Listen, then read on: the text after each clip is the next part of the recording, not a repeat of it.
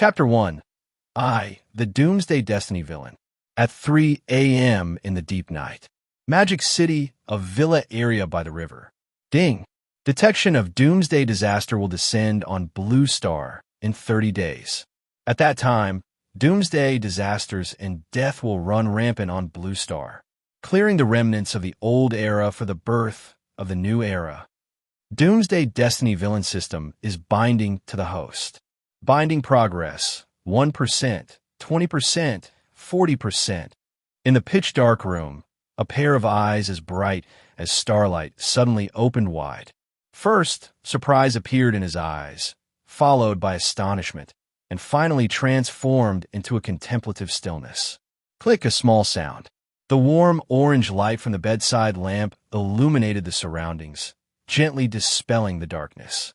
It also revealed the handsome face of a young man. The young man was extraordinarily handsome, as if sculpted by God himself. Even angels would be unable to resist kissing him. Especially his deep eyes, resembling the vast starry sky, reflected an enchanting, captivating aura, while also containing an inherent elegance and nobility that made one long to gaze into them, yet also hesitant to do so. The young man glanced at the woman beside him, whose eyes still bore traces of tears. The woman was also very beautiful, her face as tender as cream, with exquisite and flawless features, and combined with the tears at the corners of her eyes, she appeared incredibly charming, evoking a strong protective instinct. However, at this moment, the woman was curled up, hiding under the blankets, with a hint of sorrow subtly revealed between her delicate brows. The young man's movement seemed to have awakened her. Her eyelids trembled slightly, and she slowly opened her gem-like, clear eyes. If her delicate brows had only revealed a trace of sorrow, now the grief in her eyes was exceedingly evident. Noticing the young man's gaze fixed on her, the woman bit her red lips tightly, then slowly loosened her grip on the blanket, presenting her bare body before the young man's eyes. Yet, just as she thought the young man was about to enjoy her once more, he completely ignored her movements, lifted the blanket, and got out of bed. Watching the young man's actions, the woman was momentarily stunned, but she quickly came to her senses and covered her body with the blanket again, as if this would provide her with some sense of security. That 100,000 will be credited to your account at 7 o'clock. The hospital you mentioned has already been taken care of. They will provide the best treatment. As the young man stood in front of the mirror, putting on clothes taken from the hanger, he spoke. Hearing this, the woman's body trembled, and she quickly nodded. Thank you, young Master Jiang. Thank you. The young man raised his collar, a shallow smile appearing at the corner of his mouth. It's just a transaction. I got what I wanted, and you got what you wanted. No need for thanks. Hearing Jiang Chen's words, the woman's lips curled into a bitter smile. Was it because he had taken her first time that he was no longer interested in her? Indeed, a man like him surely sought only novelty. Thinking of this, a strong sense of desolation rose within her, and a piercing pain that she didn't know the origin of. As Jiang Chen said, they were merely a transaction. Yet despite this, he was still the only man she had been intimate with, and the last one. Regardless of their previous relationship, right now, he was her only man for life. Thinking of this, she bit her thin lips again and raised her delicate head to look at Jiang Chen. Jiang, young Master Jiang. Speak. The young man's tone was still extremely indifferent. Rather than feeling discouraged by his indifferent tone, the woman looked at him with some expectation. Can I follow you? Hearing this, the young man turned around, his gaze somewhat subtle as he looked at her. Seeing this, the woman hurriedly continued. I swear, I'm not after your family background. You are my first man, and you will be my last man. I just want to be able to follow you. Jiang Chen, come out. You bastard. Give me back Miaoyin. Miaoyin, where are you? I'm coming to save you. Before the woman could finish her words, an angry shout came from outside the villa, reaching the ears of both of them. Upon hearing this voice, the woman's complexion suddenly changed. Jiang Chen glanced at the woman with interest but didn't say much. He turned and walked out of the room. Ran Miaoyin quickly lifted the quilt, put on her dress, and hurried out after him. Just as Jiang Chen stepped out of the room, the system chimed. Ding! The Doomsday Destiny villain system binding progress. 97%, 98%, 99%, 100%. Ding! Congratulations, host. The Doomsday Destiny villain system has been successfully bound. Ding! Detecting protagonist aura. Analysis in progress. Protagonist? Hearing this from the system, Jiang Chen cast a deep glance outside the villa. Ding! Analysis complete. Name, Lin Yin. Extraordinary ability, none, temporarily dormant. Extraordinary rank, 0, temporarily dormant. Mission objective, kill/recruit Lin Yin to obtain the Destiny Villain Treasure Chest. Lin Yin? As expected, it's him. Ding! The host has successfully activated the Doomsday Destiny Villain System. The Destiny gift package has been successfully distributed. Would you like to claim it now? Starting with a gift package? Claim it. Jiang Chen thought silently, without any doubt. Ding! Congratulations, host, for successfully claiming the Destiny gift package. Obtain Destiny rewards. Infinite God Eye. Uniqueness cannot be stripped away, cannot be duplicated. Effect. A unique, extraordinary property exclusive to the Doomsday Destiny villain. Can replicate the extraordinary talents of other extraordinary beings. Additionally, it can excessively enhance their talents. Perfect bloodline sequence. Effect.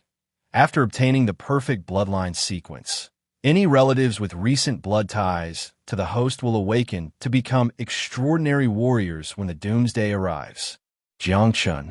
Hearing the rewards from this Destiny gift package, Jiang Chen was momentarily stunned. He initially thought this Destiny gift package was just a small token gesture, nothing much to consider. But aren't these rewards a bit too generous? It really lives up to the name of a Destiny villain, doesn't it? Even as a villain, fate seems to have a special affection for him. Ding! The perfect bloodline sequence and Infinite God Eye are currently merging with the host. Ding! Congratulations, host, for successfully merging the perfect bloodline sequence and Infinite God Eye. As the system's voice fell, Jiang Chen suddenly felt a warm sensation brewing from his limbs and bones. In just a breath or two, he felt as if his existence had transcended, especially his eyes, which became brighter and more captivating, as if they contained the entire dark universe. It seemed that looking a little longer would even draw in one's soul. Crack! He gently bent his fingers, and a sound full of power resonated. He could clearly feel that his body was now filled with strength. Ding! Infinite God Eye detects that the host is about to awaken the SS-level extraordinary talent, gravitational control. Infinite God Eye's excessive enhancement has been activated. Ding! Excessive enhancement complete. When the Doomsday arrives and the rules of heaven and earth undergo dramatic changes, the SS-level gravitational control will evolve into SSS-level gravitational mastery. At that time, the host will achieve the beginning of destiny.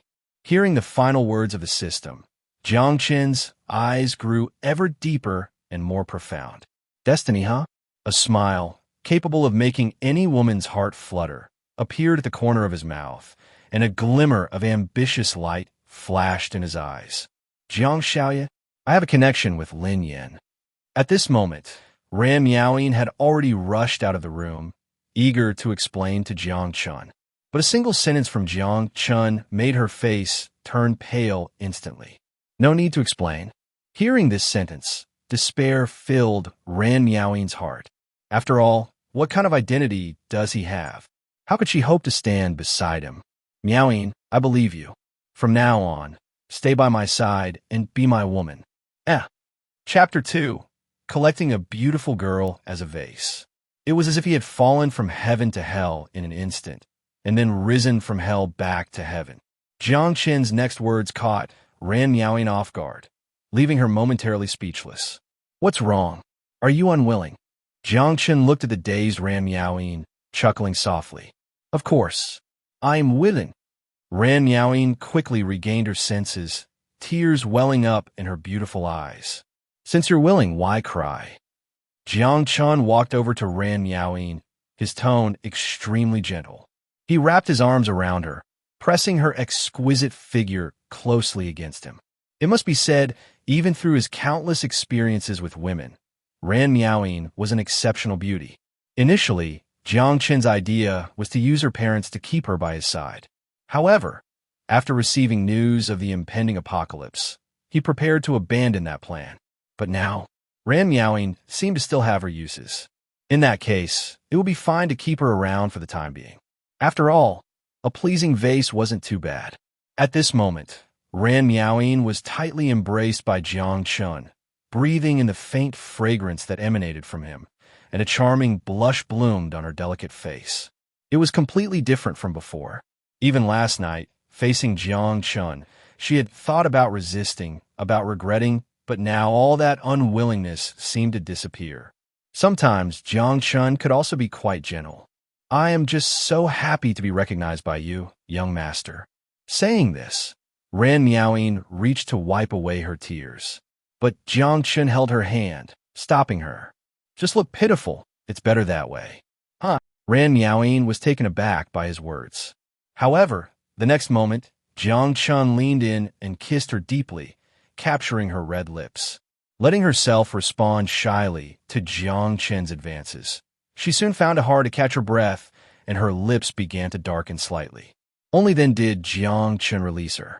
Looking at the tearful, enchanting, and pitiful sight of Ran Miaoyin, it seemed as if she had been forced. Jiang Chen nodded with satisfaction. "All right, now let's go see your childhood friend." "Young master, Lin Yin actually..." Ran Miaoyin was about to speak quietly. Jiang Chen's calm gaze turned toward her. With a smile on his face, his eyes made her words die on her lips. "Remember, from now on, don't discuss other men while you're with me." Jiang Chen pinched Ran Miaoyin's cheek, applying enough pressure to leave a faint red mark on her face, making her stifle a groan. Fortunately, she held back, and with the faint red marks on her face, her gaze toward Jiang Chen became even more pitiful. "I understand, young master. Just be obedient." After saying this, Jiang Chen took Ran Miaoyin and walked toward the door. Outside the room, a few bodyguards in black stood coldly, confronting a group of thugs across from them. At a glance, it was clear that these people were street ruffians, somewhat intimidated by the few black-clad bodyguards in front of them. However, they were only there to support their presence. As soon as the situation turned against them, they could run. The real joker was the young man in front of them, Lin Yin. He was dressed differently from the gangsters behind him, but it was still quite ordinary, belonging to the kind of people you wouldn't recognize. At this moment, he was angrily staring at the villa in front of him, shouting loudly. "Jiang Chen, come out! Miaoyin! Miaoyin, can you hear me? Miaoyin, you absolutely cannot let Jiang Chen succeed. He is threatening you with your brother. Jiang Chen, you despicable scoundrel. What kind of man bullies a woman? If you have guts, come out." Crack! Just as Lin Yin was thinking about breaking in forcefully, the villa's electronic lock suddenly beeped. In the next moment, two figures walked out from the door. A handsome man in a black suit, his face remarkably handsome, and a beautiful woman in a white pleated dress, looking charming and graceful. The gangsters behind them were instantly captivated, their eyes lighting up. No wonder Lin Yin had the audacity to come here and act tough. It turned out that the childhood friend he talked about, who had a good relationship with him, was so beautiful. She was even more outstanding than those popular female celebrities. What a pity. Why didn't they know earlier that Lin Yin had such a beautiful childhood friend? "Young master." The few bodyguards at the door bowed respectfully to Jiang Chen. "Miaoyin, Jiang Chen, how dare you hit Miaoyin?" At this moment, Lin Yin looked at Ran Miaoyin, especially at the visible bruise on her face and the tears that hadn't dried at the corners of her eyes, and he immediately exploded with rage. Ran Miaoyin wanted to say something in response, but in the next second, Jiang Chen's calm gaze made her swallow the words that were about to come out.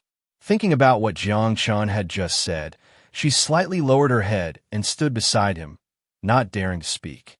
In Lin Yan's eyes, This reaction from Ran Miao Yin was completely a sign of coercion, threatening her. Thinking of this, Lin Yan's anger flared up. Jiang Chen, are you even a man? What kind of man threatens a woman? Threaten? Really? Miao Yin, do you think I'm threatening you? Jiang Chen smiled at Lin Yan's furious gaze, holding Ran Miao Yin's small hand and gently squeezing it, speaking softly. Ran Miao Yin, under Lin Yan's stare, instinctively struggled a little, but it was just a brief struggle before she allowed Jiang Chen to do as he pleased. However, that single action of resistance fell completely into Lin Yan's eyes. Now, he was even more convinced that Ran Miao Yin was being threatened by Jiang Chen. Young master didn't threaten me. Ran Miao Yin shook her head and said, looking at Lin Yan with a hint of apology in her eyes. Lin Yan and she had a good relationship. They had grown up together and were childhood sweethearts. She had even thought they might end up together, but now... Lin Yan, I'm sorry, young master treats me well. But clearly, Lin Yan absolutely did not believe the words Ran Miao Yin was saying at this moment. In his heart, he was already convinced that she was being threatened. Just from her series of actions and that apologetic look in her eyes, it was evident. Miao Yin was definitely being forced by Jiang Chen.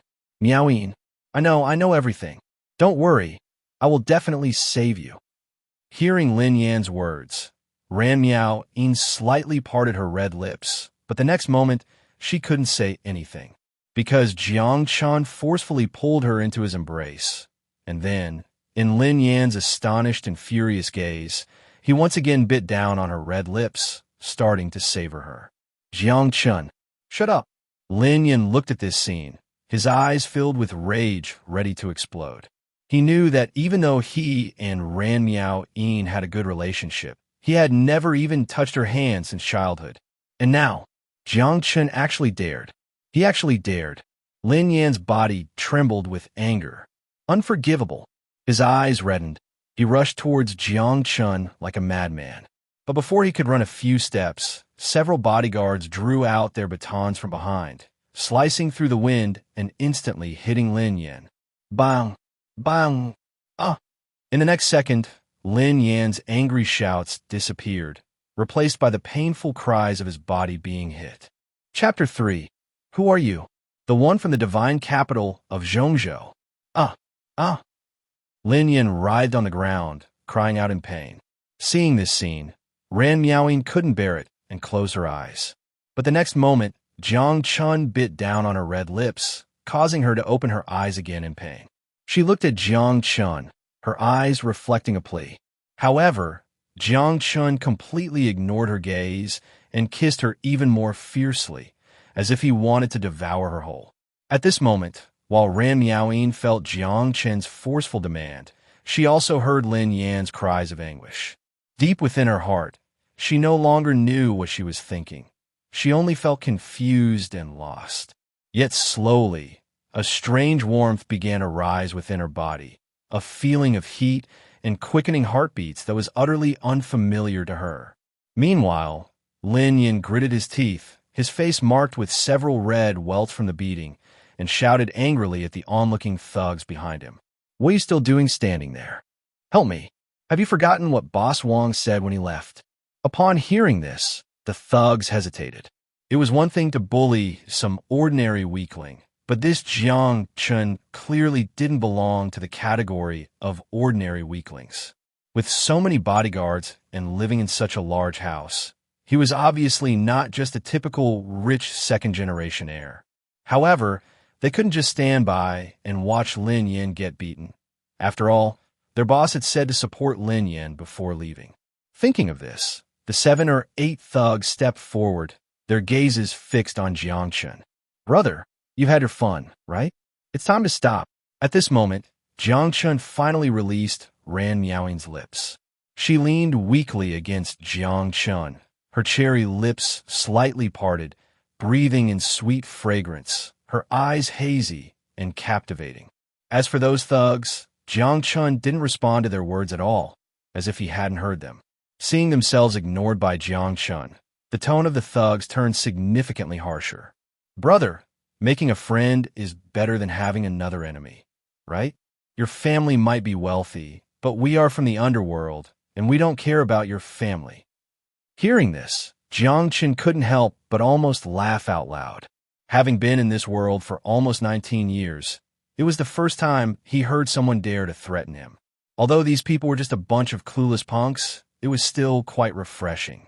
So, Jiang Chen's faint smile contained a hint of danger. He looked at the bodyguards who were still beating Lin Yan. "Since they've said so, you guys shouldn't just take care of Lin Yan alone. Make sure to entertain those little punks too." Upon hearing Jiang Chen's words, the bodyguards immediately shifted their gaze to the small thugs in front of them, their eyes growing cold as they approached. Seeing the bodyguards coming towards them, the few thugs' faces changed. They quickly pulled out the small knives from their pockets, brandishing them and shouting in defiance. "What do you want? Let me tell you, our knives are not just for show." Slap! Ah! Before the thug could finish his sentence, the bodyguard's baton had already struck his hand. The few fruit knives didn't even get the chance to be brandished before they were all knocked to the ground. And then, it goes without saying, Jiang Chen's bodyguards were all elite soldiers pulled from the army. Not to mention these little thugs. Even if there were twice as many, they would still be utterly defeated. In an instant, the scene was filled with the sounds of wretched howls. Ran Meowing, hearing these horrific cries, buried her delicate head deep into Jiang Chen's embrace, her body trembling lightly in fear, not daring to look. Lin Yan, on the other hand, watched the scene behind him with red eyes, unable to hold back his anger. He thought to himself, knowing that when they came earlier, these guys boasted about how powerful they were and promised to help him get the person he wanted. What's happening now? Even more chaotic than a crowd of fools. Fool! You are all fools. Crack! Seeing that Lin Yan had a moment of respite, and even had the energy to curse others, a bodyguard turned around and hit him again with a baton. Lin Yan trembled all over from the pain. Even so, he still gritted his teeth and endured. He looked tremblingly in the direction of Jiang Chen, watching Jiang Chen tightly holding onto Ran Meowing. Compared to the pain on his body, his heart hurt even more at this moment. Seeing his beloved woman being forcefully embraced by someone else, while he could do nothing, especially since he had to face Jiang Chen's disdainful, contemptuous, and mocking gaze. Jiang Chen was trampling all over his dignity, throwing it to the ground. At that moment, his phone suddenly rang. Seeing the caller ID on his phone, Lin Yan's face lit up with joy, as if he had seen a savior. Seeing this, the bodyguard who was entertaining him reached out to snatch the phone away. "Let him answer." Jiang Chen's voice stopped the bodyguard's action. "Jiang Chen, you will pay the price for your arrogance." Lin Yan answered the call and shouted at Jiang Chen. "Price? I actually hope you can find someone who can make me pay the price." Jiang Chen, holding Ran Meowing, casually sat down on a lounge chair at the door, his tone dripping with disdain. Hearing Jiang Chen's completely dismissive words, Lin Yan gritted his teeth and connected the call. After saying a few things like, "Boss Wong, the person you sent to help me has been beaten up, and he even called you trash," he grinned at Jiang Chen. "This time, you're really going to be in trouble." To this, Jiang Chen just smiled without saying a word, then, while under Lin Yan's furious gaze, kissed Ran Meowing again. This made Lin Yan so furious that he wanted to charge at Jiang Chen. Then, the bodyguard beside him swung the baton again, hitting Lin Yan, causing his legs to give way, and he fell to the ground. Less than 10 minutes later, outside the villa on the road, several screeching brakes could be heard, followed by the sound of hurried footsteps.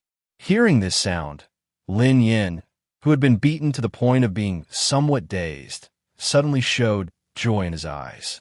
They looked at the dozens of figures walking in from outside, especially the man at the forefront, wearing a spotted purple suit and holding a large cigar.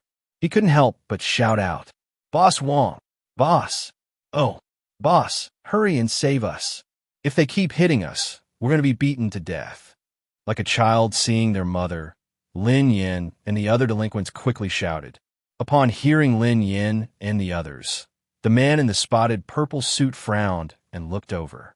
When he saw Lin Yan and his subordinate's battered appearance, especially since even after he arrived, the black-clad bodyguards didn't stop hitting them.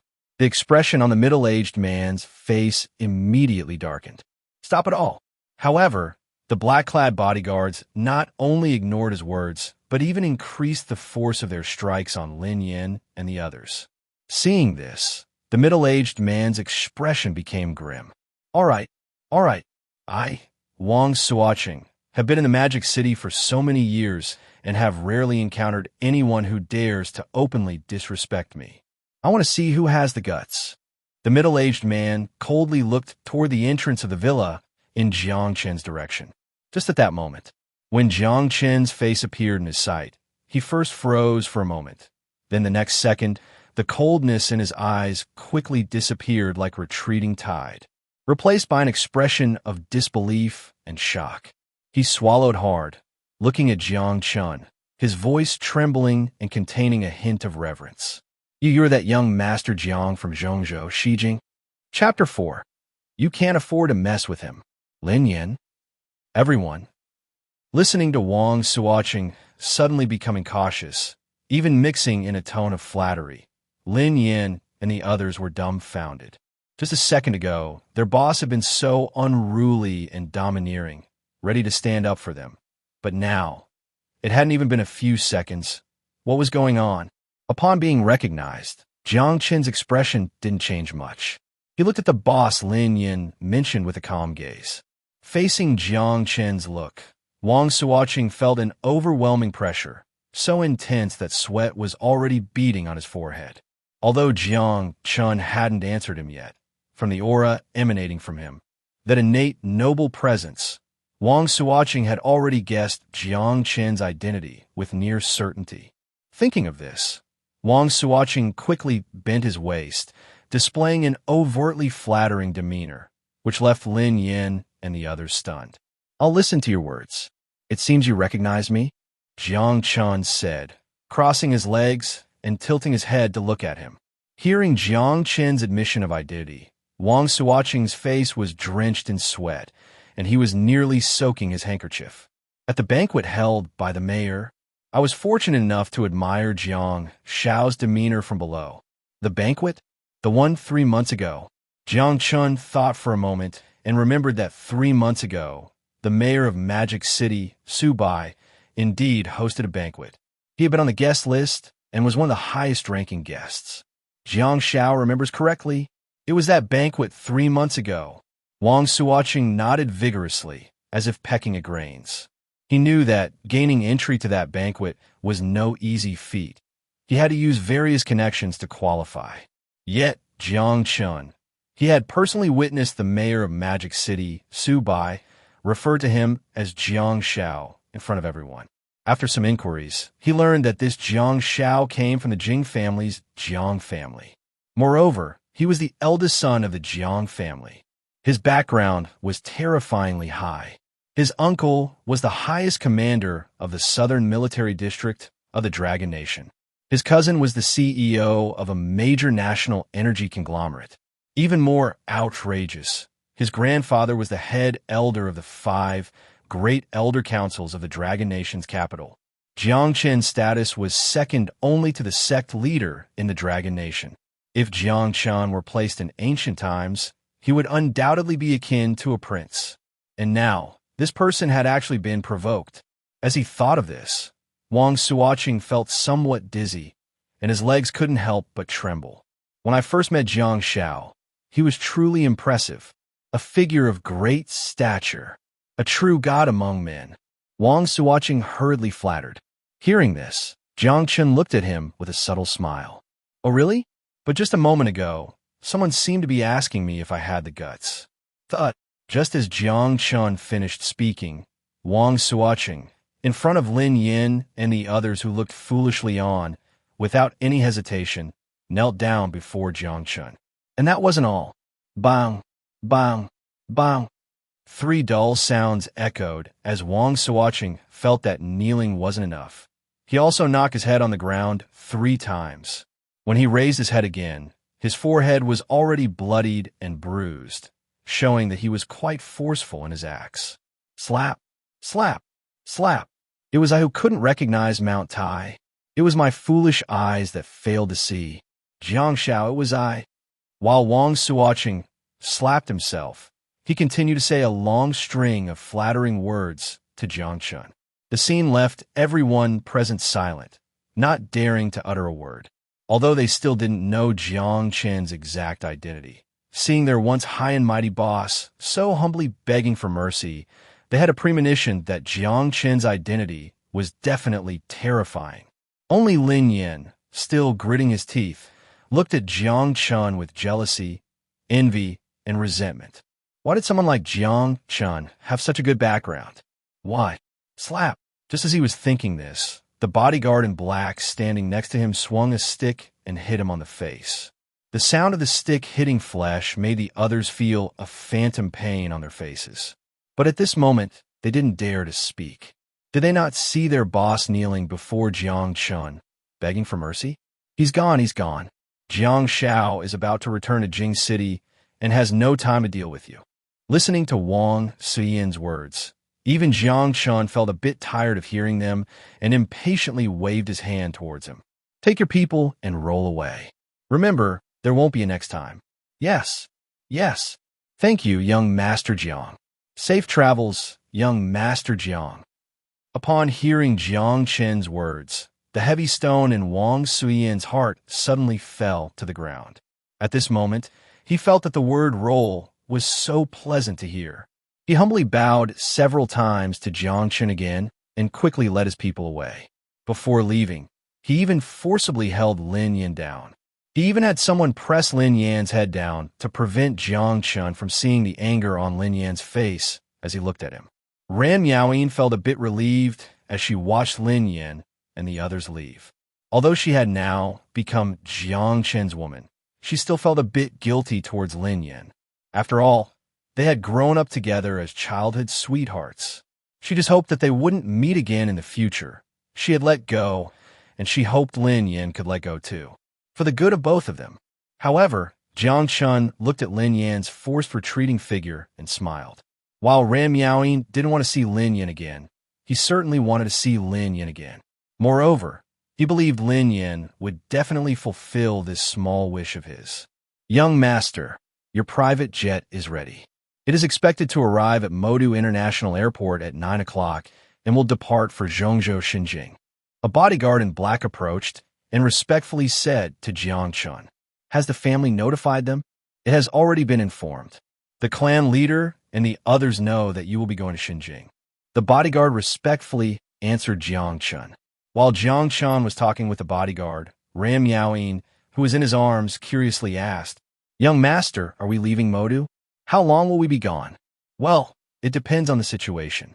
It could be 3 to 4 years, maybe even a year, or in a worse case, we might never come back in our lifetime," Jiang Chen said with a smile. Ran Miaoyin was taken aback by Jiang Chen's words, her expression one of confusion. She didn't quite understand what the young master meant. "Don't worry, I've instructed that within a day or two after we leave, your father will be transferred to the best hospital in Xinjiang for treatment." "Thank you, young master." Ran Miaoyin didn't care anymore. As long as her father and relatives could receive treatment, that was enough. As for where she would go and how long she would stay, it all depended on Jiang Chen. Meanwhile, on the other side, Lin Yin had been forcibly shoved into a car by Wang Suoqing. "Wang boss, you're afraid of Jiang Chen." "I'm not afraid. Let me go. I want to save Miaoyin." Lin Yin struggled, gritting his teeth and tearing up as he spoke. "You fool. Do you have any idea how powerful Jiang Chen's backing is? Is it worth it to make an enemy of him over a woman? You wouldn't even know how you died," Wang Suoqing said, wiping the scar on his forehead with a tissue, and sternly scolded Lin Yin. "So what? I absolutely cannot watch Miaoyin fall into his clutches. Even if I die, I will save Miaoyin." Lin Yin gritted his teeth and was determined to open the car door and run out. Seeing this, Wang Suoqing immediately threw the blood-stained tissue on the ground. "Bind Lin Yin up." A few subordinates immediately took out ropes they carried and tightly bound Lin Yin. "Wang boss, let me go. Let me go. I want to save Miaoyin." Lin Yin shouted as he struggled. Wang Suoqing took a deep drag from his cigar and exhaled a cloud of smoke. When your father was on his deathbed, he entrusted you to me. I have a responsibility to raise you and cannot watch you go to your death.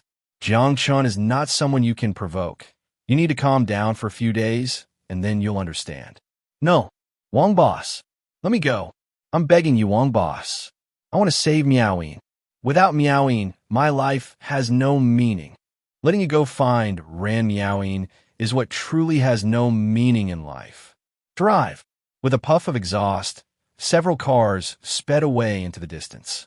But they didn't notice that an inconspicuous Santana was trailing their convoy from afar. Chapter 5. The second protagonist, Su Chinga.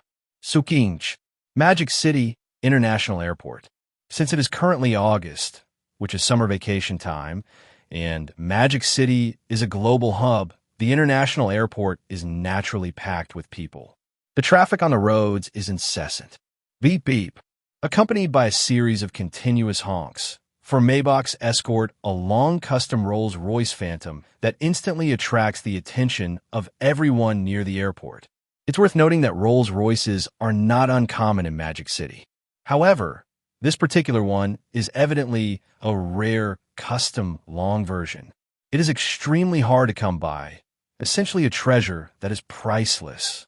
As a result, the people nearby rush over to take photos the moment they catch sight of it.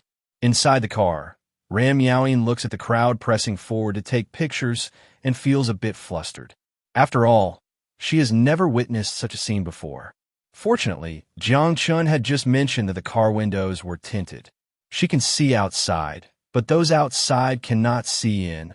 Otherwise, she would have been tempted to hide. However, after gradually adapting to the situation, she begins to enjoy the feeling of being the center of attention. Ran Miaoying considers herself not a vain person. But now, feeling the envious and admiring gazes from the crowd ignites a sense of enjoyment within her, leading her to question herself. "Young master, we're here," the bodyguard in the front seat says to Jiang Chen. Jiang Chen slowly opens his slightly sleepy eyes. He got up a bit early today and had dozed off for a while after getting in the car. "Let's go." Jiang Chen looks outside, where, despite the protection of bodyguards, people are still taking photos with their phones. His tone is unruffled. After all, he has seen such scenes countless times. He has always been the most noticeable figure, no matter where he is. Hearing Jiang Chen's words, Ran Miaoying quickly moves to open the door. "Don't move, someone will open it," Jiang Chen says, looking at her. At these words, Ran Miaoying's pretty face turns red as she watches the bodyguard walk out of the front door and skillfully open the rear door, making her a little embarrassed. Pay attention and learn well.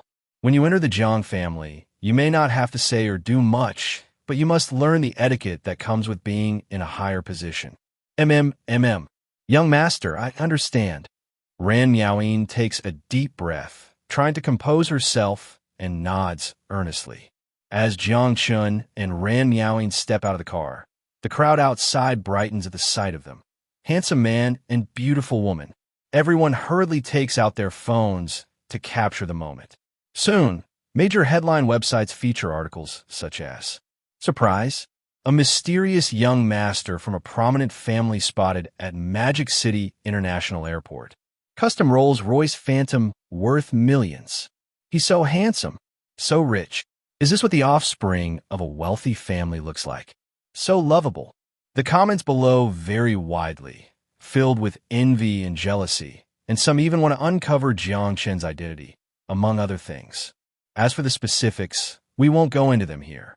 Of course, this incident is quickly suppressed by major media outlets, which shift the focus to paparazzi shots of certain celebrities engaging in intimate actions. Entering the waiting room, Jiang Chen and Ran Miaoying, surrounded by bodyguards, head towards the tarmac. Since they're taking a private jet, they don't have to wait. Along the way, the crowd in the airport looks on curiously at Jiang Chen and his entourage. After all, they have rarely seen such a grand spectacle. However, they're also quite sensible and don't approach, as those tall, strong, black-clad bodyguards clearly do not look approachable. Jiang Xiao. Suddenly, a voice that Jiang Chen finds somewhat familiar calls out. He stops and looks back. Uncle Su. Seeing 3 figures in the waiting room, Jiang Chen is a bit surprised. What catches his attention even more is the young woman standing between the middle-aged man and woman.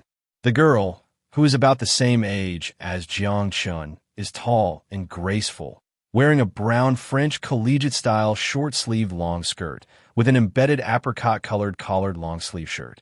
Even though her loose long skirt seems to cover her, it cannot hide her captivating figure. Her brown hair was slightly curled, cascading down to her shoulders, highlighting a touch of liveliness. On top of her head, she wore a small cotton hat that matched the color of her hair, exuding an air of intellectual beauty that even made Jiang Chen take a second glance. Her face was also delicate and charming, with skin as smooth as jade. Her pair of beautiful eyes sparkled with clarity, their color deep and clear like a pool of autumn water, pure and pristine. In terms of looks, she was not the slightest bit inferior to Ran Miaoying. If Ran Miaoying had the beauty that could make fish sink and birds fall, then she had the beauty that could make the moon hide and flowers blush. This girl, Jiang Chen recognized. She was Su Qingge, the daughter of the mayor of the Magic City, Su En, and currently the president of the student council at the same university where Jiang Chen and Ran Miaoying studied. Su Qingge. At the moment, appearance was secondary. What mattered more was Ding. Detecting the presence of a protagonist. Analyzing. Analysis complete. Name. Su Qingge. Extraordinary ability. None. Not awakened yet. Extraordinary level. 0. Not awakened yet. Ding. Villain mission issued. Capture/kill Su Qingge to obtain a Destiny treasure box. Didn't expect to encounter another protagonist so soon? Looking at Su Qingge, a barely noticeable glimmer passed through Jiang Chen's eyes. Haha, didn't expect to meet young Master Jiang here. Su-en and his wife Ning Fei walked over to shake hands with Jiang Chen. Yeah, what a coincidence. Jiang Chen smiled and nodded. Qingge, why don't you come over to greet young Master Jiang? Ning Fei said as she looked at Su Qingge. Upon hearing this, Su Qingge walked over, somewhat surprised to see Ran Miaoying following Jiang Chen. If she remembered correctly, Ran Miaoying seemed to have a childhood friendship with someone named Lin Yan from their school, and their relationship was quite good. But now she was behind Jiang Chen. However, recalling Jiang Chen's flirtatious reputation, she didn't find it strange. She just felt a bit sorry for someone named Lin Yan. Young Master Jiang. Su Qingge also shook hands with Jiang Chen, then turned to look at Ran Miaoying, who had her head lowered. She did not greet Ran Miaoying. By the way, Su Uncle, are you guys going on a trip? Jiang Chen asked curiously, noticing Su Qingge's outfit. Yes, since we still have a bit of vacation left. We're taking Qingge and her mother to Jingda City for a few days, Su-en replied. Oh, I see. With a month to go, it's indeed a good time to travel. Jiang Chen nodded. Exactly. After all, school starts in a month. If we want to travel again, we'll have to wait until the new year, Su-en said with a smile. The new year? Jiang Chen murmured, his tone somewhat subtle. This year's new year might not be easy. By the way, Su Uncle, when is your flight? Jiang Chen glanced at Su Qingge and then asked Su-en. Well, in about 2 hours, Su-en replied. 2 hours? How about this, Su Uncle? Why don't you all come with me? I just so happen to be heading to Jingda City, and I can have my plane make a temporary stop at the Jingda City airport, Jiang Chen suggested. Is that appropriate? Both Su-en and Ning Fei knew about Jiang Chen's background and were not surprised that he had a private jet. Of course it's appropriate. There's still plenty of space on the plane, Jiang Chen said with a light smile. Well, in that case, thank you, young Master Jiang. Su-en didn't refuse, as he also wanted to get closer to the Jiang family, which would definitely benefit his career. No problem. Let's go uncle and aunt, and Qingge too. The last part was said softly to Su Qingge, and the others didn't hear. Upon hearing Jiang Chen's affectionate address, Su Qingge's heart couldn't help but skip a beat. For some reason, she felt a bad premonition about getting on Jiang Chen's plane. However, Seeing that her parents had already made their decision, she didn't dare to say anything more. But then again, with her father and mother present, she didn't believe that Jiang Chen would dare to do anything to her. Chapter 6. He probably wouldn't dare to do anything to me. Boarding Jiang Chen's private plane. Even though Su Bai was the mayor of Magic City, he couldn't help but look astonished when he saw the luxury inside the plane. The entire cabin was bathed in a soft orange light, and the floor was covered with a layer of soft carpet that felt as if it were giving his feet a massage. The walls of the cabin were adorned with genuine leather sofas, reminiscent of a luxurious hotel. On the sandalwood tables beside the sofas, there were several bottles of whiskey and red wine neatly arranged, coupled with the gentle melodies emanating from the Berlin sound audio system and the faint fragrance of aromatherapy wafting through the cabin. He could hardly believe he had just walked in from the airport. He was beginning to wonder if he had entered a small palace. And let's not even talk about the maids dedicated to serving them. Truly worthy of young Master John's private plane, it's luxurious enough to leave me speechless, Su Bai remarked as he sat down. The sofa automatically began to massage him, prompting a sigh of comfort from him. His wife sat beside him, while Su Chinga occupied a sofa in the back row by herself. She was also observing the luxurious decorations of the cabin, her beautiful eyes sparkling with admiration. Jiang Chen, as a wealthy scion, certainly had an aesthetic that was recognized by her. When I have nothing to do, I just research these things, Jiang Chen casually replied, finding a seat. Ruan Yaoyin sat beside him, gazing around in a dreamlike state. Was this really how young master lived? It was far beyond her imagination, so extravagant. Young Master Jiang, your words truly make one envious, Su Bai laughed. Just from this private plane alone, Su Bai felt the difference between the Jiang family and other noble families. No wonder the Jiang family was known as the first family in the Dragon Country. It was truly astonishing. Envious? Uncle Su, as the mayor of Magic City, if you want to enjoy yourself, isn't that a piece of cake? Jiang Chen said, taking a sip from the tea brought by a maid and smiling. In response, Su Bai shook his head with a smile, not saying anything further. After all, some things were better left unsaid. Mr. Su, Ms. Ning, the plane will arrive in Jingda City in about half an hour. Please take a rest for now, and if you need anything, feel free to let us know. A maid stepped forward politely. Thank you, but there's no need to trouble yourselves. It's just half an hour. We'll just take a nap, Su Bai replied, shaking his head. All right, I won't disturb your rest then, said the maid, bowing before leaving. With the massage chairs and the warm lighting, Su Bai and his wife gradually relaxed and succumbed to sleep. Soon, within a few minutes, the couple had fallen asleep. On the other hand, Ruan Yaoyin, who was closely leaning against Jiang Chen, also yawned and nestled into his arms, falling asleep. In the back, Su Chinga observed the scene. Miss Su, please enjoy. A maid approached, offering Su Chinga a cup of tea. Thank you. Su Chinga replied politely as she took the tea. The maid smiled softly, slightly bowing before leaving. Watching the maid's departing figure, Su Chinga couldn't help but reflect. Just the maid's appearance would be considered top-notch even at Magic University. Jiang Chen really knew how to enjoy life. Should she say, the despicable capitalist? That doesn't seem right. Jiang Chen's family, well, forget it. Better not think too much. The more she thought, the more trouble she might get into. Su Chinga took a few sips of the tea and then glanced at Jiang Chen's position ahead. Was she overthinking it? After boarding the plane, Jiang Chen was surprisingly well-behaved. Of course, she was thinking too much. After all, she was here, and her identity wasn't just for show. Even Jiang Chen wouldn't dare to easily act against her. With this thought, Su Chinga's initial wariness towards Jiang Chen gradually faded. She took out a book from her bag and began to read. Before long, the plane took off, only experiencing a slight turbulence before it stabilized again. Meanwhile, Jiang Chen sat on the sofa with his eyes slightly squinted, holding the already asleep Ruan Yaoyin in his arms. If it weren't for his fingers gently tapping the armrest, One might suspect that he had fallen asleep too.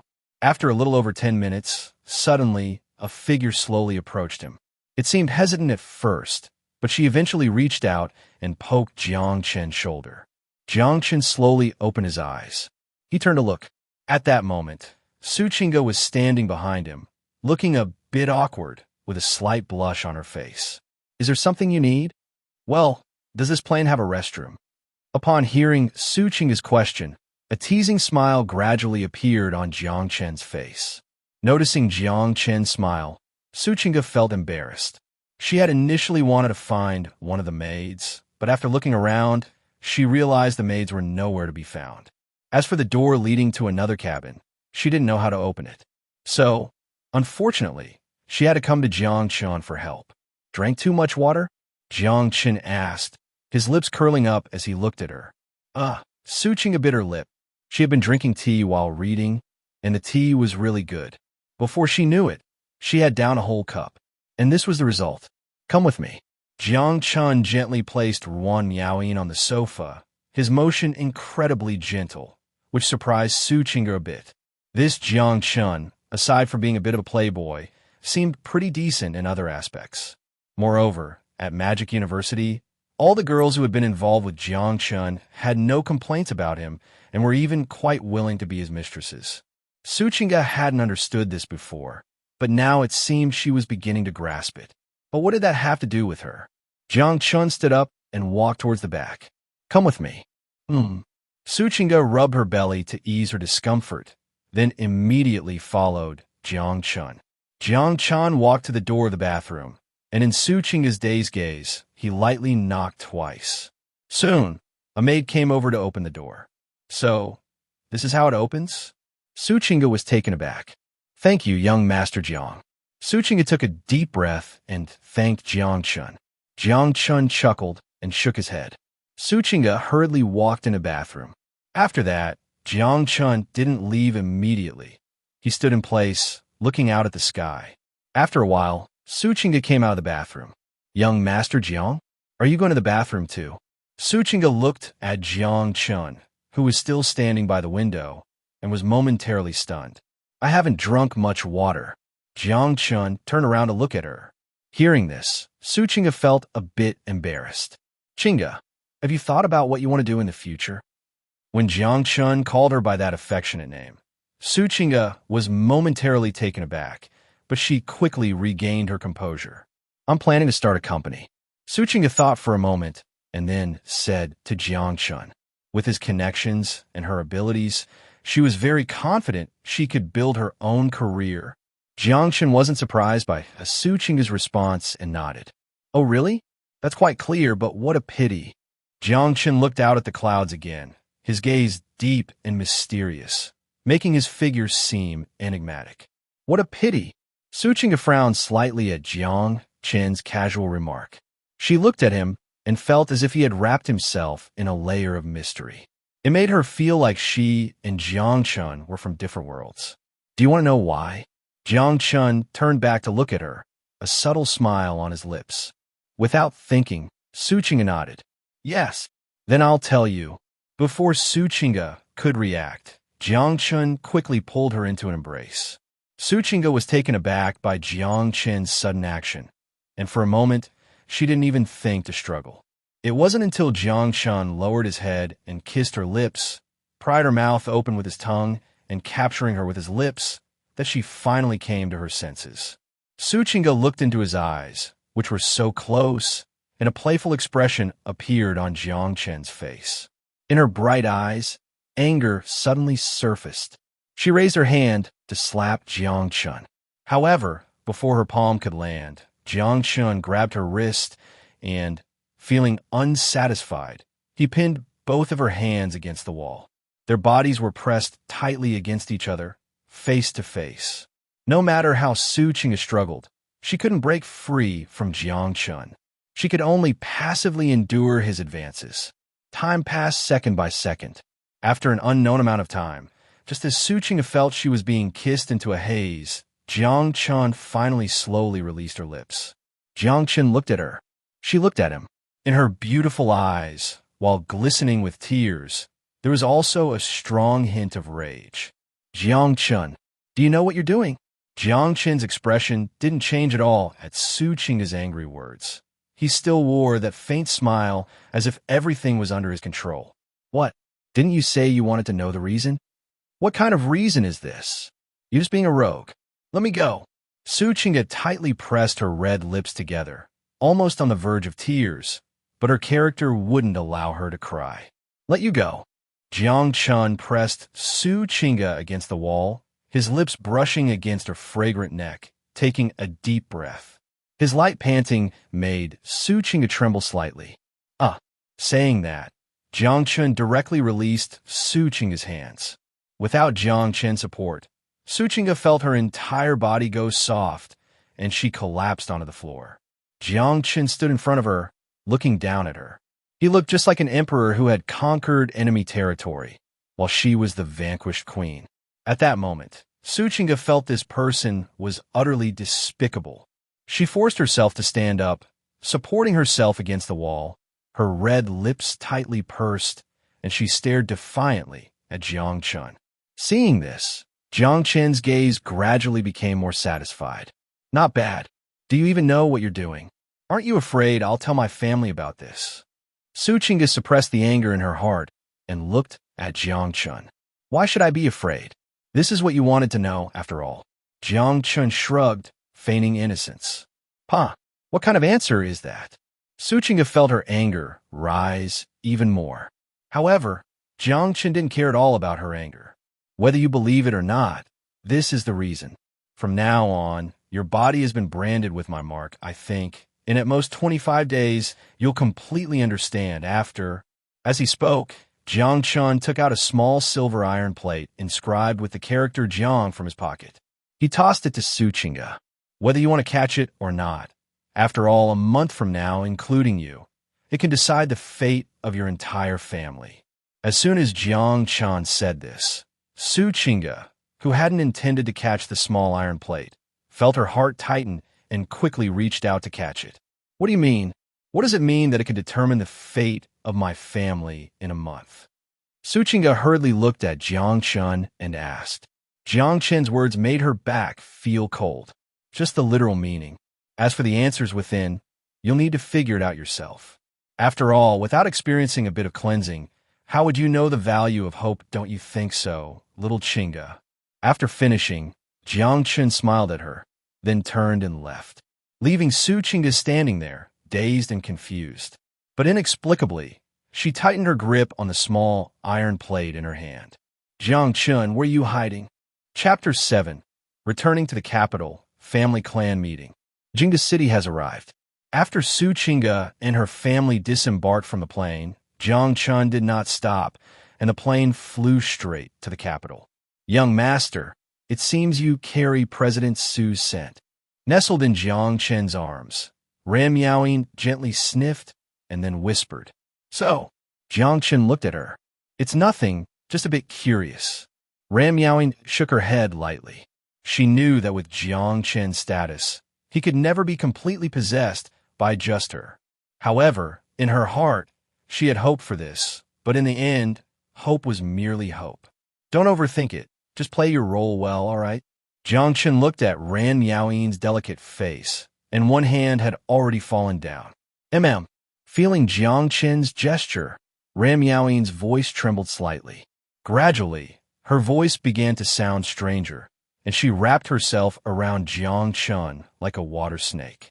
Jiang Chen stretched out his hand and looked at his slender fingers. A smile of amusement appeared at the corner of his mouth. Seeing this, Ran Miaoying could no longer hold back. In one moment, she flipped over, and in the next, she fell down. It felt as refreshing as galloping across the vast grasslands, making her throat involuntarily emit a series of whimpering sounds. Half an hour was the time to arrive at the capital, but it was definitely not Jiang Chen's time.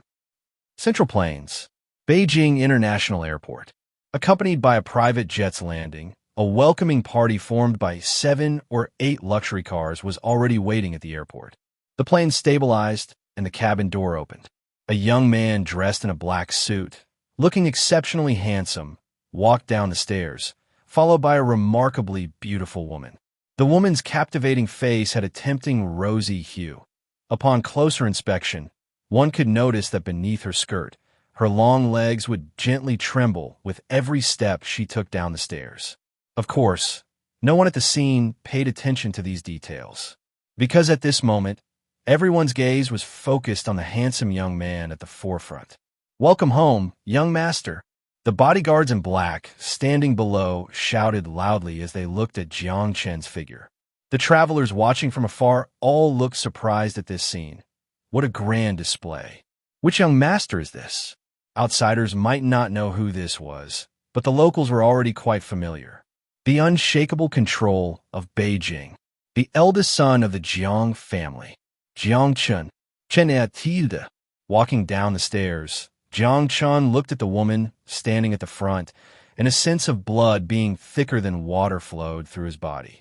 Unlike his usual aloof demeanor, Jiang Chen directly ran over and hugged this woman. This woman was Jiang Chen's mother, now the matriarch of the Jiang family, the head of a giant fossil fuel company in the Dragon Country. Deng Junhua. After half a year apart, mother looks younger again. Jiang Chen emerged from Deng Junhua's embrace and looked at her skin, which was as tender as a woman in her 20s, and couldn't help but smile. This statement from Jiang Chen was not flattery. Although his mother was already over 40, time had left no traces on her. Her body was still so beautiful, and saying she was still charming was not an exaggeration. "My Chinner has grown wings now," he dares to tease his mother. Deng Junhua, upon hearing Jiang Chen's words, couldn't help but tap his forehead lightly. Of course, seeing the happiness on her face, it was clear that she loved hearing her son's compliments. And this girl? Deng Junhua held Jiang Chen's hand and looked at the somewhat reserved Ran Miaoing, her gaze shifting. "Auntie, I am Ran Miaoing. You can just call me Miaoing." Seeing Deng Junhua looking at her, Ran Miaoing took a deep breath and tried to maintain her composure as she bowed respectfully to Deng Junhua. Jiang Chen watched this scene with a constant smile on his face, saying nothing. However, his silence was more of a statement than words. Chinner really found a beautiful girl. Deng Junhua looked at Ran Miaoing and nodded gently. Then she no longer paid attention as to Deng Junhua, although Ran Miaoing looked very good. In other aspects, she could only be considered mediocre. She was still far from meeting the standards to become her daughter-in-law. Of course, if her beloved son wanted to bring her along, she had no objections. As for Ran Miaoing, Deng Junhua's words had already made her breathe a sigh of relief. She didn't expect too much. A standard evaluation was already satisfactory for her. After all, she was aware of her own status. "Let's get in the car. Your father and the others are already waiting for you." Deng Junhua led Jiang Chen to the car, and Ran Miaoing sat in the back of one of the cars behind them. This seemed to be the first time she and Jiang Chen had separated after being together, which made her feel a bit uneasy. "You must be Miss Miaoing." Once she sat in the back of the car, she noticed a young woman in a maid uniform, who was extremely lovely and beautiful, sitting beside her. This woman's beauty was only slightly inferior to hers. She looked at Ran Miaoing with a smile that made her feel a sense of comfort. "Yes, and you are?" Ran Miaoing looked at the other party, whose every gesture was extremely elegant, and cautiously asked, "I am a young master's personal maid. You can just call me Heir. From now on, I will be responsible for your daily living as your maid." Upon hearing Heir's words, Ran Miaoing was taken aback. This, Miss Miaoing need not be surprised. Once you live in the capital for a while, you'll get used to it. Before that, I will teach you the noble etiquette that you should master in the shortest time possible. This is extremely important for you, so please make sure to study hard. Heir said seriously to Ran Miaoing. I will definitely work hard." Ran Miaoing quickly nodded at the words. When they left Magic City, Jiang Chen had mentioned this matter. It was clear that Ran Miaoing had kept it in mind. After all, in the future at the Jiang family, she would, in a sense, be representing Jiang Chen. If something went wrong, it would be embarrassing for Jiang Chen. Such a thing was something she did not want to happen to her. So yes, she must work hard. At the same time that Ran Miaoyin rekindled her confidence, in the car where Jiang Chen was, he suddenly asked a question that left Deng Junhua stunned. Mother, if I were to move all the fossil fuel resources of your corporation away, how long could you withstand the pressure from the national government? Hearing Jiang Chen's words, Deng Junhua's eyes widened slightly. Move all the oil and gas resources of the corporation? Chinner, do you realize that doing so would not only affect our dragon country, but even the entire world? I know, which is why I said if Jiang Chen continued to ask. Deng Junhua frowned slightly. She began to think. If it were just me, I could only keep it a secret for at most a week. And if the family is included? Jiang Chen's gaze was deep. If the family is involved, as long as your grandfather speaks up, we could manage it for a month. Grandfather speaking up? Jiang Chen nodded slightly at her words. Seeing Jiang Chen's expression, Deng Junhua's brow furrowed deeper. She could tell that Jiang Chen was not joking. He genuinely had some inclination towards this matter. Chinner, have you discovered something extremely significant? Jiang Chen did not deny it and nodded slightly. A matter that could change the entire world. Upon hearing this, Deng Junhua was momentarily stunned. Immediately, she took a deep breath, and her expression became extremely serious. She had a premonition that what Jiang Chen knew, if it were to come out, could potentially cause a huge uproar in the world. Jiang family residence. Though it was called a residence, it was more like a palace. After all, in the history of various dynasties, this place had originally been an important resting spot for emperors during their southern tours. The construction standards were extremely luxurious and grand. After the Jiang family took control of the capital over 100 years ago, they remodeled based on the original palace, forming the current Jiang family residence. It showcased the Jiang family's highest authoritative status in the capital. The convoy quickly came to a stop in front of the residence. Surrounding it were fully armed soldiers, all loyal to the Jiang family. Literally loyal. Young master, madam. Seeing Jiang Chen and Deng Junhua, the gatekeeper quickly bowed to the two of them, respectfully watching as they entered the residence. Behind them, Ran Miaoyin looked at the magnificent residence in front of her, her eyes wide in astonishment. It was simply more spectacular than the so-called palaces she had seen on television. Miss Miaoyin, please follow me. Xiaoer led the way in front. Are we not following, young master? Seeing Jiang Chen and Deng Junhua head into the residence while they went in another direction, Ran Miaoyin asked curiously. Young master and madam are heading to the clan meeting hall. We're going to young master's residence now. Kia replied. Oh. Ran Miaoyin nodded, following behind Xiaoer. Not sure how long they walked, along the way various gardens, ancient pavilions, and winding corridors. Ran Miaoyin was at a loss for words, only feeling a sigh in her heart. Is this the legendary Jiang family? At this moment, outside the Jiang family clan meeting hall. The clan meeting hall of the Jiang family is the highest power center of the Jiang family. Its exterior combines the aesthetic characteristics of both Eastern and Western styles, resembling the summer palace that Jiang Chen had seen in his past life. In short, it is grand yet solemn, luxurious yet retaining an ancient charm. Upon seeing Jiang Chen and Deng Junhua arrive, the Jiang family members waiting there all bowed to the two. Young master, matriarch, everyone is here, right? Deng Junhua asked. Except for the old clan leader who is still in the capital, all important members of the family have already arrived, said the guard at the door. After saying that, they opened the enormous door that stood 6 meters high. Once Jiang Chen and Deng Junhua stepped inside, the door closed behind them. Inside the hall, everything was resplendent and luxurious. Chandeliers made of diamonds and various crystal gems cast a luxurious glow over every corner of the hall. At the center of the hall stood a long table made of solid golden silk nanhwa wood. The table was covered with a layer of red carpet crafted according to ancient royal specifications. Sewn with golden threads and adorned with various precious gems, it was simply extravagant beyond reason. However, all of this was secondary. The most important thing was the 10 or more figures seated around the long table. Among them, the one sitting in the main seat exuded an aura of authority without needing to be angry, a middle-aged man. He was the current clan leader of the Jiang family, Jiang Chen's father, the highest leader of the southern military district in the Dragon Country, controlling the greatest military power. Jiang Chen. Chapter 8. 30 Days. I will give the Jiang family a miracle for the apocalypse. Father. Jiang Chen scanned the crowd and finally fixed his gaze on Jiang Chen, speaking softly. Jiang Chen nodded in response to Jiang Chen. Okay, take your seat.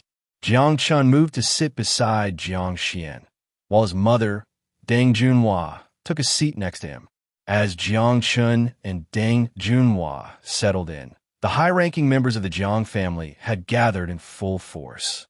Anyone attending this clan meeting was a direct descendant of the Jiang family, with the only exception being Jiang Chen's mother, Deng Junhua.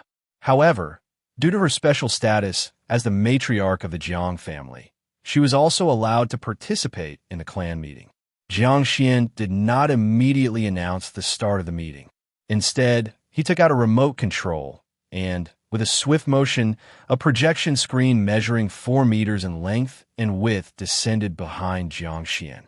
As the projection screen powered on, the solemn figure of an elderly man appeared on the screen. Looking at this old man, everyone present, including Jiang Chen and Jiang Chen, stood up and bowed. This elder was none other than the patriarch of the Jiang family, currently the most senior elder in Long Country, second only to the sect master, the backbone of the Jiang family, Jiang Chen's grandfather, Jiang Hangtian. Chen'er, have you arrived? The elder looked at the crowd in the hall, his gaze finally resting on Jiang Chen. Grandfather, I just arrived in Shinka. Jiang Chen replied, looking at the projection screen. Since you're here, let's begin. I hereby announce that the 99th clan meeting of the Jiang family is officially starting. With Jiang Hongtian's declaration, Jiang Chen and the others all took their seats. This clan meeting has been convened temporarily in your capacity as the young clan leader, Chen'er. You should know how important clan meetings are for the family. Unless it involves a sudden event of top secret level in Long Country, such meetings must not be called unexpectedly. Jiang Hangtian looked at Jiang Chen and said, Grandfather, I understand. However, the news I have to share is no mere top-secret matter. It concerns the survival of all humanity and the fate of the entire blue star. Jiang Chen took a deep breath, stood up, and spoke very seriously to everyone. Hearing this, the eyes of everyone in the hall, including Jiang Xian, were instantly fixed on Jiang Chen. Even Jiang Hangtian frowned, looking at Jiang Chen. Concerning the survival of all humanity and the fate of the entire blue star, Jiang Xian stared directly at Jiang Chen. Chen'er, you must not speak recklessly at the clan meeting. Father, have I ever spoken recklessly about major issues since I was a child? Jiang Chen replied. Hearing Jiang Chen's firm words, everyone's hearts skipped a beat. Chen'er, just say it directly. Jiang Hangtian looked at Jiang Chen, his tone becoming extremely serious. Jiang Chen nodded without hesitation. The apocalypse will descend on Blue Star in 1 month. Apocalypse. Upon hearing Jiang Chen's words, everyone was taken aback. In an instant, the entire hall fell silent, their expressions showing doubt. Jiang Chen had anticipated their reaction and was not surprised at all. In fact, he was somewhat relieved that they hadn't immediately refuted him. After all, if someone suddenly told him that the apocalypse was coming, his reaction would likely be similar. Chen'er, are you serious? Are you sure you're not joking with us? Jiang Xian asked, his brow furrowed. After all, the term apocalypse was a bit too far-fetched. Father, grandfather, I assure you here that I am not joking. Jiang Chen replied with utmost seriousness. His serious tone was clear to everyone present, and for a moment, they didn't know what to say. If it were any other matter, they might have believed him. But this was the apocalypse. Chen'er, you must understand that if this news is false, the family will suffer immense losses. Jiang Hongtian's voice had turned extremely grave. In response, Jiang Chen's attitude was extremely resolute. I understand, which is why I am certain. What's the basis for this? In no more than half a month, signs of the apocalypse will appear, manifesting as sudden abnormal weather, a global epidemic, or even the emergence of mysterious creatures. What's the probability? 100%. As Jiang Chen blurted out this series of statements, the hall fell silent once again. Jiang Chen's gaze swept over everyone present. Grandfather, father, I swear in the name of the young clan leader of the Jiang family that there is not a shred of falsehood regarding the apocalypse. This statement was the last straw for everyone's inner turmoil. At this moment, everyone fell silent because such a significant matter ultimately rested with Jiang Hongtian's decision. Watching his grandfather close his eyes in deep thought, Jiang Chen's breathing became heavy. His subsequent plans required the support of the family, which was absolutely crucial. Otherwise, relying solely on himself or a few people would be insufficient. Thus, gaining the support of his grandfather, Jiang Hongtian, was of utmost importance. The entire hall was quiet and still, with a pin drop audible.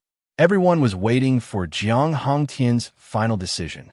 And in the next moment, the projection screen showed Jiang Hongtian's tightly closed eyes suddenly open, his gaze locked onto Jiang Chen. Jiang Chen did not retreat in the slightest and maintained eye contact with his grandfather. Slowly, a smile appeared on Jiang Yuntian's face as he nodded in satisfaction at Jiang Chen. Seeing this gesture from his grandfather, Jiang Chen knew he had succeeded. If someone else were to tell me about the end of the world, I would definitely not believe it. But you are different, Chen. You are the young patriarch of the Jiang family, and the most outstanding young patriarch in history. Therefore, this time, the family will take a gamble with you. Grandpa, the things that are going to happen are not a gamble, and I would never stake the family on a bet, Jiang Chen corrected him. Haha, good. You truly are the pride of the Jiang family. Hearing Jiang Chen's words, Jiang Yuntian was completely at ease. In the next moment, his expression suddenly became serious. Resolution of the 99th Family Assembly. As soon as Jiang Yuntian uttered this phrase, everyone present turned their gaze toward him. From now on, you must all fully assist Chen. Be prepared for the impending end of the world. Understood. Upon hearing this, everyone nodded. The decisions made at the family assembly were obligations that every member of the Jiang family had to comply with unconditionally, regardless of whether the resolution was good or bad. And this decision also announced that Jiang Chen now had complete control over the Jiang family's power. Only in this way could he minimize the losses for the Jiang family during the end times and maximize their benefits. Once the highest decision was made, everything became simple. Chen, tell us your plan, Jiang Xian said, looking at Jiang Chen. My plan is actually very simple. It mainly revolves around three things: supplies, military, and population. Jiang Chen extended 3 fingers and said to everyone, I won't say much about supplies, as I believe the elders understand better and are more knowledgeable than I am. Next is the second point, which is the most important: the military. When the end of the world arrives, the existing basic order of the world will completely collapse, and we will need to use the military to establish a new order. So, at this point, Jiang Chen looked at his father, Jiang Xian. As the top leader of the Southern Military District of Long Country, all military forces in the Southern Military District are under his control. Father, we need to mobilize all the troops you have to the capital, at the very least to the central region. Chen, the combined forces of the Southern Military District, including land, sea, and air, amount to no less than 500,000 people, plus various aircraft and tanks. Getting them all to the capital will surely alert the capital city. Jiang Chen's mother, Deng Junhua, expressed her concerns. That's right. So many troops will definitely raise suspicions in the capital since the Southern Military District is not entirely under our Jiang family's control, Jiang Chen's uncle remarked. It's fine. I have a way to bring the Southern Military District troops to the central region without alerting the capital. However, I will need my father's help. Just then, Jiang Chen shook his head. He looked at Jiang Chen and said, "Oh, what do you have in mind? In the Haiqing province, we can hold a large-scale military exercise scheduled for mid-next month after the end of the world occurs. This way, we'll have a reason to mobilize the troops from the south to the central region," Jiang Chen suggested. Once Jiang Chen said this, everyone's eyes lit up. This is indeed a good plan. However, whether we can get approval from the higher-ups for a large-scale military exercise will require your father to negotiate, Jiang Chen said after a moment of silence. If it were a month ago, it would have been a bit difficult, but since it's the end of the world, it won't be a problem. Within 7 days, I will secure approval from the highest committee in the capital, Jiang Chen replied. Good. Jiang Chen and Jiang Chen quickly settled this matter. Though this scene may seem simple, if outsiders were to witness it, they would undoubtedly be astonished at the Jiang family's immense power. After all, this is not just a matter of a few dozen or 100 people, but the mobilization of tens of thousands of elite forces from long country. By the way, in addition to the military, we also need to move those military factories and research units from the south, along with their machinery and equipment, to our capital, Jiang Chen reminded. Don't worry about this, father. I have it under control, Jiang Chen assured him. Hearing his father and grandfather resolve this matter so quickly, Jiang Chen couldn't help but feel that having a big family backing you really made a difference. Now that the military aspect is settled, the last point is the population, Jiang Chen continued. Are you planning to absorb the population from other regions into our capital? Deng Junhua asked. Jiang Chen shook his head. When I mention population, I mean high-quality population. After the end of the world, technology will have to continue developing, so we need to bring all of Long Country's high-tech talents to the capital. As for the method, I have already thought of it. We'll host a high-tech conference in our capital. Any researchers who come to participate in the conference will receive an unconditional subsidy of 4,000 yuan once they arrive in the capital. Moreover, during the conference, all subsidized researchers will enjoy free food and accommodation in our capital, Jiang Chen said with a smile.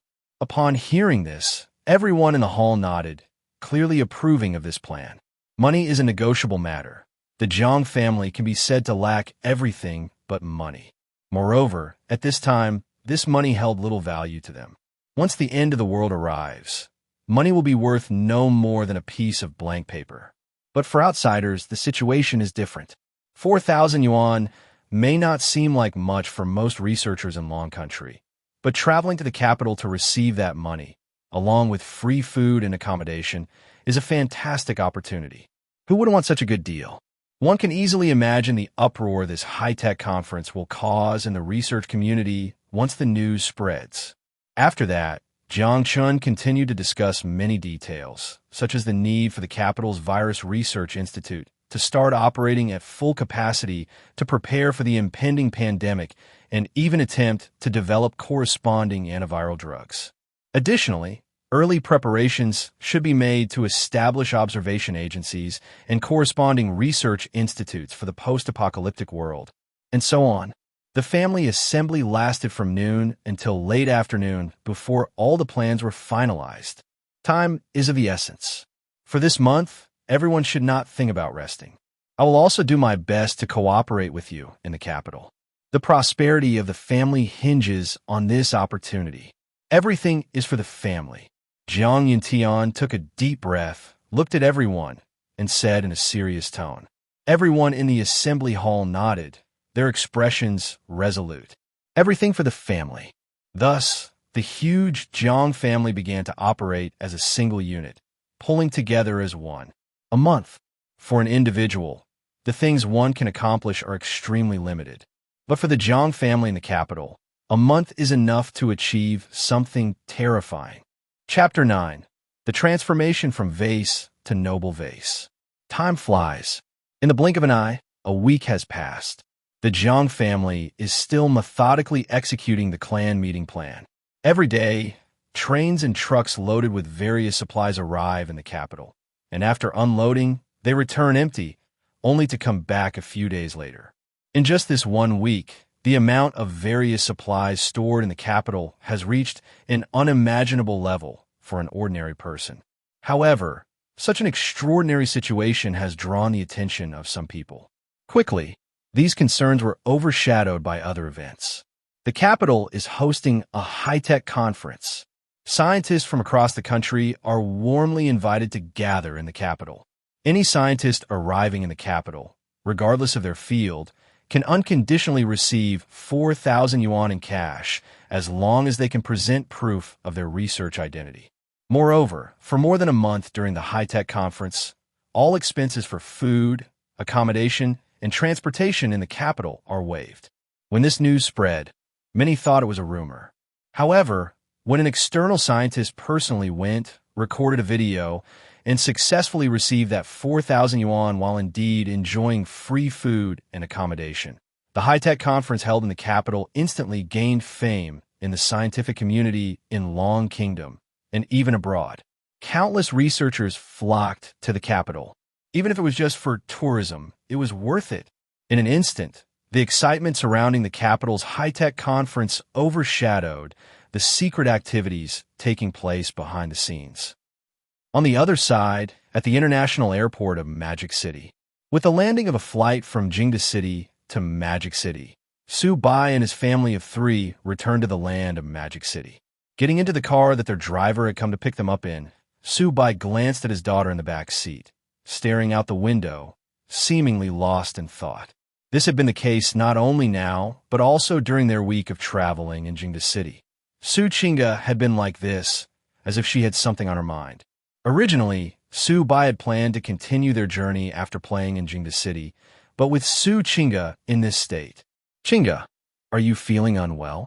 Ning Fei held her daughter's hand, asking with concern. Hearing her mother's words, Su Qingge came back to her senses, shook her head, and forced a slight smile. I'm fine, Mom. I'm just thinking about some things. Thinking? What kind of things? Can you tell, Mom? Ning Fei looked at Su Qingge with deep concern in her eyes. Is it related to Jiang Chen? At that moment, Su Bai suddenly spoke up. Upon hearing this, Su Qingge opened her mouth, but was at a loss for how to respond. Indeed, seeing his daughter's reaction, Su Bai immediately understood. Qingge, do you have any connection with Jiang Chen? Did he bully you? Ning Fei quickly asked. To this, Su Qingge could only smile bitterly in her heart. He bullied me terribly. However, Su Qingge did not dare to voice this thought. After all, she clearly remembered the last words Jiang Chen had left her. Of course not. How could Jiang Chen dare to bully me? I just talked to him a few times, and I feel like he's not as simple as he appears. Su Qingge reassured them. Is that so? Ning Fei still looked worriedly at Su Qingge.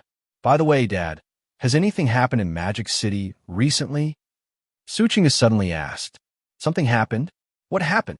Although Su Bai was on vacation, as the mayor of Magic City, he still regularly received reports from the government officials below. Whatever happens in Magic City, he knows it first. Are you okay? That's good. Su Qingge took a deep breath, calming her inner turmoil significantly. When she reached into her pocket and touched the slightly cold iron piece engraved with the character Jiang, memories of that day flooded her mind, stirring her emotions again. Jiang Chen, you are truly despicable. Just as Su Qingge and her family were leaving the Magic City International Airport, a man wearing a mask, sunglasses, and a baseball cap entered the Magic City Airport at the same time. He was extremely cautious, as if he was trying to hide from someone. His demeanor caused the patrolling police at the airport to stop him multiple times for checks. They even took him to the airport security office for an identity verification, and only after confirming there were no issues did they let him go. Why cover your face so thoroughly? Even if you're not handsome, you don't have to hide, right? Hearing the patrol officer's words, Lin Yan's face darkened under the mask. However, he didn't intend to argue with them. He tightly clutched the ticket to Shunshang in his hand. Miaoyin, I'm here to save you. Even if it's a den of dragons and tigers, I will definitely rescue you. With that, Lin Yan headed toward the boarding gate. Unbeknownst to him, 2 men were quietly following him from behind. Just as Lin Yan boarded the plane, Far away in Shuncheng, Jiang Chen received the news immediately. In a luxurious room, Jiang Chen stepped onto the plush velvet carpet, holding a jade cup filled with coffee, gazing out the window at the shimmering artificial lake under the sunlight, a faint smile appearing on his lips. Lin Yin, you never let me down. As a reward, when you arrive in Shuncheng, I will allow you to see your childhood sweetheart. Knock, knock. Just as Jiang Chen finished speaking, there was a knock on the door. Come in. As Jiang Chen's voice fell, Ran Miaoying walked in, dressed in a beautiful moonlit gown, taking slow, graceful steps. Master. She looked at Jiang Chen, her enchanting eyes sparkling, hands placed in front of her abdomen, slightly curtsying. She was completely different from a week ago. At this moment, Ran Miaoying seemed like a different person. The previous aura of vulnerability had disappeared. In its place was a noble grace like crystal glass, which, amidst this elegance, gave off an air of fragility, like a delicate flower in a secluded chamber, evoking a strong sense of protectiveness in those who looked upon her. Even Jiang Chen couldn't help but nod in approval. Not bad. Upon hearing Jiang Chen's praise, Ran Miaoying's already bright eyes sparkled even more. In the past 7 days, she had been learning etiquette with shower every day, and now, finally receiving a response from her master, even though it was just 2 words, made her incredibly happy. Jiang Chen set down the coffee cup and slowly walked up to her. He gently grasped her delicate chin. Master. Ran Miaoying gazed dreamily at Jiang Chen, her clear pupils shining with a light akin to diamonds, a light that belonged solely to Jiang Chen. Jiang Chen leaned down slightly, their lips brushing against each other softly, savoring the sweetness of the moment. Just as Ran Miaoying was about to lose herself in the feeling, Jiang Chen softly spoke a sentence that brought her back to reality. Lin Yin has arrived in Shuncheng. Chapter 10. Ran Miaoying's Loyalty. Looking at Ran Miaoying, who was so close, Jiang Chen could feel it. The moment he spoke these words, Ran Miaoying's body trembled slightly. Young master, I no longer have any relationship with him, really. Ran Miaoying lightly bit her thin lip, and that moist sensation also transmitted to Jiang Chen's lips. She looked into Jiang Chen's eyes, where mist rose, enveloping her gaze. I know that my previous relationship with Lin Yin made you doubt me, but I really haven't had any contact with any other man besides you, young master. Clear tears could not help but flow slowly from her eyes, like pearls sliding down her face onto her delicate neck. Seeing this, Jiang Chen smiled slightly, his gaze becoming warm and gentle. He kissed the corner of her soft eyes, wiping away the tears. I believe you, Miaoying. Hearing Jiang Chen's words, Ran Miaoying couldn't help but tightly embrace him, a sob escaping her throat. Young master. Jiang Chen gently stroked her slender back, comforting her. Miaoying, you know that there are some people who are always greedy, coveting things that do not belong to them, and they think it's only natural. Ran Miaoying pressed her red lips tightly together, her eyes reddening, appearing fragile. I will listen to you, young master. As long as you tell me what to do, I will do it. Very good. Jiang Chen nodded with a smile. Speaking of which, Miaoying, you have been in the capital for a week and haven't gone out at all, right? Ran Miaoying responded softly. During this time, she had been learning etiquette with shower, and her activities had been limited to Jiang Chen's villa. She hadn't even wandered outside the villa to the Jiang family estate. Let's go out and stroll around in a few days. The capital is our Jiang family stronghold. You can't go out in the future and not be familiar with it. Jiang Chen caressed her beautiful face and said, Will you accompany me, young master? Ran Miaoying held Jiang Chen's hand that was resting on her face, looking at him with bright eyes, her voice carrying a hint of expectation. To this, Jiang Chen smiled and shook his head in response to her slightly disappointed gaze. I've been very busy lately. Let Shower accompany you. Hearing this, Ran Miaoying gently nodded. In the next second, her pretty face flushed with embarrassment. She playfully flicked her finger, causing her white dress to fall away. In an instant, her art-like, delicate figure appeared before Jiang Chen. Jiang Chen looked at her, his smile unchanged. Young master. Ran Miaoying once again embraced Jiang Chen, gazing at him as if in a dream, murmuring, "Where to?" Jiang Chen pointed to the desk, and as Ran Miaoying looked over, her face flushed even more. She walked barefoot on the soft carpet. Before long, enticing sounds of intimacy slowly drifted out through the gaps in the window. At the same time, on the other side, on a flight from Magic City to the capital, Lin Yan woke up from his seat as if from a nightmare. Miaoying, no.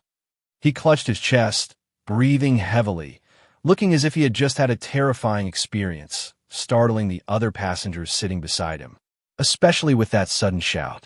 Wow, dude, what are you doing? Don't you know that scaring people can kill them? You almost gave me a heart attack there. I don't even know what you were shouting about. Hearing the voices around him, Lin Yan quickly came to his senses and hurriedly shrank back. At this moment, Lin Yan's mind was still haunted by the nightmare he had just experienced. Miaoying actually wanted to kill him for Jiang Chen. No, that's impossible. He and Miaoying have mutual feelings for each other. How could she possibly want to kill him? Or was it really for Jiang Chen that she wanted to kill him? Absolutely not. This is just a nightmare. Lin Yan deeply exhaled and slowly calmed down. He glanced at the time on the flight. Time until arrival in Xinjing, 1 hour. Miaoying, wait for me. Just 1 more hour, and I'll be in Xinjing. I will definitely rescue you. I promise. Meanwhile, in the demon capital, Wang Suoqing was wearing sunglasses and a beach outfit, lounging in his villa's courtyard soaking up the sun, while a few voluptuous women in bikinis were swimming in the pool in front of him. Boss, not good. At that moment, a few of his underlings hurried over. What do you mean, not good? Your boss is perfectly fine. I've said it many times, don't panic when something happens. Can't you be as calm as your boss? The sky isn't going to fall. Wang Suoqing said leisurely as he stretched. Why, it's about Lin Yan. The underling spoke, panting heavily. Lin Yan? What's up? Does he still think he can find Ran Miaoying? Reject him. Tell him that as long as he has any thoughts of looking for Ran Miaoying, he shouldn't even think about getting out. Just as he was about to put the cigar handed to him by a bikini-clad beauty into his mouth, Wang Suoqing suddenly felt a sharp pain as he bit down. Huh? Hiss! Upon hearing this, Wang Suoqing momentarily didn't react, but when he suddenly felt the burning sensation in his mouth, he quickly took the cigar out, only to see it almost burn out. However, he couldn't care less about that now. What did you say? Lin Yan escaped. Wang Suoqing covered his mouth and quickly got up from the lounge chair. That's right, boss. Lin Yan escaped. Damn, when did this happen? Wang Suoqing's expression changed. Check the surveillance. He escaped an hour and a half ago. An hour and a half ago. What the hell were you guys doing? How did you not notice? We drank a bit last night. And then, useless. He hurried to Lin Yan's room and looked at the dismantled air conditioning vent. Wang Suoqing couldn't help but grit his teeth. This stubborn mule. Quick, immediately check if there's a flight to Xinjing in the next hour. Yes, boss. A few minutes later. Boss, we found it. There was a flight to Xinjing that just took off 20 minutes ago. Upon hearing this, Wang Suoqing's expression darkened. Boss, what should we do? Should we chase after him? Chase? Chase what? Can you catch up now? First, call the police. Wang Suoqing took a deep breath and said. Hearing this, the surrounding underlings were all taken aback. Call the police? Are we going to report that Jiang family young master? Are you out of your mind? Do you think Jiang Chen would be afraid of the Hat Uncle? I mean to call the police to catch Lin Yan. Before he gets Jiang Chen into trouble, let the Hat Uncle control him at the Xinjing airport. Huh? But Lin Yan hasn't committed any crime. Can't you just make up some charges for him? Remember, the heavier the charges, the better. Oh, boss is brilliant. Brilliant my foot. Hurry up and call the police. Also, immediately book the nearest flight to Xinjing.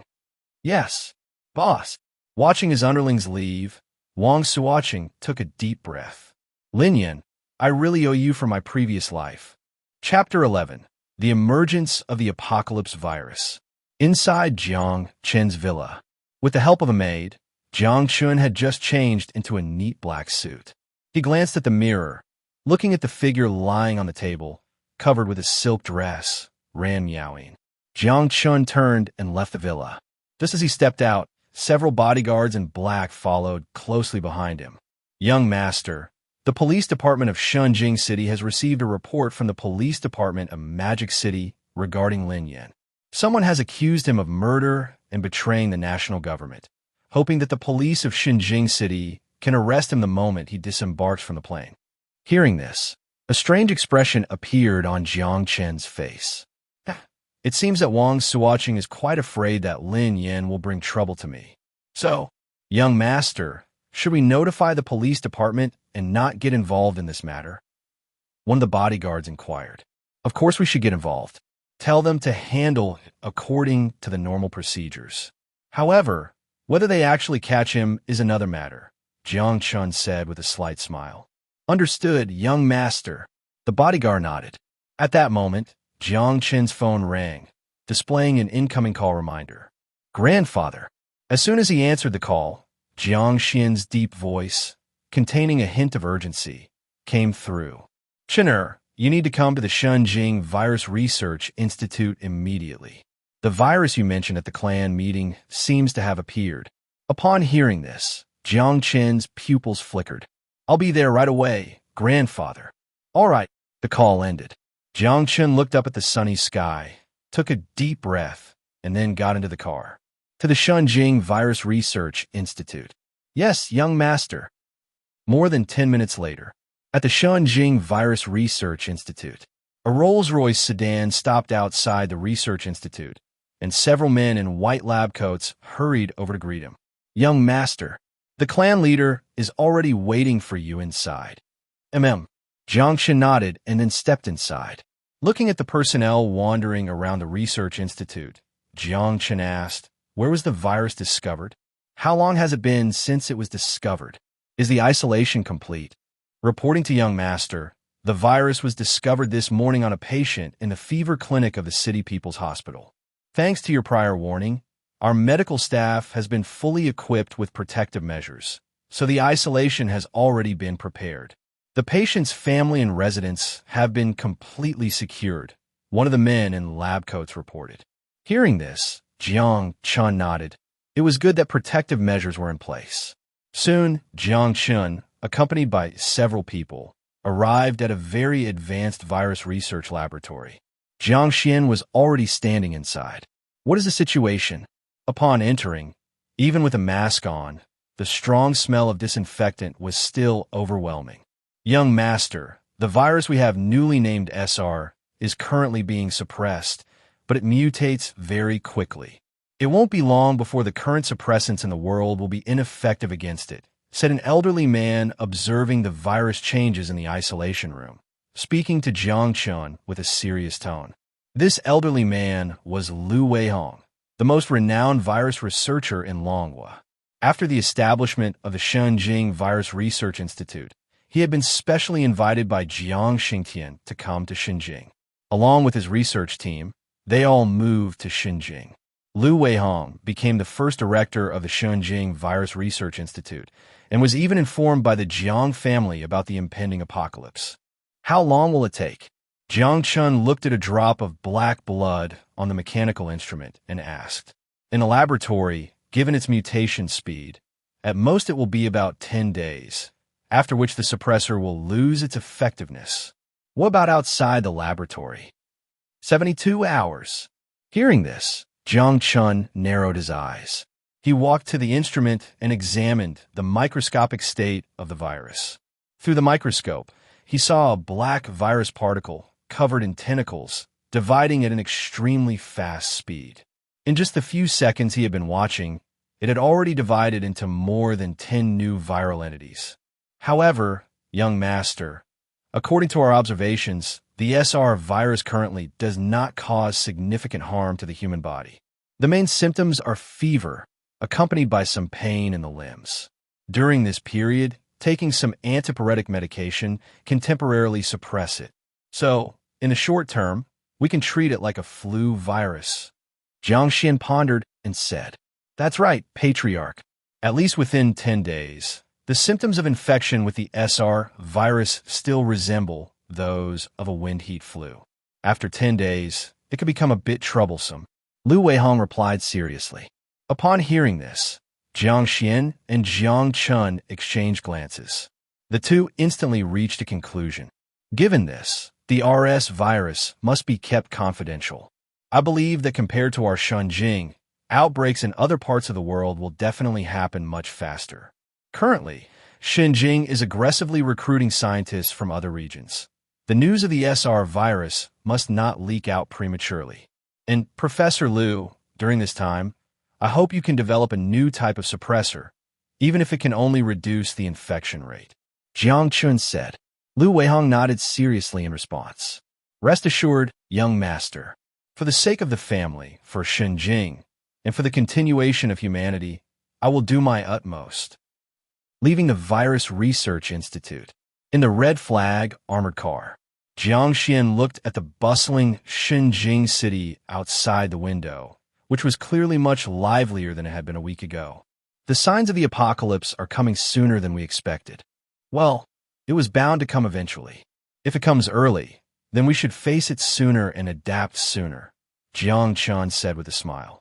True, Jiang Chen nodded. By the way, how is the situation with the military? Jiang Chen asked, as the military is key to the Jiang family's control over Xinjiang and the entire Zhongzhou after the apocalypse. Jiang Xian's answer reassured Jiang Chen. Your grandfather is handling it, so there's no need to worry. The military exercise permits have been obtained, and the various troops from the southern military region have already begun to mobilize. They will be able to gather outside Xinjiang City in at least a week. That's good to hear. Jiang Chen nodded. By the way, your grandmother and your maternal relatives are also preparing to come to Xinjiang. Jiang Xian suddenly said, Oh, is it your mother's arrangement? Jiang Chen inquired. Yes, your mother mentioned it to me and your grandfather before, and we agreed. After all, your mother's family has had a good relationship with our Jiang family for generations, and your fiancé is also there. At this point, Jiang Xian looked at Jiang Chen and smiled gently. My fiancé? When did I have a fiancé? I wasn't aware. Jiang Chen was taken aback upon hearing this. Several months ago, your mother arranged it for you. But rest assured, the girl has been approved by both me and your grandfather. She is just as beautiful as the golden canary you have hidden at home, and her background is also very good. She is more than a match for you. Is that so? Hearing this, Jiang Chen nodded. As long as she is good-looking, it doesn't matter. As for whether he had any objections to this advance arrangement in his heart, if she were ugly, then naturally there would be objections. But if she's not ugly and quite beautiful, then there would be no objections at all. Chapter 12. Lin Yin arrives in the capital, begins life as a criminal. Beijing International Airport. As the flight slowly lands, Lin Yin looks out the window at the bustling scene outside, which rivals that of the Magic City. Excitement fills his eyes. I'm here. I've made it to the capital.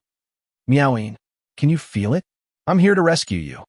After disembarking, Lin Yin takes a deep breath of fresh air. The cabin air had felt stifling. The outside air smells much better. Make way! Make way! At that moment, he notices several passengers rushing out, carrying a young man whose face is flushed with fever. Seeing this, Lin Yin quickly steps aside. Soon after, an ambulance arrives, and the doctors stepping out are dressed very seriously. Lin Yin scratches his head in confusion. It's just a fever. Is it really necessary to be like this? Shaking his head, Lin Yin decides not to dwell on it.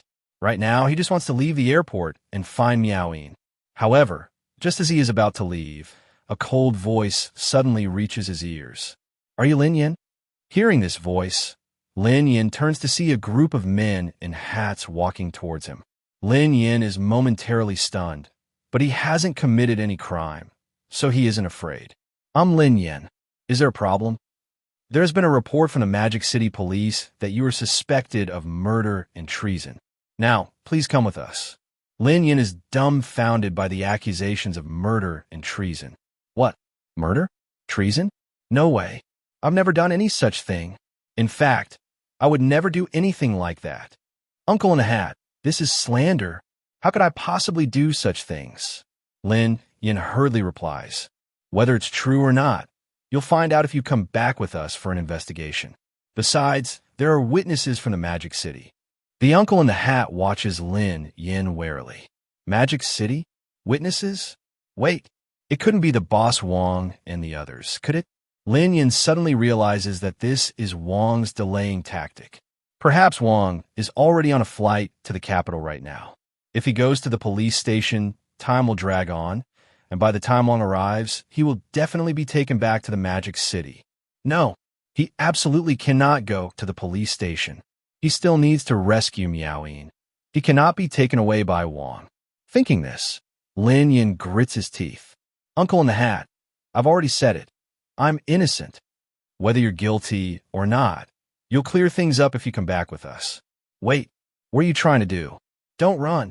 Before the uncle in the hat can finish, Lin Yin takes advantage of their distraction and quickly dashes towards the exit. This kid must be guilty. Let's chase him. The hat-wearing uncle pursues closely from behind. Lin Yin, stop. I'm innocent. You have no right to arrest me. If you're innocent, then why are you running? Lin Yin is speechless. Anyway, I'm innocent. He runs even faster. Moreover, due to the large crowd at the Beijing airport, Lin Yin blends in and quickly disappears from sight. The hat-wearing uncles, realizing they've lost track of him, look quite displeased. Go check the surveillance immediately. We must capture him. Also, inform the Bureau that Lin Yin is fleeing from justice. We need reinforcements. Understood, Captain. At this moment, Lin Yin is already panting, having escaped the airport. Woo, woo. But before he can catch his breath, he sees several police cars with sirens blaring, speeding towards him. Seeing this, Lin Yin's expression changes dramatically. He quickly turns to flee, but as he nears the road, those police cars speed past him toward the airport without looking back. Damn, that scared me. Lin Yin breathes a sigh of relief. However, he doesn't linger. After resting for a moment and catching his breath, he heads toward a nearby park.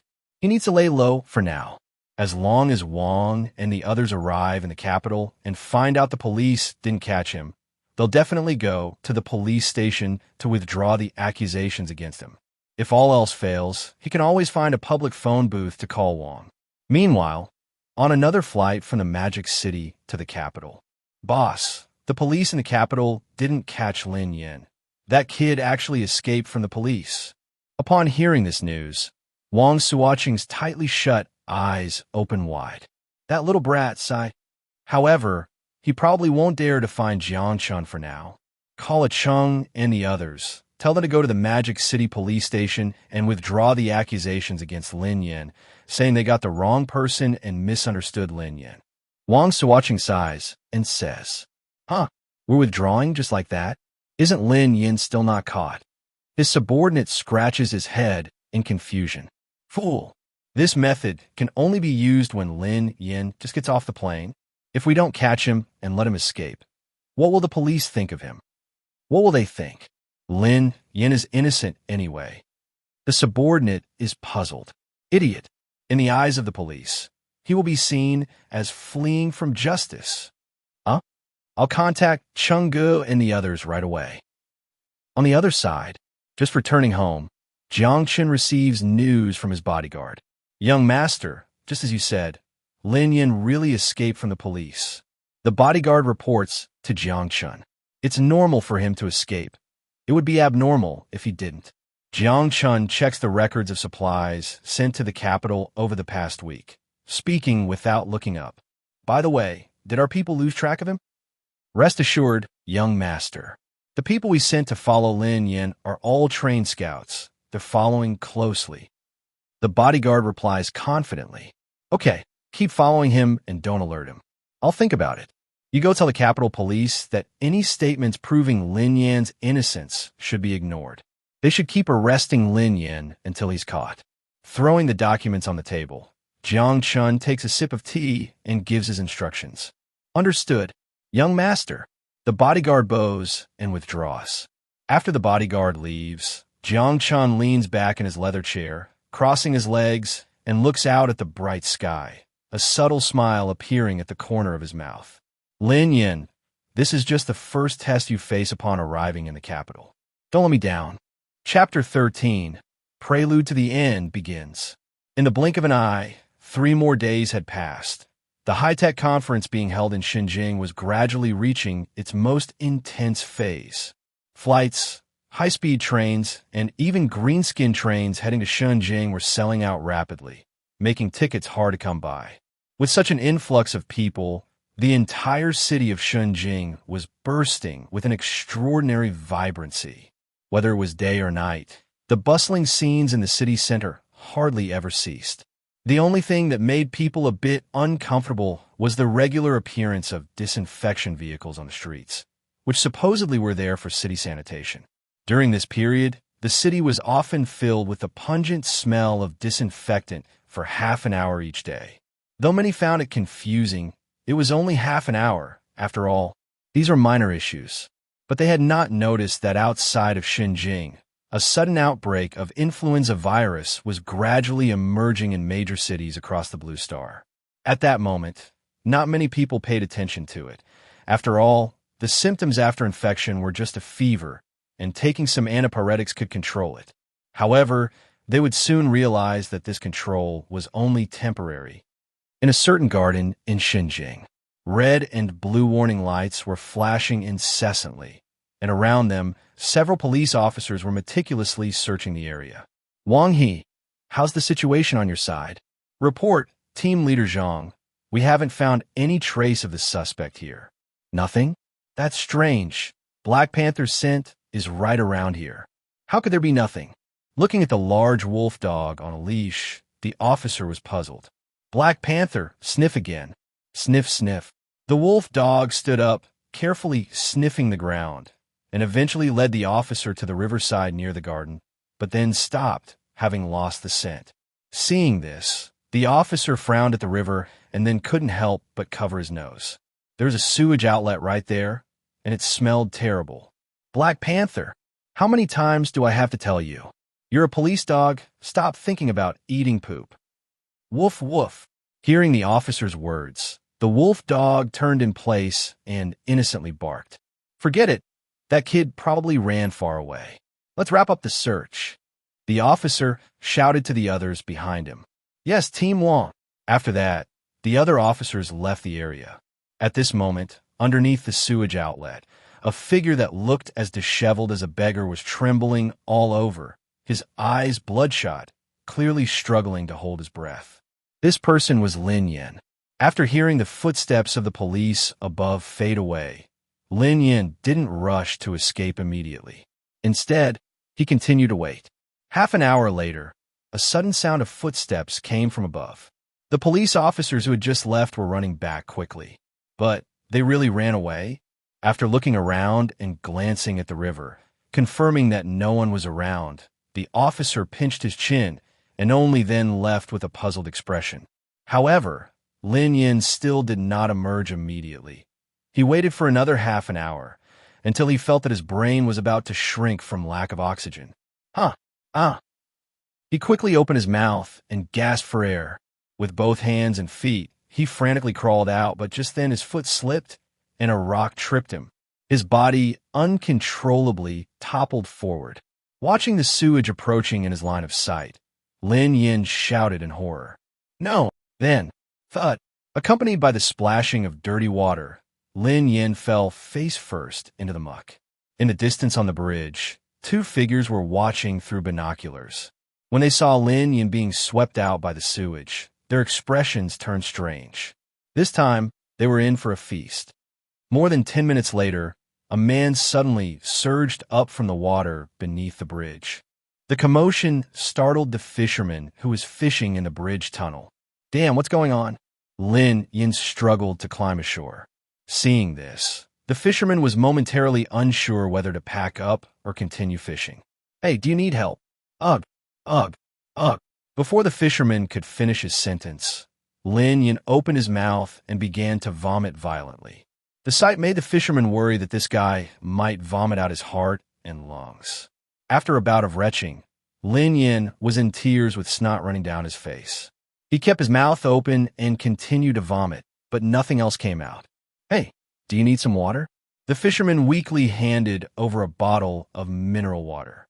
Taking the mineral water, Lin Yin quickly took a big gulp, then immediately spit it out, trying to wash away the horrible taste in his mouth. However, while the taste in his mouth faded, the psychological disgust remained. The fisherman watched with an increasingly strange expression, wondering if this guy had eaten something he shouldn't have. This dry, heaving reaction felt somewhat reminiscent of a certain internet celebrity known as Old8. Do you have a phone? Lin Yin turned to look at the fisherman. Here. The fisherman handed over his phone. After taking the phone, Lin Yin dialed a number. Hello? Who is this? It's me, Lin Yin. Hearing the voice on the other end, Lin Yin spoke in a somewhat hoarse tone. Lin Yin, wait, where are you right now? Don't worry about where I am. I just want to know why. Why has it been 3 days? Why haven't you gone to the police station to clear my name? What? By the end, Lin Yin was almost screaming in a fit of rage. Lin Yin, calm down. This isn't the time to talk. I'll explain later. Just tell me where you are, and I'll come get you right away. I don't need you to come. Don't bother with me. From now on, I don't need you to care. After saying that, Lin Yin hung up the phone. He threw the phone back to the fisherman. When he calls back, just say it was Lin Yin who told you to ask for 10,000 yuan in phone credit. He owes me that. After saying this, Lin Yin turned and left. The fisherman stood there dumbfounded. Just as Lin Yin walked away, his phone rang again. Lin Yin, you little brat.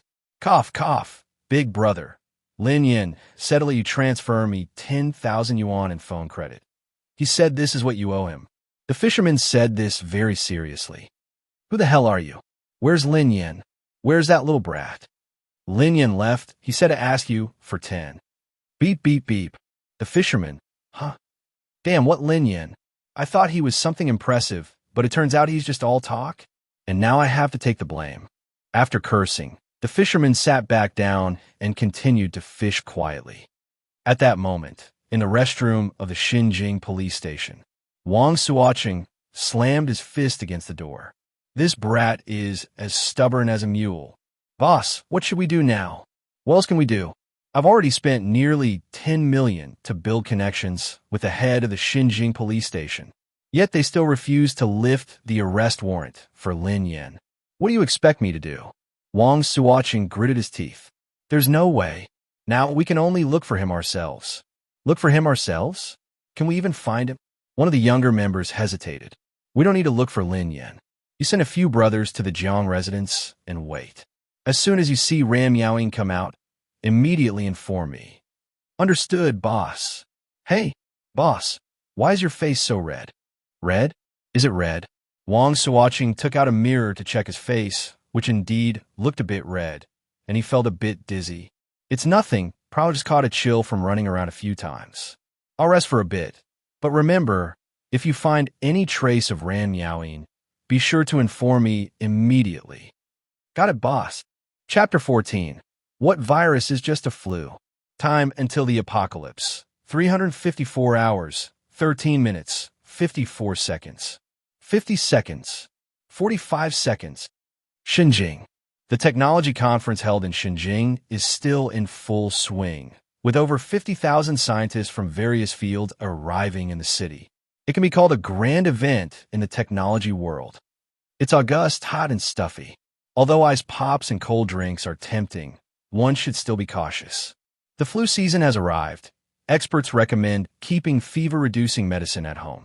The Xinjiang Police Department has an announcement. Name, Lin Yin, gender, male, average appearance, arrived in Xinjiang 8 days ago. Any citizens who spot the suspect will receive a reward of 300,000 yuan. On the high-rise buildings of the district, massive advertising screens are continuously playing recent news. On the street below, crowds are bustling, And although the temperature is hovering around 27 or 8 degrees, sometimes even exceeding 30 degrees, this still cannot dampen people's enthusiasm for shopping. Boss, 2 cups of peach juice, extra ice. 3 old ice pops, 3 yuan. I've sent you the payment via WeChat, okay? Let's go swimming at the pool later. I just got my membership card a few days ago. The pool? Isn't it too crowded there? The flu seems pretty serious lately. Come on, are you afraid of just a flu? I've had it a few times already. Just take some fever medicine at night, and it's fine.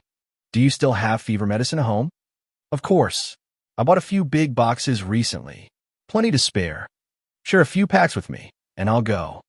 Well, okay then. I'll share a few packs with you. All right, let's go. Ouch. Da Huang, look over there, that car. And the beautiful lady getting out of it. A Cyber G. Wow, so cool. Wait, is it a lady from one of the big families? So beautiful. And she's got a maid with her. As people turned to look at the 2 figures getting out of Cyber G nearby, their eyes sparkled with excitement. The car is secondary. The key is that the woman looks like a princess, stunningly beautiful. Looking up, the woman's features are exquisite, her skin as white as jade, and her expression is entirely serene. Looking down, she wears a fitted long dress that reveals her fair knees, and on those elegant feet is a pair of crystal sandals by Valentino.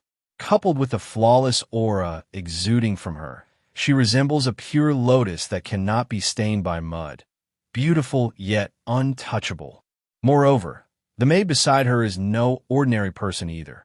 Although her looks are slightly less stunning, she is still goddess level, not inferior to those female stars on screens.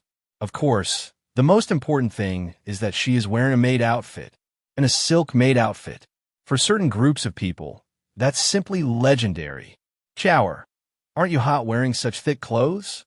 Ran Miaoyin looked at Chower beside her, shielding her from the sun with an umbrella, and asked curiously about her maid outfit. It's cool at home with air conditioning, but outside?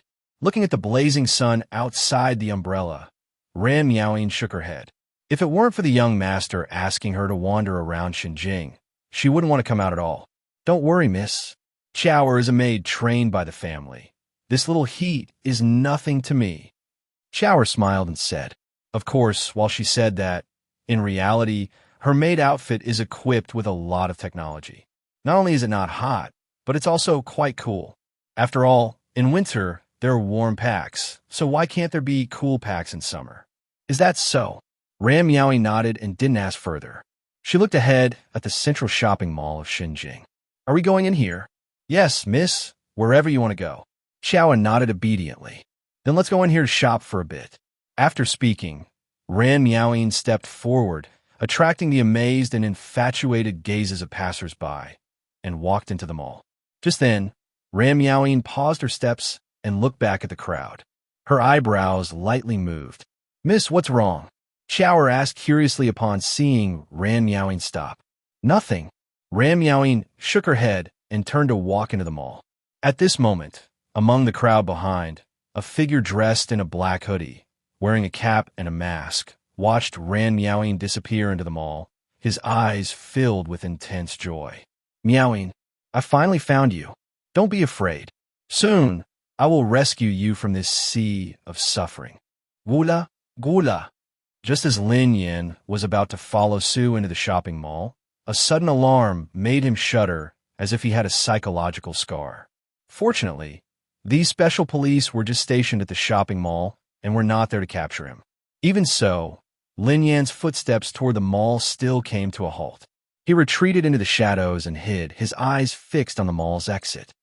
At this moment, on the other side in Binheim Magic City, with the rapid mutation of the SR virus, and unlike Xinjiang, which had taken proactive measures, this has led to the major hospitals in Magic City gradually operating beyond capacity in their fever clinics.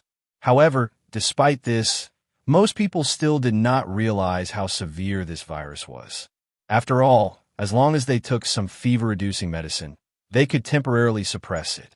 Of course, the time that could be suppressed here has gone from being able to suppress it for 2 or 3 days after taking it once a few days ago, to now being able to suppress it for only 1 day or even just half a day.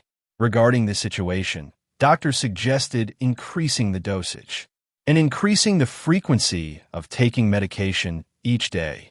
It must be said that this method was somewhat effective, but it also led to another problem.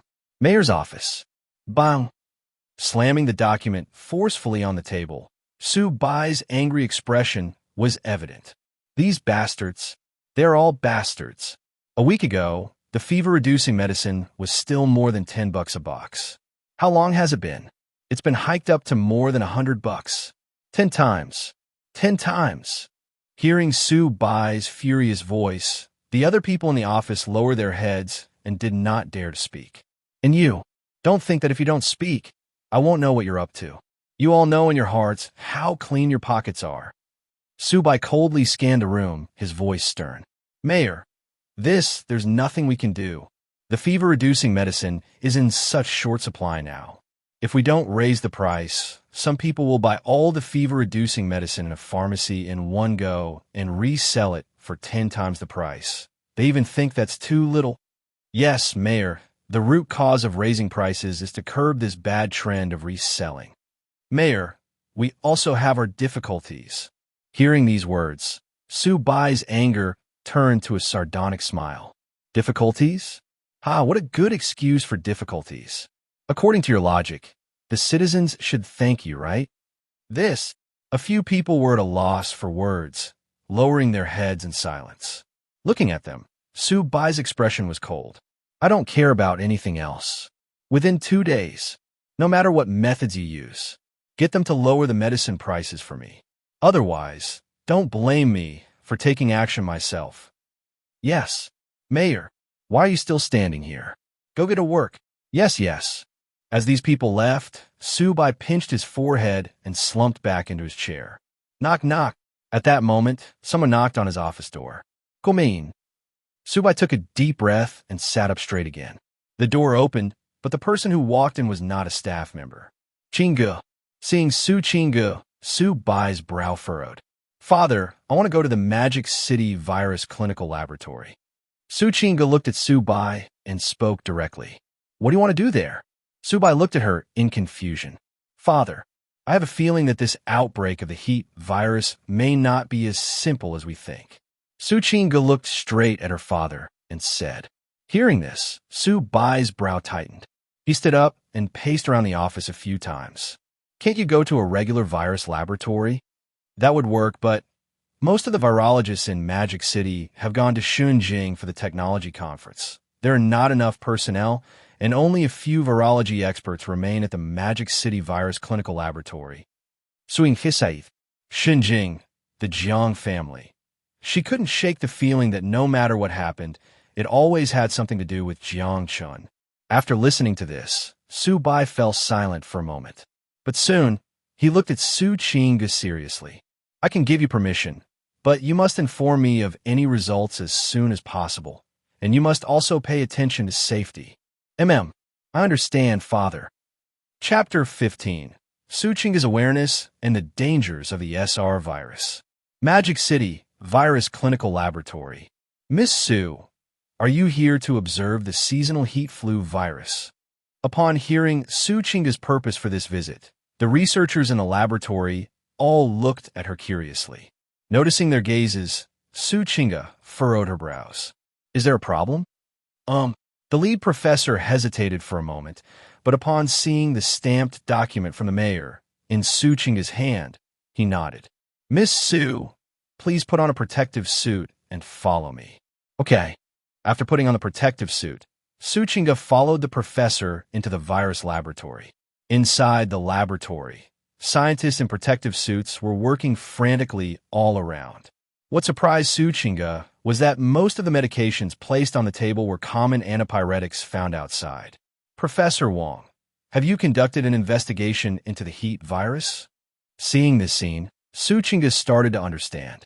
Yes, the old professor nodded. So what about this heat virus? Su Chingu asked. In response, Professor Wong took a deep breath and spoke with a solemn tone. It's very troublesome. Upon hearing these 3 words from Professor Wong, Su Chingu's heart skipped a beat. Miss Su, take a look at this. Professor Wong pointed to a microscope. Suchinga nodded and walked over to observe carefully. As she looked through the microscope, her pupils slightly constricted. Although her studies were not in the field of virology, the sight of the black viral particles, with tentacle-like filaments wrapping around them and dividing almost once per second, still made her heart tremble. "Do you find that the virus divides very quickly, Miss Su?" Professor Wong asked. At this, Suchinga quickly nodded. "Now, Miss Su, take a look at this one over here." Professor Wong pointed to another microscope. Suchinga took a deep breath and moved over to continue her observation. This time, as she saw the image under the microscope, she suddenly felt a tingling sensation on her scalp. In a microscope, the black viral particles that looked about 70% similar to the previous tentacle-like viruses were dividing like an assembly line in a factory.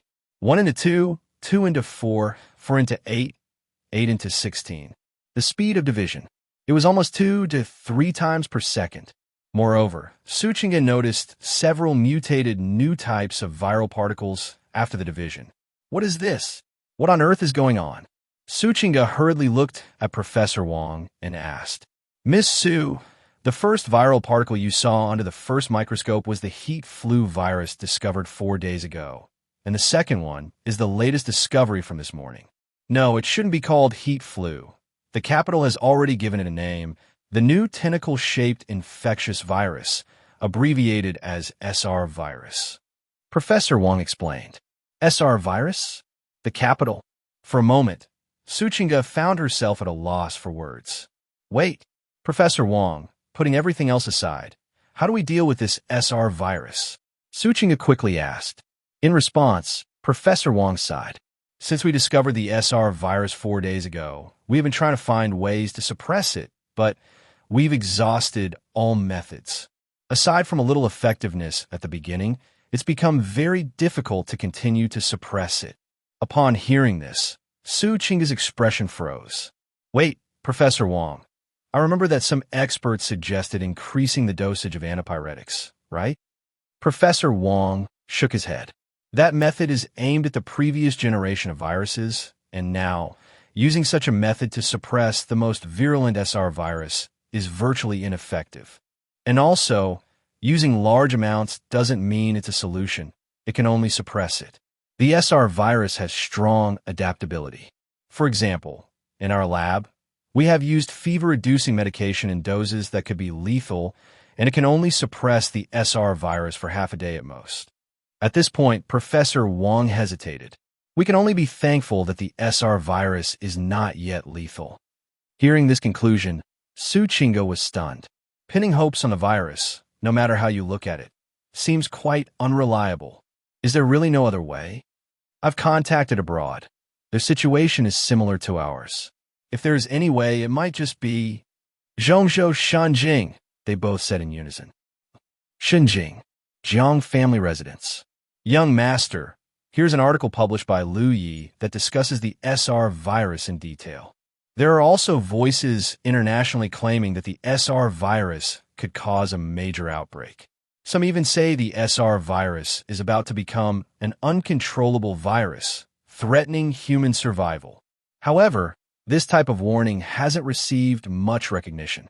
Moreover, the stock prices of global pharmaceutical companies have already started to rise rapidly. Lastly, regarding the various countries' views on the SR virus, the vast majority still claim that the SR virus is just a seasonal flu virus. However, despite saying that, all major countries' national virus laboratories have received a substantial amount of experimental funding. The female assistant, dressed in an OL uniform, reported earnestly to Jiang Chen. Jiang Chen took a sip of tea from the table. "It seems that the governments of various countries are gradually waking up." But what if they wake up? Looking at the doomsday hourglass clock on the wall, which was counting down every moment, a faint smile appeared on Jiang Chen's face. "By the way, young master, some researchers attending the high-tech conference have expressed their desire to leave, and most of these people are biologists and virologists." The assistant said. "Leaving?" Jiang Chen couldn't help but chuckle. "Have the HR department hold on to their IDs and say we still need to register relevant information. Let's wait a while. and we will personally send a special plane and train to take them back. Understood, young master. The assistant nodded and then withdrew. After the assistant left, a bodyguard in black entered, saluted Jiang Chen respectfully, and said, "Young master, Lin Yin has already set his sights on Miss Ran. Let Shower keep an eye on it, and just proceed according to the plan." Jiang Chen instructed. Yes. The bodyguard also left. Jiang Chen was just about to close his eyes for a rest when the telephone on his desk rang. "Hello, young master. Professor Liu? What's the matter?" The voice on the other end was Professor Liu from the Shenzhen Virus Research Institute. "Young master, just now Professor Wang from the clinical laboratory in Modu called me about the SR virus." Oh, hearing this, Jiang Chen gently tapped his fingers on the armrest. "They want to know our research progress on the SR virus and any preventive measures," Professor Liu said. Jiang Chen smiled slightly, his response fully expressing concern and selflessness. "Since they want to know, let's tell them we are currently working on research for the most virulent strain of the virus. And as for preventive measures, just tell them what we are doing. After all, spraying disinfectant water daily and isolating patients to slow down the rapid mutation of the virus. This method isn't exactly a secret." Chapter 16. Chen, I love you so much. Yes, young master. Hearing this, Professor Liu nodded. By the way, Professor Liu, how is the progress on the SSR virus inhibitor? Jiang Chen suddenly asked. Reporting to the young master, the development progress of the SSR inhibitor has reached 90%. We just need to find a few more pathogens to extract the trace immune elements from their bodies, and we should be able to produce it by tomorrow at the earliest. Young master, based on our predictions regarding the virus, the SSR inhibitor is only effective against the SR virus up to the 15th generation. If the SR virus from outside is already mutated to the 9th generation, then in our Shenzhen, due to proactive prevention, we currently only have up to the 7th generation SR virus. This last 15 days are also the most active period for the virus, and the mutations of the SR virus may far exceed this limit. Professor Liu said with concern. It's fine. Being able to inhibit up to the 15th generation of the SR virus is sufficient. Once it's developed, we will proceed with mass production immediately. In response, Jiang Chen expressed no concerns. After all, the SSR virus inhibitor was specifically designed for a targeted group. As for the common people, when the apocalypse arrives, there must be some sacrifices, right? Moreover, their sacrifices are not without meaning. When they become them, it will be the first big gift package that the apocalypse delivers to Xinjiang. Yes, young master. After hanging up the phone, Jiang Chen walked to the window and looked at the beautiful world under the bright sunlight. What a beautiful world, what a pity. As night gradually descended, the streets of Xinjiang were still bustling with people. In fact, compared to the daytime, the nights in Xinjiang were even more vibrant. After working hard all day, the night was their time to indulge. At this time, bars, dance halls, and shopping malls were always packed with people. Chiner, come quickly and give me a massage. My feet are sore from walking all day. Ram Yaoyin sat by a small food stall, quickly freeing her delicate feet from her sandals. In response, Chiner showed no resistance at all. After all, as a maid, this was her duty. However, after just a short while of massaging, Ram Yaoyin couldn't help but retract her foot, primarily because the gazes around her were just too many, and the looks in their eyes were somewhat unreserved. Of course, they were all a bunch of losers. Ram Yaoyin took a deep breath, trying to make her expression more aloof. If only the young master were here, she could hide in his arms and let him massage her feet. No, wait, asking the young master to massage her feet. Wasn't that a bit too bold? Thinking of the young master's hands. Ran Miaoyin's face couldn't help but turn a shade of red, and her legs instinctively squeezed together. Miss, you're thirsty, right? I'll go buy you a cup of milk tea. Chiner pointed to a nearby milk tea shop and said to Ran Miaoyin, Go ahead. After some time together, Ran Miaoyin had gradually become skilled at giving orders. She had gotten used to having someone by her side, doing everything for her. After Chiner went to the milk tea shop, Ran Meowing took out a newly bought piece of clothing from her bag and draped it over her legs. Even though her skirt was relatively long, such precautions were still necessary. After all, she was now the young master's woman. While waiting for her milk tea, Ran Meowing took out her phone.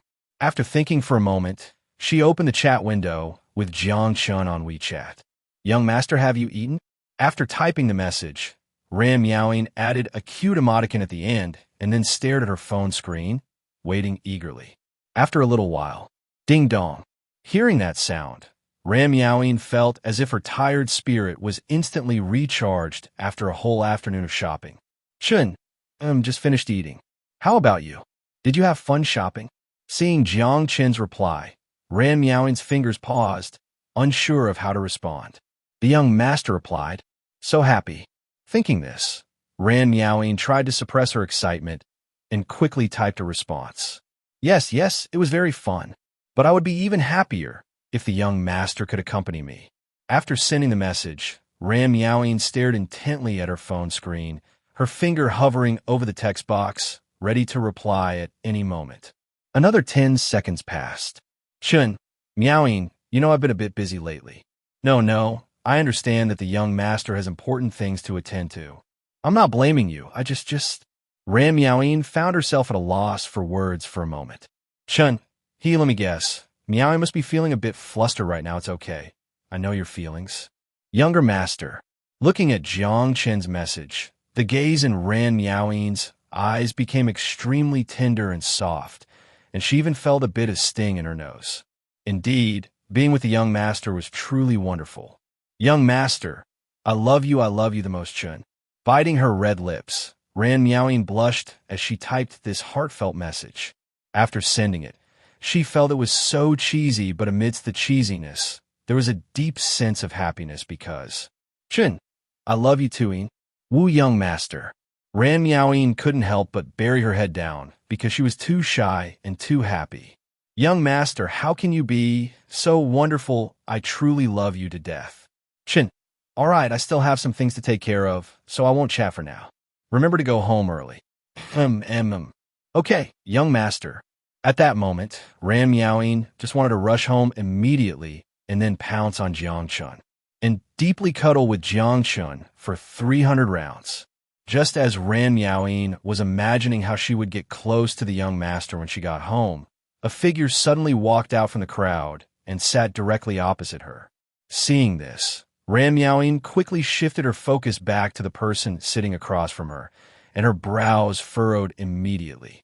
What was more concerning was that the smell emanating from the other party was like someone who hadn't bathed in a long time, the sweat having built up and created a foul odor. This was undoubtedly disgusting to Ran Meowing. She didn't even want to speak and simply picked up her things to move to another empty table. But just as she was about to stand up, she heard a voice. Meowing. That voice. Ran Meowing froze in her motion to stand up. Her eyes widened as she looked at the figure sitting across from her, who was wrapped up tightly. You are Lin Yan? Chapter 17. Lin Yan's Madness. Yes, this is the battle maid. Hearing this from Ran Meowing, Lin Yan felt extremely excited inside. Meowing, I knew it. No matter what I become, you can recognize me at once. As he spoke, Lin Yan reached out to grab Ran Meowing's hand. If it were before, Lin Yan would never have been so impulsive. But this time, looking at the now magnificent Ran Meowing, he felt an overwhelming sense of nobility from her. At this moment, she seemed infinitely more beautiful than ever in Lin Yan's eyes.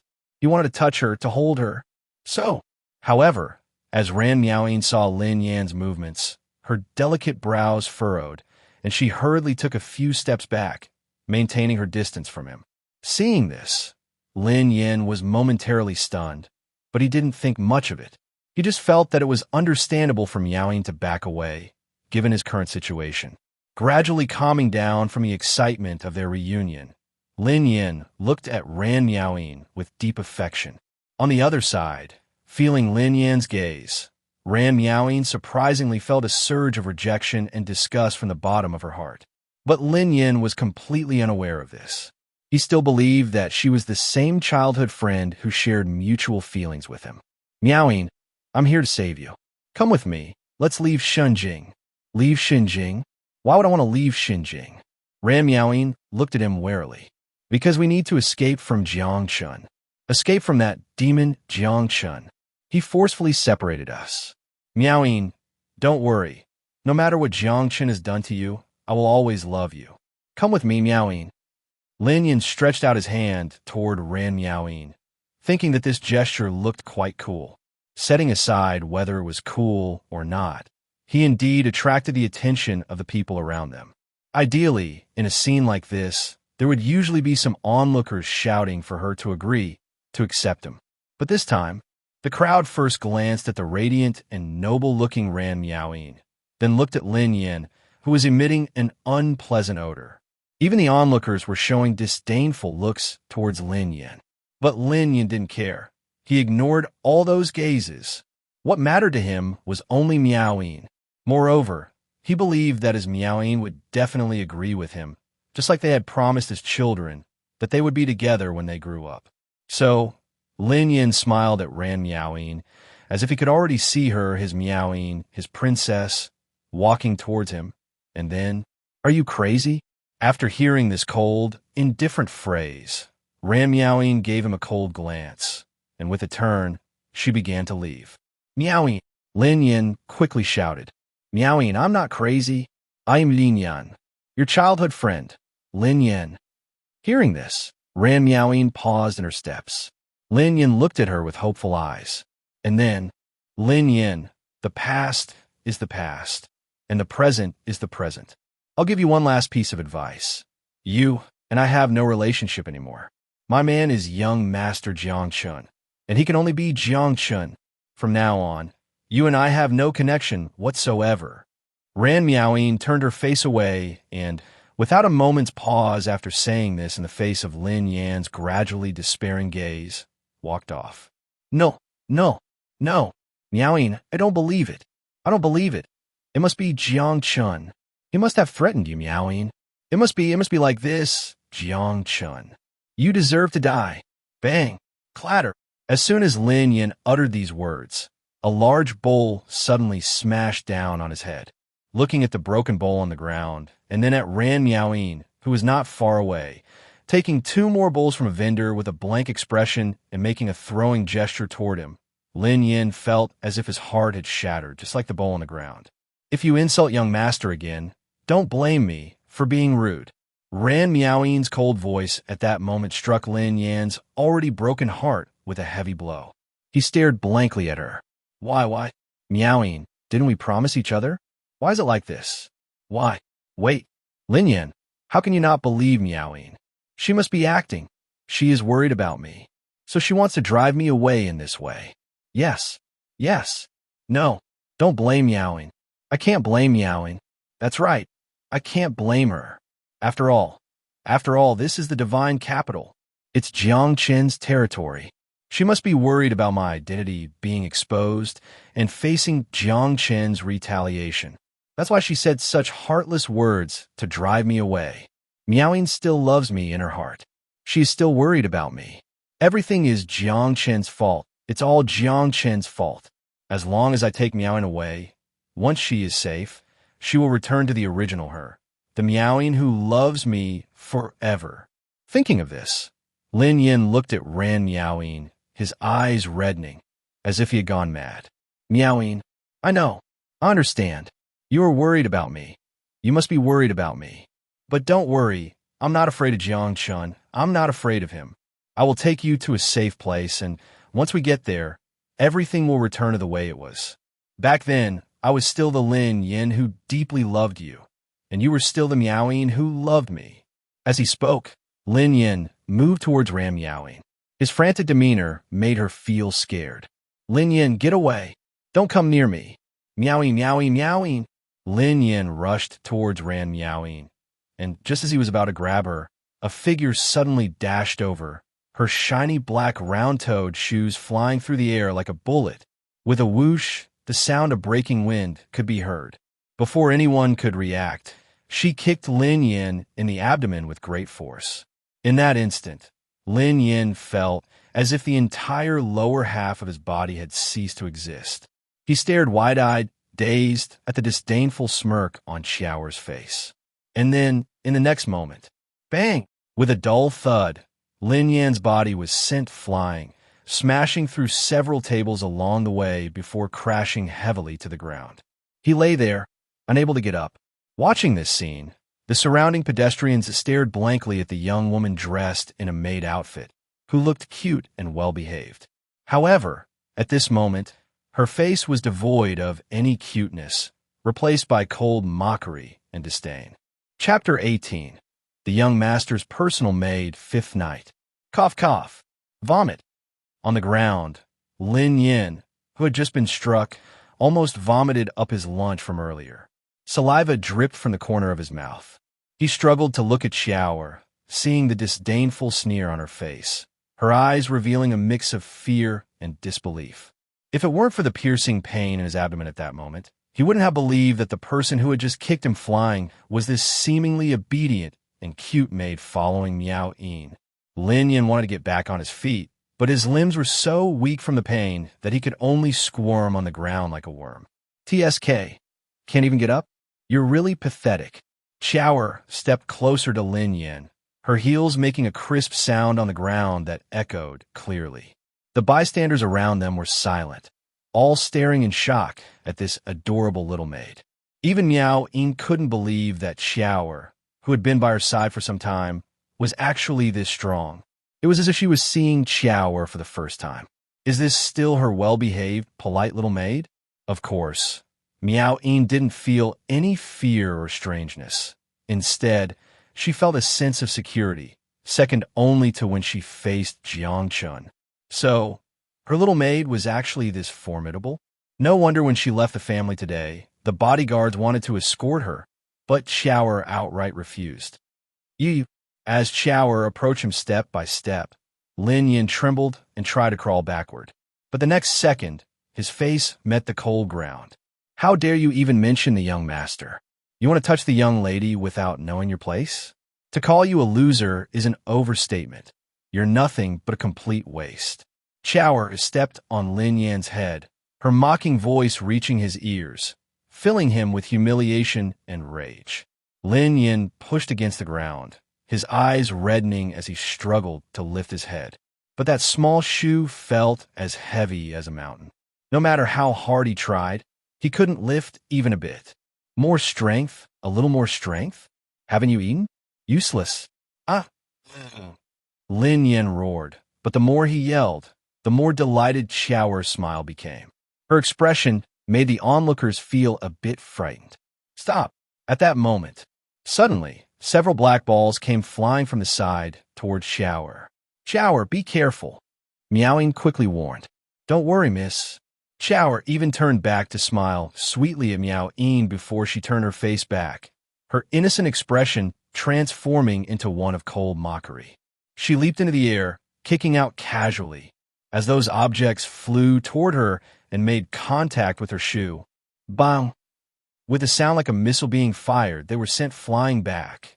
Several of them almost brushed past with incredible speed, crashing into the people who had suddenly thrown things at Xiaoer. Gulp! Looking at the deflated balls at their feet, the group was left speechless, staring in awe at Xiaoer. Is this really a person? No, with those kicks, why not go play in the World Cup? Xiaoer looked at them, her gaze cold.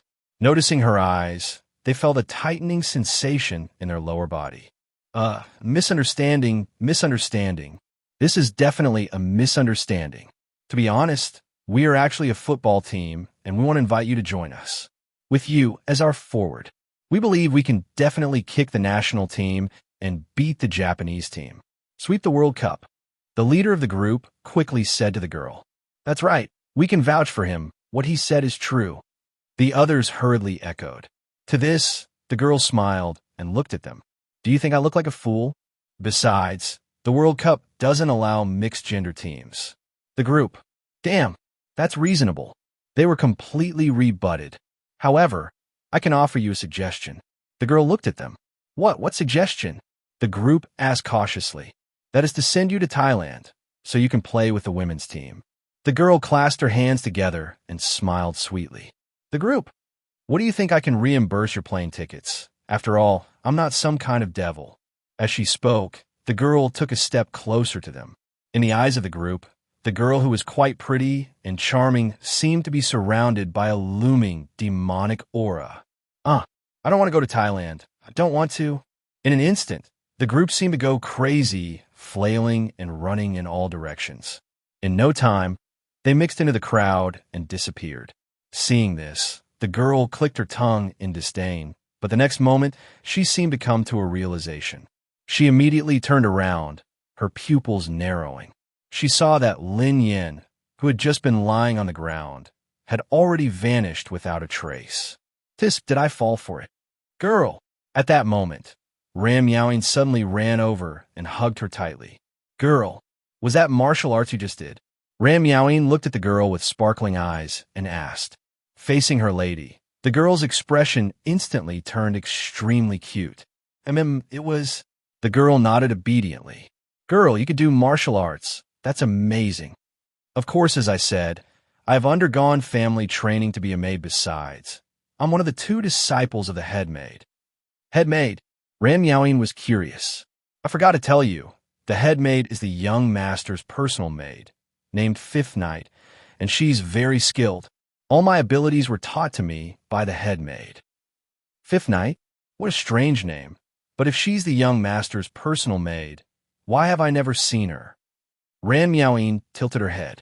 Because the master went to Tianfu City before the young master returned, apparently to pick someone up to bring Xinjing, but looking at the time, she should be back soon. The girl said, I see. When she comes back, I definitely want to meet her.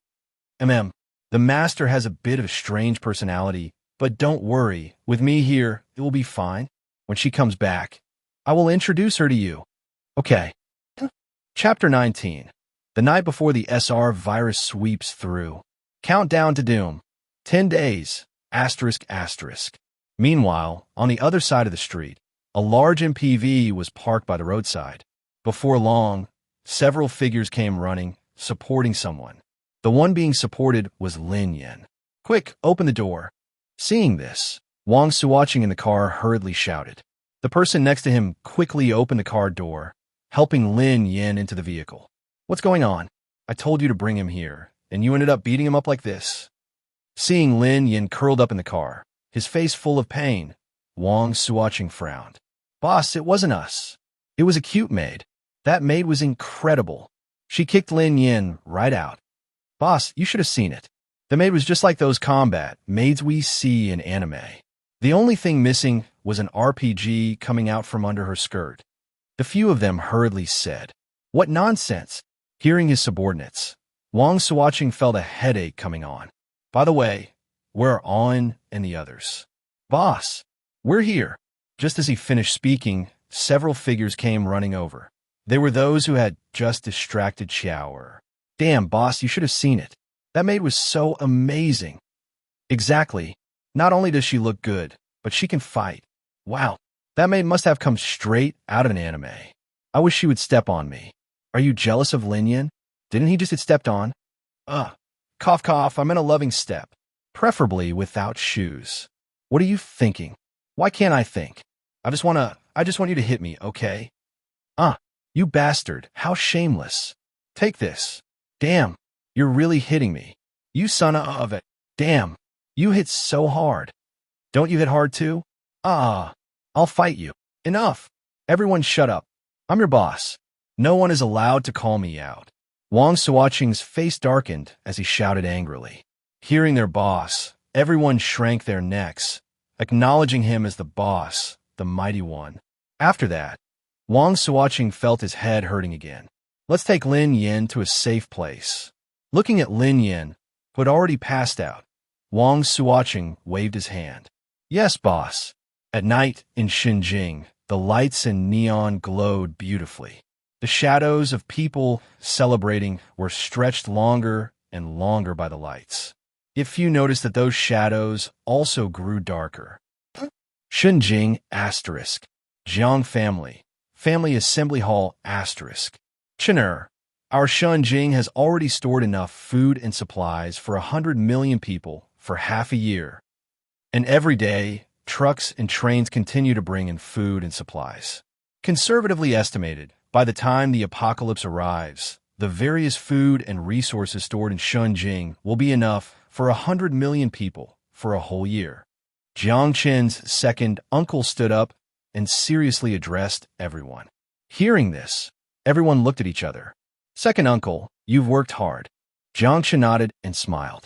Food and supplies sufficient for 100 million people for a year are already more than enough. Father, the military should also be ready, right? Jiang Chen then looked at Jiang Xian. Most of the troops from a southern military district have already arrived outside Shenzhen City. However, as the SR virus has slowly spread, I have instructed them to establish isolation zones and prohibit contact with the outside world. Jiang Xian said. Hearing the words SR virus, everyone's expression turned serious. Indeed, the SR virus had begun to ravage the Blue Star. Fortunately, since Shenzhen discovered the SR virus half a month ago, disinfection has been carried out every day. Thus, the infection rate of the SR virus in Shenzhen has remained at a completely controllable level so far.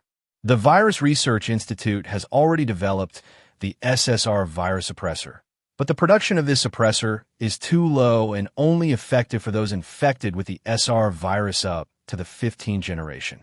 I have instructed that the SSR suppressors produced, apart from a small amount to be kept in Xinjiang, have all been sent to the military. Jiang Chen's relative, Deng Junhua, said seriously. Everyone had no doubt about this. After all, the military is the foundation for the Jiang family to maintain order and rule when the apocalypse arrives. It absolutely cannot be chaotic. By the way, Chinner, due to the epidemic, some scientists are preparing to leave Xinjiang early. They have applied multiple times to retrieve their identity documents. At this moment, Jiang Chen's uncle, who is also the Minister of Internal Affairs of Xinjiang, spoke to Jiang Chen. Hearing this, Jiang Chen couldn't help but smile. Leaving? We let them come, but we never intended to let them go. What does Chenner plan to do? Simple, their identity documents are still in our hands, right? Just keep them. Jiang Chen said with a smile.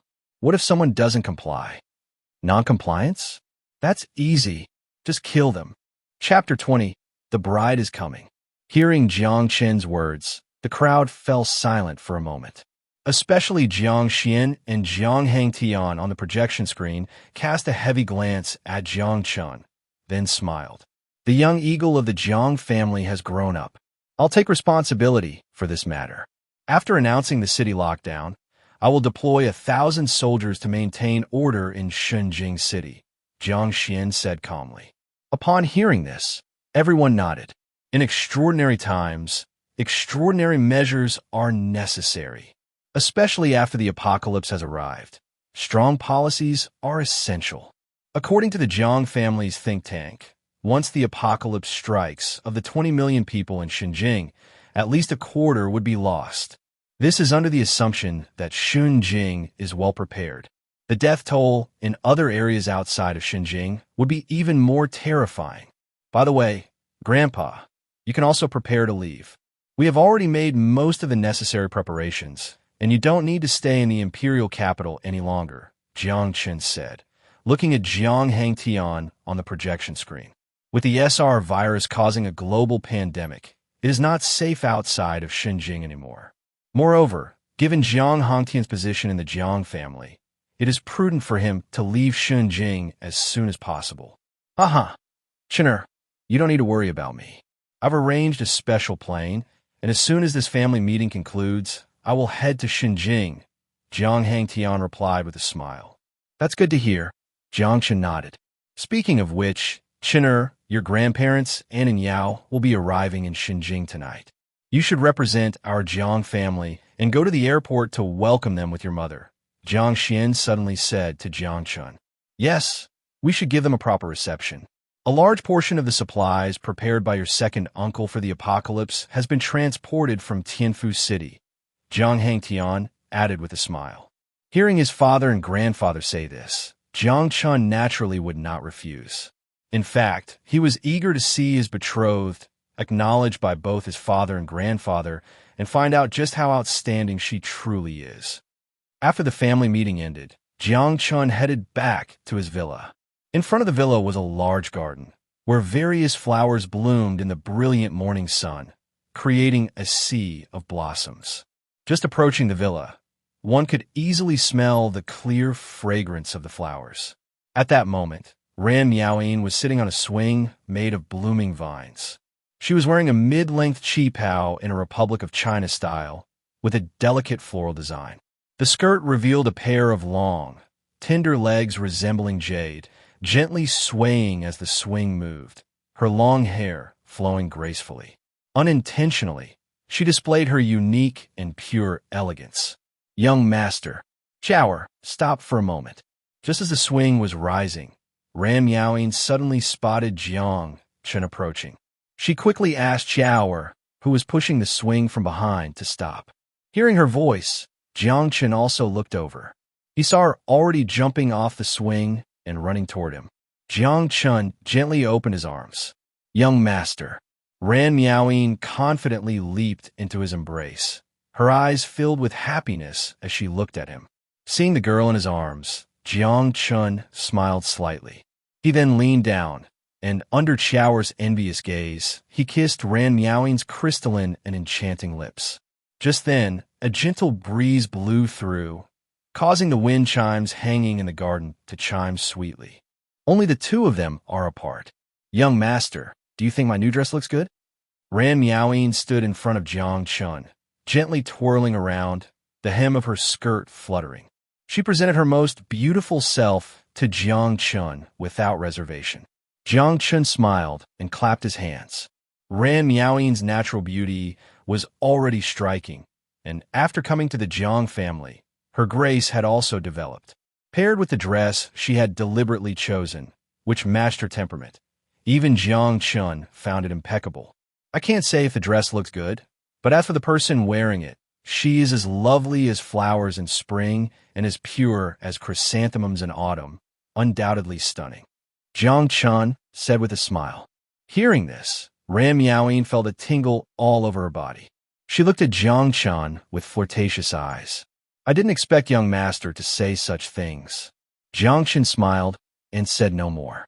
Instead, he looked at Ran Miaoyin with meaningful eyes and said something that made her cheerful expression suddenly freeze.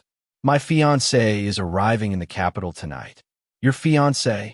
Ran Miaoyin was momentarily taken aback. Yes, you'll get along well with her.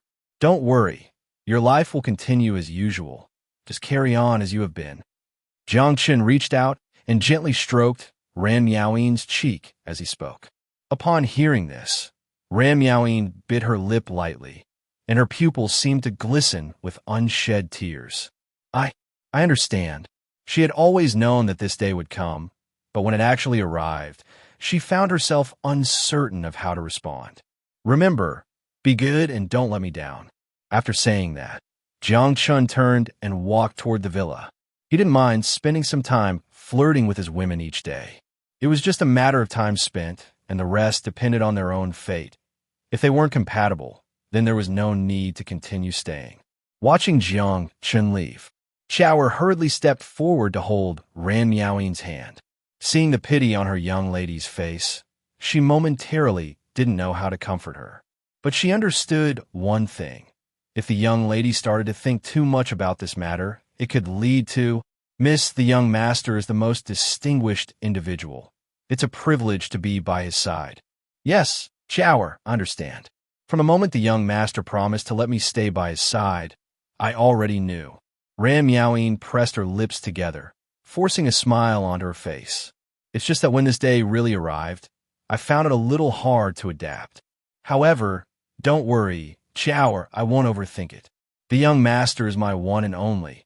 Even if it means death, I won't leave him. Hearing Ran Miaoyin say this, Chower let out a sigh of relief. As long as Ran Miaoyin thought this way, she felt reassured. After all, even she belonged to the young master. At this moment, Jiang Chen, who had just returned to the villa's office, received a call from Magic City. Suchinga. Looking at the caller ID, Jiang Chen's lips curled into a smile. He then answered the call. Jiang Chen, I need your help. Chapter 21. Hope given by Jiang Chen. As soon as the call was connected, Suchinga's pleading voice reached Jiang Chen's ears. Upon hearing this, Jiang Chen accepted the coffee handed to him by the maid and reclined comfortably in his chair. Seeing this, the maid naturally walked behind Jiang Chen and began to gently massage him. Chinga, you're calling me for the first time and saying such things. I'm quite curious. Jiang Chen put his phone on speaker mode on the table, enjoying his coffee and the maid's massage as he spoke. Upon hearing Jiang Chen's words, Suchinga on the other end of the line fell into noticeable silence. Young Master Jiang, I have one more word. Jiang Chen placed his coffee on the table after taking a sip and then patted his thigh. Seeing this, the maid's eyes sparkled. She walked around from behind Jiang Chen, her long legs wrapped in white silk, now sitting on his lap. Why, young master? From Suchinga's slightly trembling voice, Jiang Chen could imagine how embarrassed she must be on the other end of the line. That's more like it, little Chinga. Jiang Chen's hands wandered onto the maid's silky white thighs as he spoke with a meaningful tone. At that moment in Magic City, Suchinga's face was already flushed. If it were in the past, anyone who dared to tease her with such words would have faced her cold retort. But now, faced with Jiang Chen, she didn't dare to respond. Currently, Magic City was helpless against the SR virus outbreak.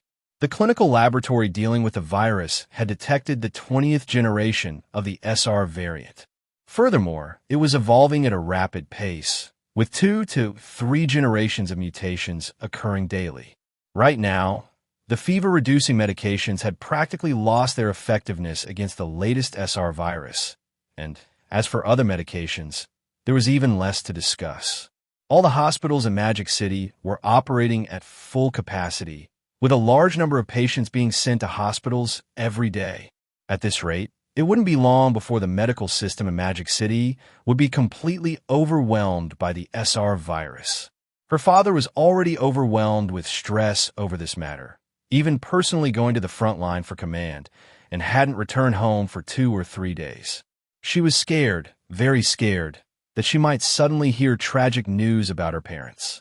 In this moment, she suddenly thought of God Capital, thought of the Jiang family, thought of Jiang Chen. She remembered what Jiang Chen had said to her on the plane back then. So, she dialed Jiang Chen's number, hoping to find a solution from him. Go ahead. What do you want my help with? Upon hearing Jiang Chen's words over the phone, Suchinga's eyes instantly lit up. I want to find a way to control the SR virus. Are you dreaming? As soon as she finished speaking, Jiang Chen's voice came through immediately. Moreover, she seemed to hear a faint, delicate moan in the background. However, she couldn't care about that at the moment. But the situation in Magic City right now. I know.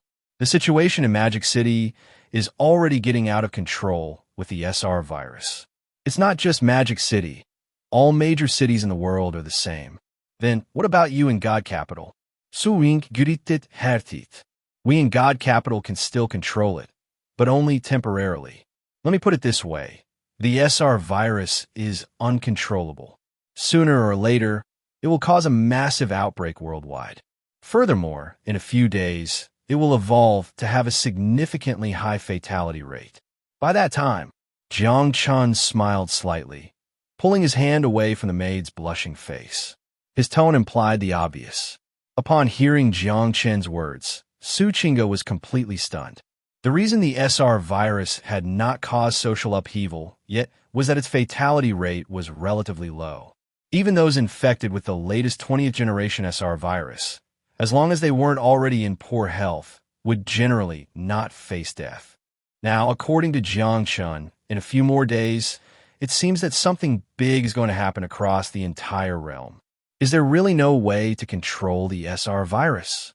Suchinga asked with a pale face. No. Hearing Jiang Chen's response, Suchinga felt despair wash over her. But soon, she remembered something. She hurriedly reached into her pocket. Quickly, the iron piece engraved with the character Jiang that Jiang Chen had given her on the airplane appeared in her hand. Do you remember that iron piece you gave me before? What? You haven't thrown it away? Jiang Chen chuckled. I didn't throw it away. Jiang Chen, you said back then that as long as I have this iron piece, you would give me a glimmer of hope. You promised. You can't go back on your word. Suchinga bit her red lip tightly, shouting at Jiang Chen. Jiang Chen couldn't help but laugh. Aha, Suchinga, you should feel lucky to have met me. Otherwise, the despair and horror you would experience would be thousands of times more intense than what you feel now. Jiang Chen's tone sounded like a joke, but it sent a chill down Suchinga's spine. What do you mean by that? You'll find out soon enough. For now, remember what I'm about to say. When you can't hold on any longer, take your father and, with the iron plate in your hand, come to Xinjing. This is your only way of salvation. Also, considering the time, the SSR virus suppressor should have been mailed to your home by now. Remember, don't let your father be infected with the 10th generation or above of the virus. Otherwise, even the suppressor will be useless. Finally, I look forward to the day we meet again. With that, Jiang Chen hung up the phone. Beep, beep, beep. Listening to the sound of the call being disconnected, Suchinga stared blankly at her phone. Unlike before, this time there was light in her eyes. Just then, her phone suddenly rang with a notification. Seeing the word Express, Suchinga quickly answered the call. Hello, is this Ms. Suchinga? The voice on the other end asked. There's a package for you. Is it sent from Xinjing? Suchinga quickly asked. Yes. Great. I'll come down and get it right now. Don't leave. After finishing, Suchinga hurriedly put on her mask and gloves, changed her shoes, and ran downstairs. Soon, she rushed back upstairs with the package. Taking out the disinfectant, she sprayed it all over the express package. After that, she quickly opened the packaging. Inside, 3 glass bottles labeled SSR virus suppressor came into view. Her small hands trembled slightly as she took out the 3 glass bottles. Suchinga felt her heart racing. Ding, ding, ding. Just as she was about to carefully observe this world's only vaccine, her phone rang again. This time, the caller ID showed Dad. Suchinga quickly answered the phone, eager to share the news with her father. Before Suchinga could say anything, she heard crying from the other end. Chinga, your father, he's been infected. Chapter 22. Welcoming the Fiancé, the third luck protagonist. Night of the 17th. The bad news that Suchinga was unwilling to face finally came. At the moment she heard her mother's helpless words, her mind went blank, as if her soul had been pulled away. Unlike ordinary people, Suchinga understood the terrifying nature of the SR virus, especially after her recent phone call with Jiang Chen, knowing that the SR virus was about to evolve into a highly lethal strain. No, wait, there's still hope. Suchinga looked at the SSR virus suppressant in her hand, biting her red lips, her beautiful eyes trembling slightly. Mom, don't panic. First, tell me, which generation of the SR virus did my parent get infected with? After asking this question, Suchinga felt her palms sweating. She was terrified that the answer would be that it was the 10th generation or above. If that's the case, even the SSR virus suppressant in her hand would become completely ineffective. Ning Fei's slightly tearful voice came through the phone. Professor Wang said that your parent is infected with the 14th generation of the SR virus, but I'm afraid that in just a few hours, it will rapidly evolve into the latest strain, the 20th generation SR virus. As she spoke, Ning Fei could no longer hold back the tears in her eyes. Su Wu was the pillar of the Su family, especially during this critical period. If something happened to Su Wu, she truly didn't know what to do next. But just as she finished speaking, a wave of extremely excited voices came from Suchinga's phone. 14th generation. Great, great, great. Hearing her daughter say great 3 times in a row, Ning Fei was stunned. She even doubted if she had misheard. After all, their family atmosphere was harmonious, and her daughter occasionally helped her parent with some official matters. There was absolutely no situation of a parent-child feud. But what did Chinga mean by this? Why was she so excited, even happy, to hear that her parent was infected? She even wondered if Chinga couldn't handle the news and had become silly. But at this moment, Su Chinga was not silly at all. She was incredibly clear-headed. Mom, you need to take my parent home right now. I have a way to save them. Chinga, you have a way? Ning Fei hesitated for a moment. Yes, Mom, you have to believe me, Su Chinga hurriedly said. Hearing this, Ning Fei hesitated for a moment, but soon she made up her mind. She decided to trust her daughter. Of course, the main reason was that it wasn't safe to stay outside now. It's better to go home for quiet treatment. Chinga, I'm going to bring your parent back right away. Okay, Mom, don't worry. I will definitely save them. After hanging up the phone, Su Chinga looked at the 3 small bottles in her hand. She pressed her lips together. Jiang Chen, if you can save my parent, I won't hold a grudge against what you did to me last time. Besides, consider it a big favor from me to you. Time passed second by second. In the blink of an eye, the whole world was shrouded in the shadow of the SR virus pandemic. Night fell. Shenzhen, completely different from a week ago's lively night scene. The streets of Shenzhen now had considerably fewer people. Even those still walking on the streets were wearing masks, completely wrapped up, and consciously keeping a considerable distance from others around them. Shenzhen International Airport. As the roaring sounds of the engines gradually subsided, a private plane slowly came to a stop at the airport. The boarding ladder was lowered. 2 somewhat elderly figures first appeared in the welcoming crowd. Father, mother, Junhua.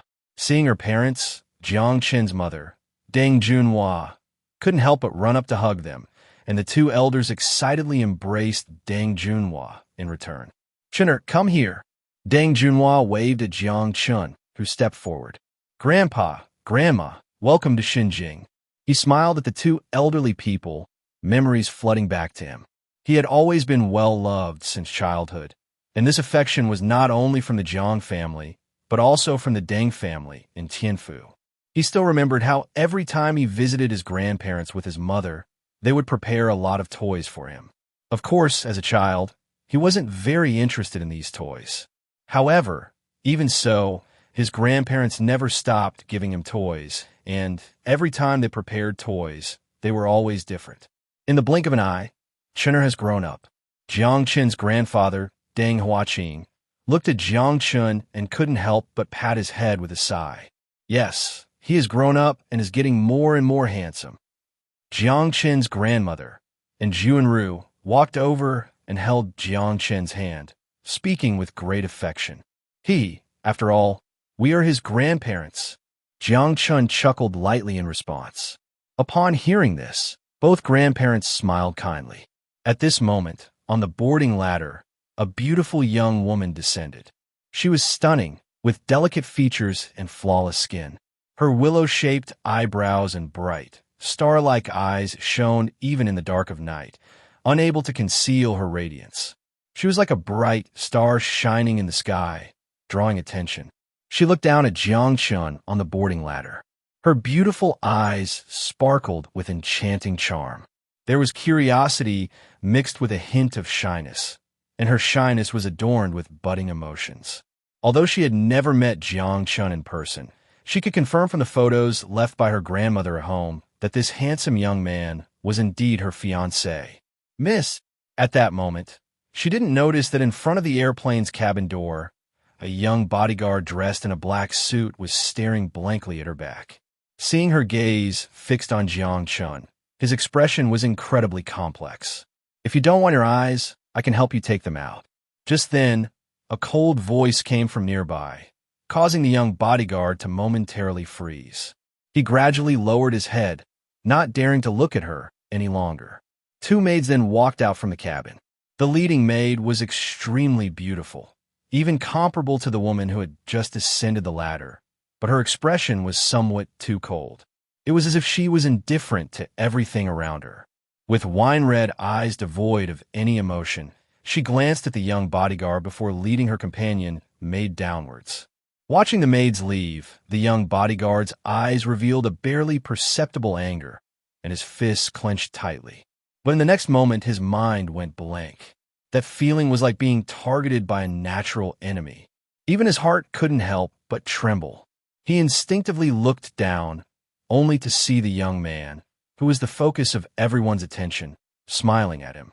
Chapter 23. Confirmation of the palace's main consort.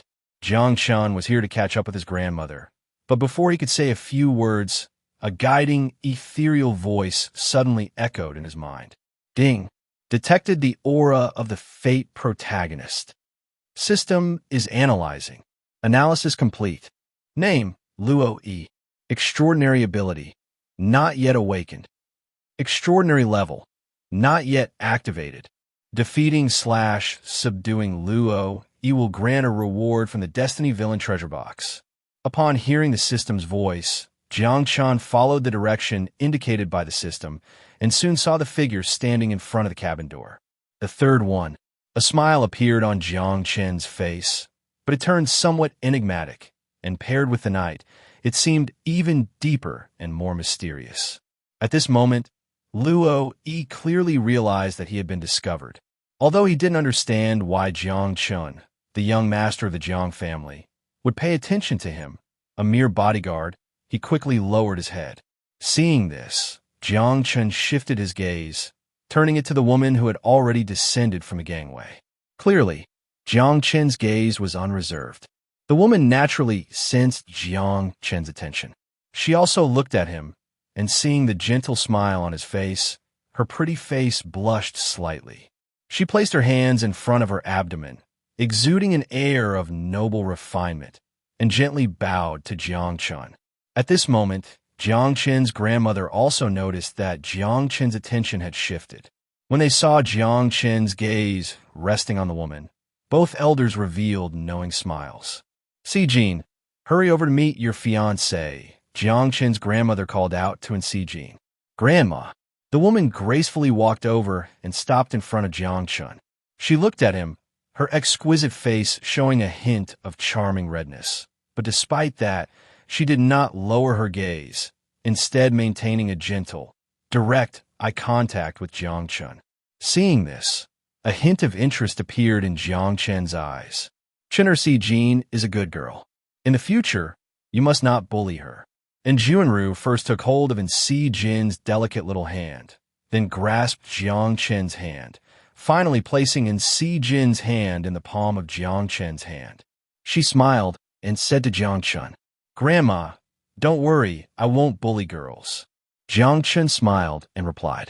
Hearing Jiang Chen's words, Si-jin's pretty face turned even more charmingly red, especially as she felt Jiang Chen holding her little hand.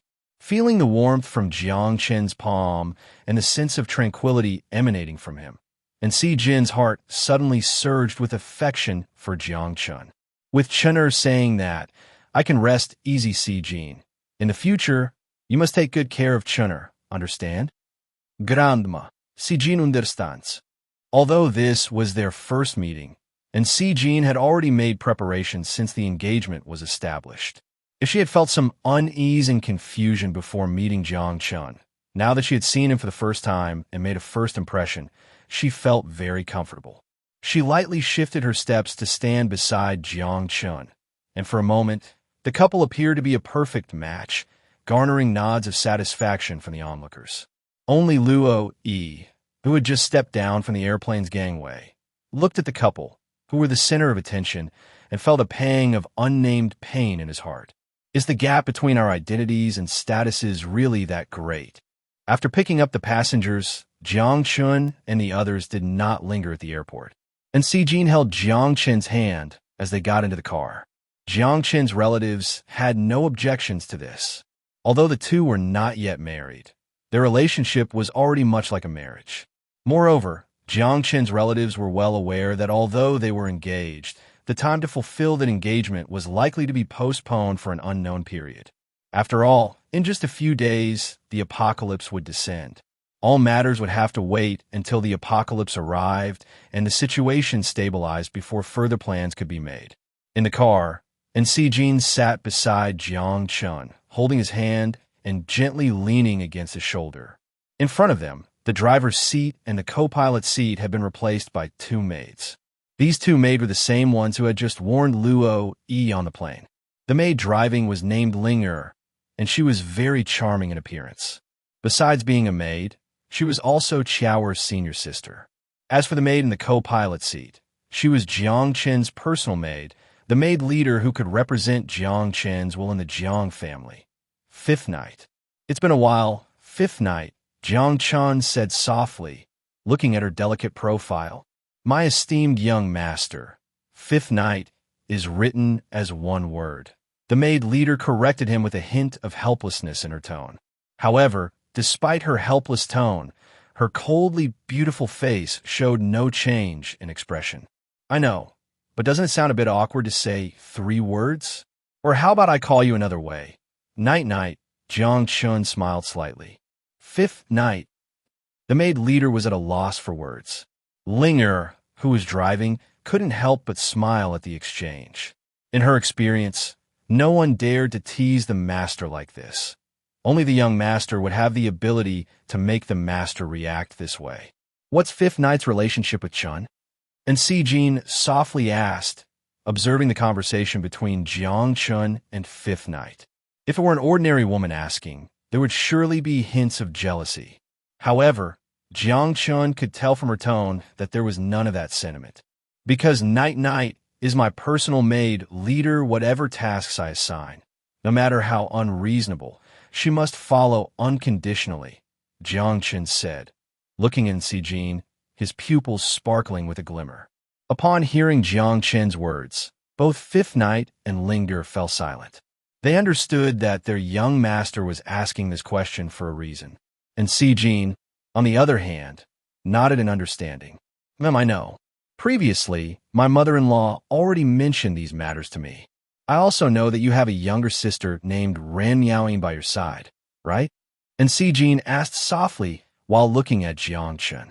Hearing in Sijin's words and seeing her completely calm expression, Jiang Chen nodded. That's correct. Few honestly, I was a bit worried about adapting when I came to be by your side alone. Now that there's a younger sister, I feel much more at ease, and Sijin said with a smile, lightly clasping her hands together as she looked at Jiang Chen. Seeing the genuine and friendly smile on Sijin's face, Jiang Chen slowly revealed a smile of his own. He reached out and embraced Sijin, his deep gaze fixed on her, causing her cheeks to flush even deeper. If you think this way, I'm relieved as well. After saying this, Jiang Chen leaned down and, under Sijin's passionate gaze, kissed her enchanting red lips. Chapter 24. Superman Lin Yin? And Ji Jin's arrival was very smooth. On the very night she arrived at Jiang Chen's villa, she even specially requested to sleep with Ran Miaoying. When she woke up the next morning, Ran Miaoying, who had been bewildered and troubled the entire day, had once again returned to her previous self. In fact, she seemed even more relaxed. Regarding all this, Jiang Chen only took a brief look and then no longer paid attention. Time until the apocalypse. 130 hours, 56 minutes, 34 seconds. 30 seconds. 20 seconds. Hot, burning hot. Everywhere was fire. Red, crimson, blazing flames. Where is this? Why am I here? Lin Yin. That voice. Miaoying, is that you? Miaoying. Looking at the figure ahead, surrounded by flames, Lin Yin walked over in a daze. Lin Yin. Miaoying, I'm coming. Miaoying. Lin Yin. Miaoying, why won't you look at me? Miaoying. As he approached, Lin Yin looked at her, at that familiar back. Lin Yin. Miaoying. Lin Yin. Suddenly, the figure of Ran Miaoying, who had her back to him, turned around. It wasn't Ran Miaoying. It wasn't the Ran Miaoying in his heart.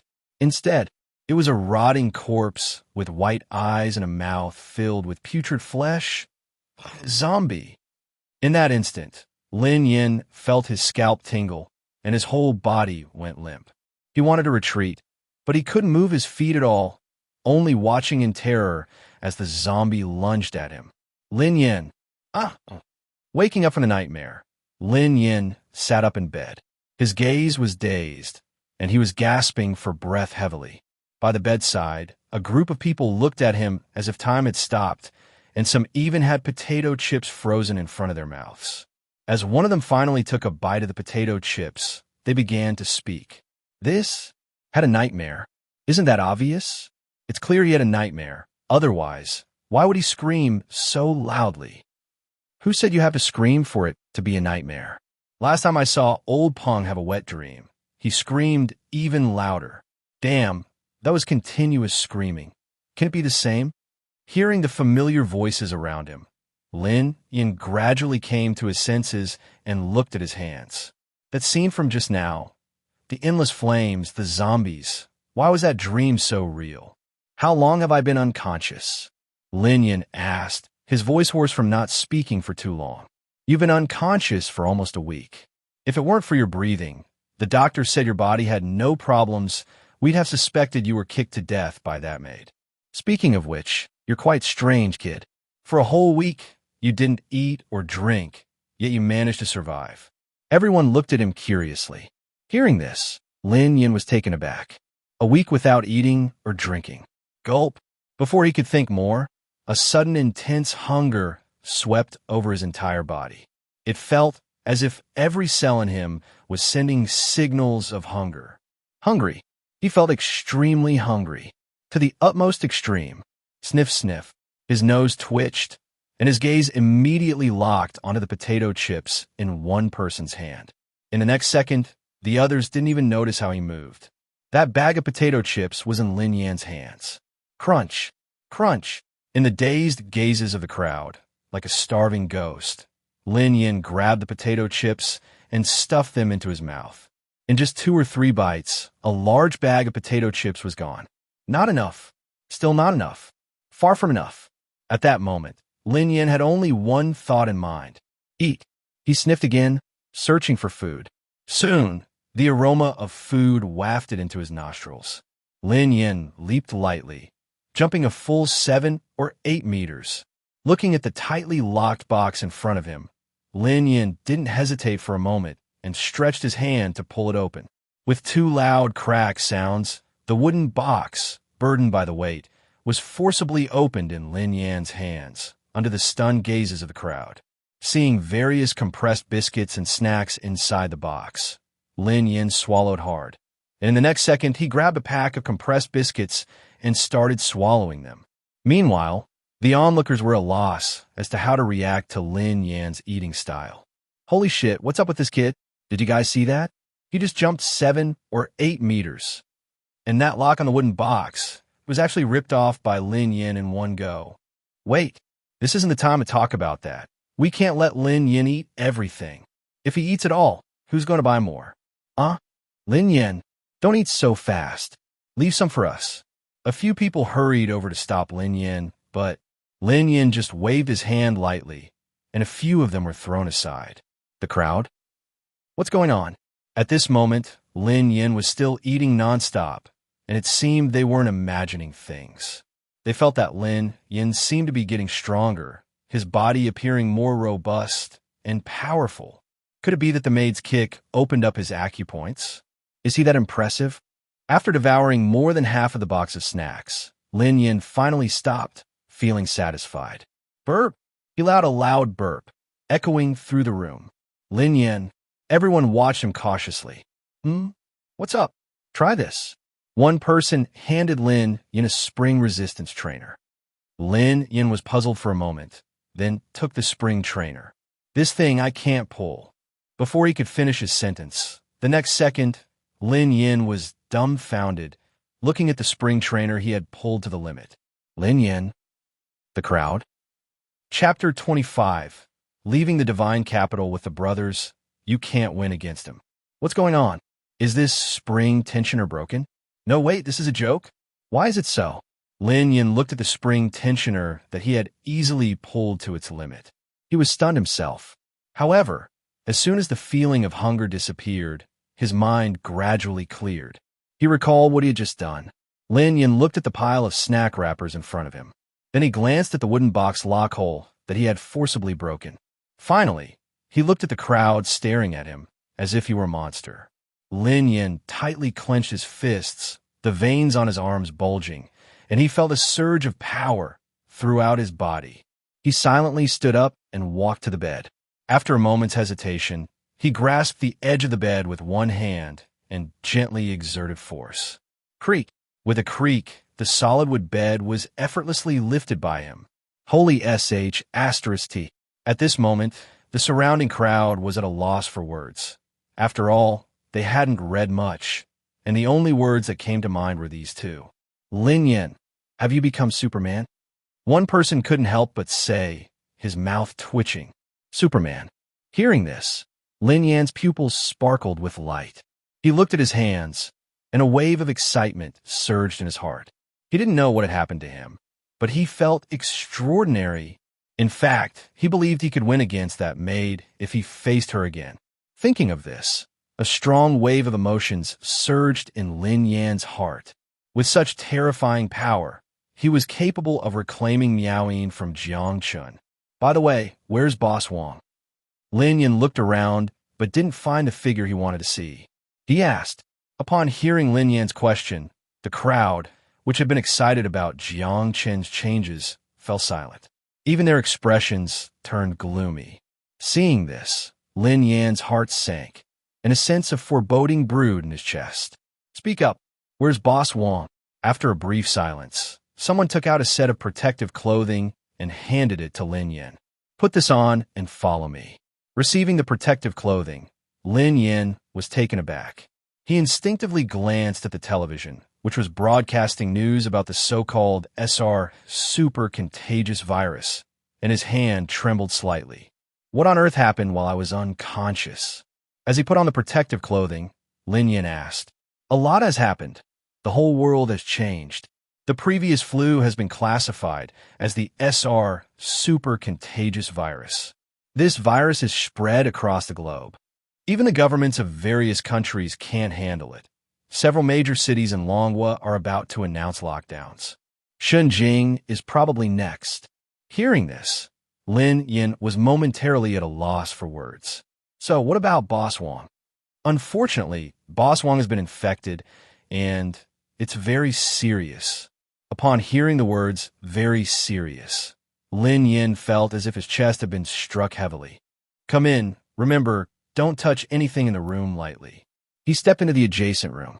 Lin Yan looked through his goggles at the tightly closed curtains, which made the room extremely dim, and saw the figure lying in bed, receiving in 4 drip and wearing an oxygen mask. He felt his own breathing becoming a bit labored. Have a good chat with Boss Wong. These days, the first thing he asked when he woke up was whether you were awake. Patting Lin Yan's shoulder, the younger brother wiped a tear from the corner of his eye and then turned to leave the room. Lin Yan's steps were stiff as he approached the bedside, watching the figure whose breathing was becoming increasingly difficult. He looked at the gaunt face. Wong, Boss Wong. Lin Yan forced back the pain in his nose and softly called out. Hearing Lin Yan's voice, Wang Suoqing slowly opened his tightly shut eyes. As soon as he saw Lin Yan, a faint smile appeared on his face, obscured by the oxygen mask. Seeing that faint smile, Lin Yan could no longer hold back.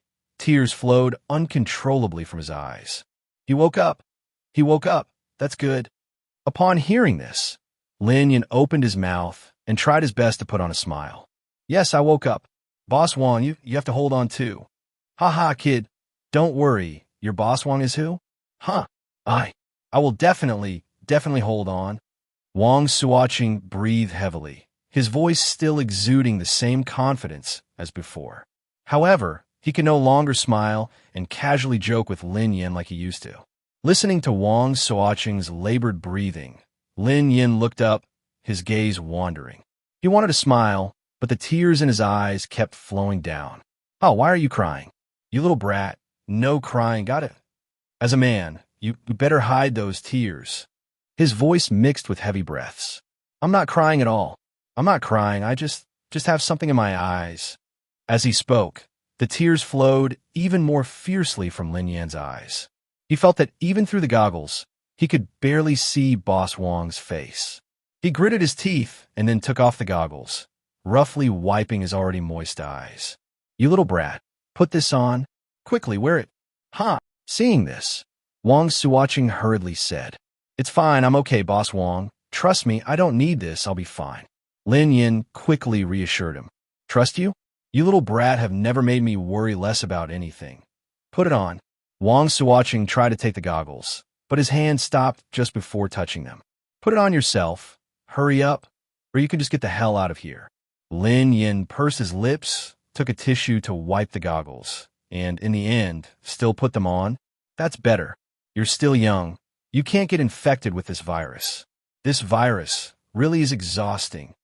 Wang Suocheng muttered. Upon hearing this, Lin Yin fell silent. By the way, suddenly, Wang Suocheng pulled out a document from under his pillow. Sign your name here and stamp your handprint. This, Lin Yin took the document, and when he saw the big words property transfer agreement on it, he was stunned. Kid, promise me, take this money, bring the brothers, leave Shunjing. No matter where you go, leave Xinjing. Don't go looking for Ram Yaoing again, and don't fight with Jiang Chen. The Jiang family is too powerful. You can't fight against him. Chapter 26. Want to leave? Not going to happen. The capital is locked down. Asterisk, asterisk. Looking at the contract in front of him, Lin Yin clenched his fists tightly. He wanted to tell Boss Wang that he didn't need these things, but faced with Boss Wang's hopeful gaze at that moment, he couldn't bring himself to say it. He understood that Boss Wang was doing this for his own good, but, Lin Yin, do you still remember your father? Wang Suocheng's weak voice came from behind the breathing mask. Lin Yin nodded, looking down. I will never forget them. Yes, me too. Your father was my strongest subordinate back then. No matter what he did, he always charged to the front. His personality was just like yours, stubborn as a mule. Wang Suocheng gazed at the dim ceiling, seemingly reminiscing about something. He smiled faintly. I used to scold him every day, telling him not to be so brave yet reckless, to use his brain a bit, but just like you, he never listened to me. Until that day, that night, because of what happened with the mission, your father and your uncle ran into trouble. When I rushed over, they were already on their last breath. Do you know what their last words to me were? Upon hearing this, Lin Yin clenched his lips, remaining silent. They asked me to raise you, to make sure you didn't follow in their footsteps, to allow you to live a normal life, safe and sound. I promised them that I would help fulfill this wish. So, Lin Yin, leave the capital, go to another city, and live well. Not just for your father, but also for me. Listening to Wang Suocheng's words, tears streamed down Lin Yan's face. He took off his goggles once more and wiped his reddened eyes. What do you mean, also for me? You're not dead yet. Wang Suocheng shook his head with a smile, his voice becoming increasingly labored. Cough, cough, cough, cough, cough. Boss Wang, it's nothing. It's nothing. Coughing a bit actually feels a little better. What do you mean it's nothing? You're coughing up blood. Lin Yin looked at the crimson stains on the breathing mask, alarmed. No, we need to find a doctor. Get a doctor. Lin Yin, Lin Yin, Lin Yin. Those last two words, Wang Suocheng almost used all his strength to call out to Lin Yin, stopping him from running out. Lin Yin, in my lifetime, I have only ever wished for one young man, and his name was Jiang Chen. Now, I have a second one. His name is Lin Yin. Lin Yin, I beg you, take the brothers and leave the capital. Leave this place of turmoil. I'm begging you. Hearing this, Lin Yin raised his head, wanting to hold back the tears in his eyes, but he couldn't stop them from flowing. Lin Yin didn't dare to turn around. He was afraid that if he did, he would see Boss Wang's pleading gaze. He understood that right now, he had to make a choice. And this choice, at this moment, was not hard to make. I understand, Boss Wang. I will take the brothers and leave, and you too, Boss Wang. We'll leave together. Chapter 27. Protest. Jiang Family Asterisk. Clan Assembly Hall Asterisk. This time, the clan assembly hall was no longer empty at the highest position. Instead, it was occupied by a solemn-looking elder, Jiang Hingtian, the old patriarch of the Jiang family, the pillar of the family. His serious gaze swept across the crowd in the hall.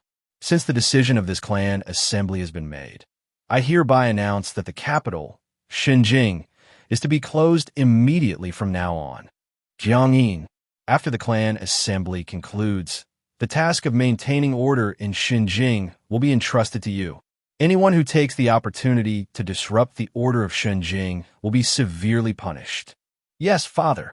Jiang Yin stood up and nodded seriously at Jiang Hingtian. Chena. Jiang Hingtian then looked at Jiang Chen. Hearing this, Jiang Chen immediately stood up. From now on, the family will enter a countdown to the end of days, and during this period, Chener, you will be responsible for all matters inside and outside Xinjiang. Everything will be under your command. Are you capable of this? I, Jiang Chen, will not disappoint the family's expectations. Jiang Chen said with determination, nodding in response. Seeing this, Jiang Hingtian nodded in satisfaction. Everyone, the next clan assembly is set for the day after the end of days. When that assembly begins, I hope our Jiang family's great enterprise will officially commence. Everything for the family. Everything for the family. Good. There's no time to waste. Act immediately. In just half an hour after the Jiang family's decision was issued, the broadcasts, radios, and even televisions in every household in Xinjiang were forcefully broadcasting this news. At this moment, all the residents stared blankly at this scene, feeling as if it were a dream. Some people immediately jumped out of bed, claiming they weren't awake yet and needed to sleep a little longer. Most others swallowed hard. They had an ominous feeling. This day was about to change dramatically.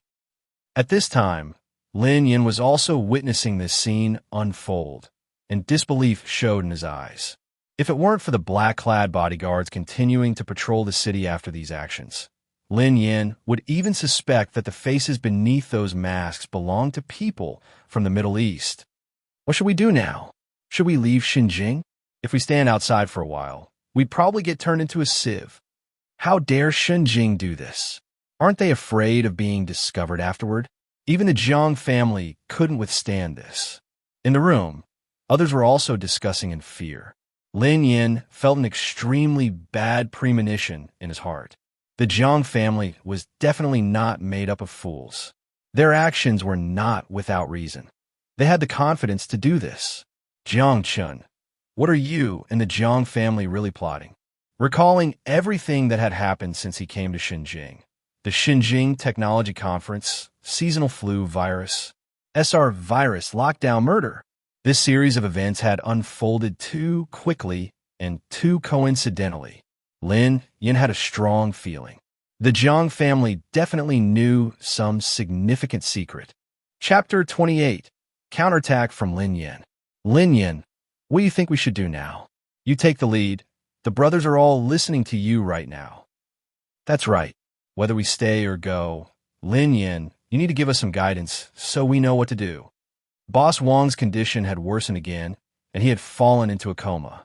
In the last moments before he lost consciousness, he told them that they must unconditionally follow Lin Yan's orders, and if anything happened to him, Lin Yin would become his successor. If it had been the old Lin Yin, a group of people from the underworld would definitely not have accepted this. But now, Lin Yin had become like a Superman, immensely powerful. Even if they all teamed up, they might not be able to defeat him. So, they didn't resist the idea of following Lin Yan's commands as Boss Wang had instructed. We definitely have to leave.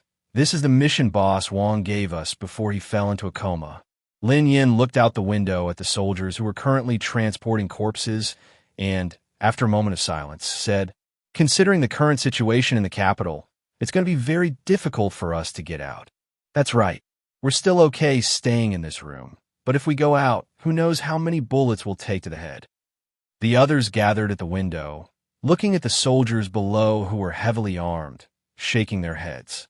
They were usually terrified when encountering the police, let alone these soldiers. Did they not just see how the hundreds of protesters were ruthlessly wiped out? Compared to the fear of the others, Lin Yin looked at the soldiers below, who were completely encased in protective gear, with a different expression in his eyes. All right, you all stay put. I'll go out alone and take a look. After thinking for a moment, Lin Yin said to everyone, "You alone."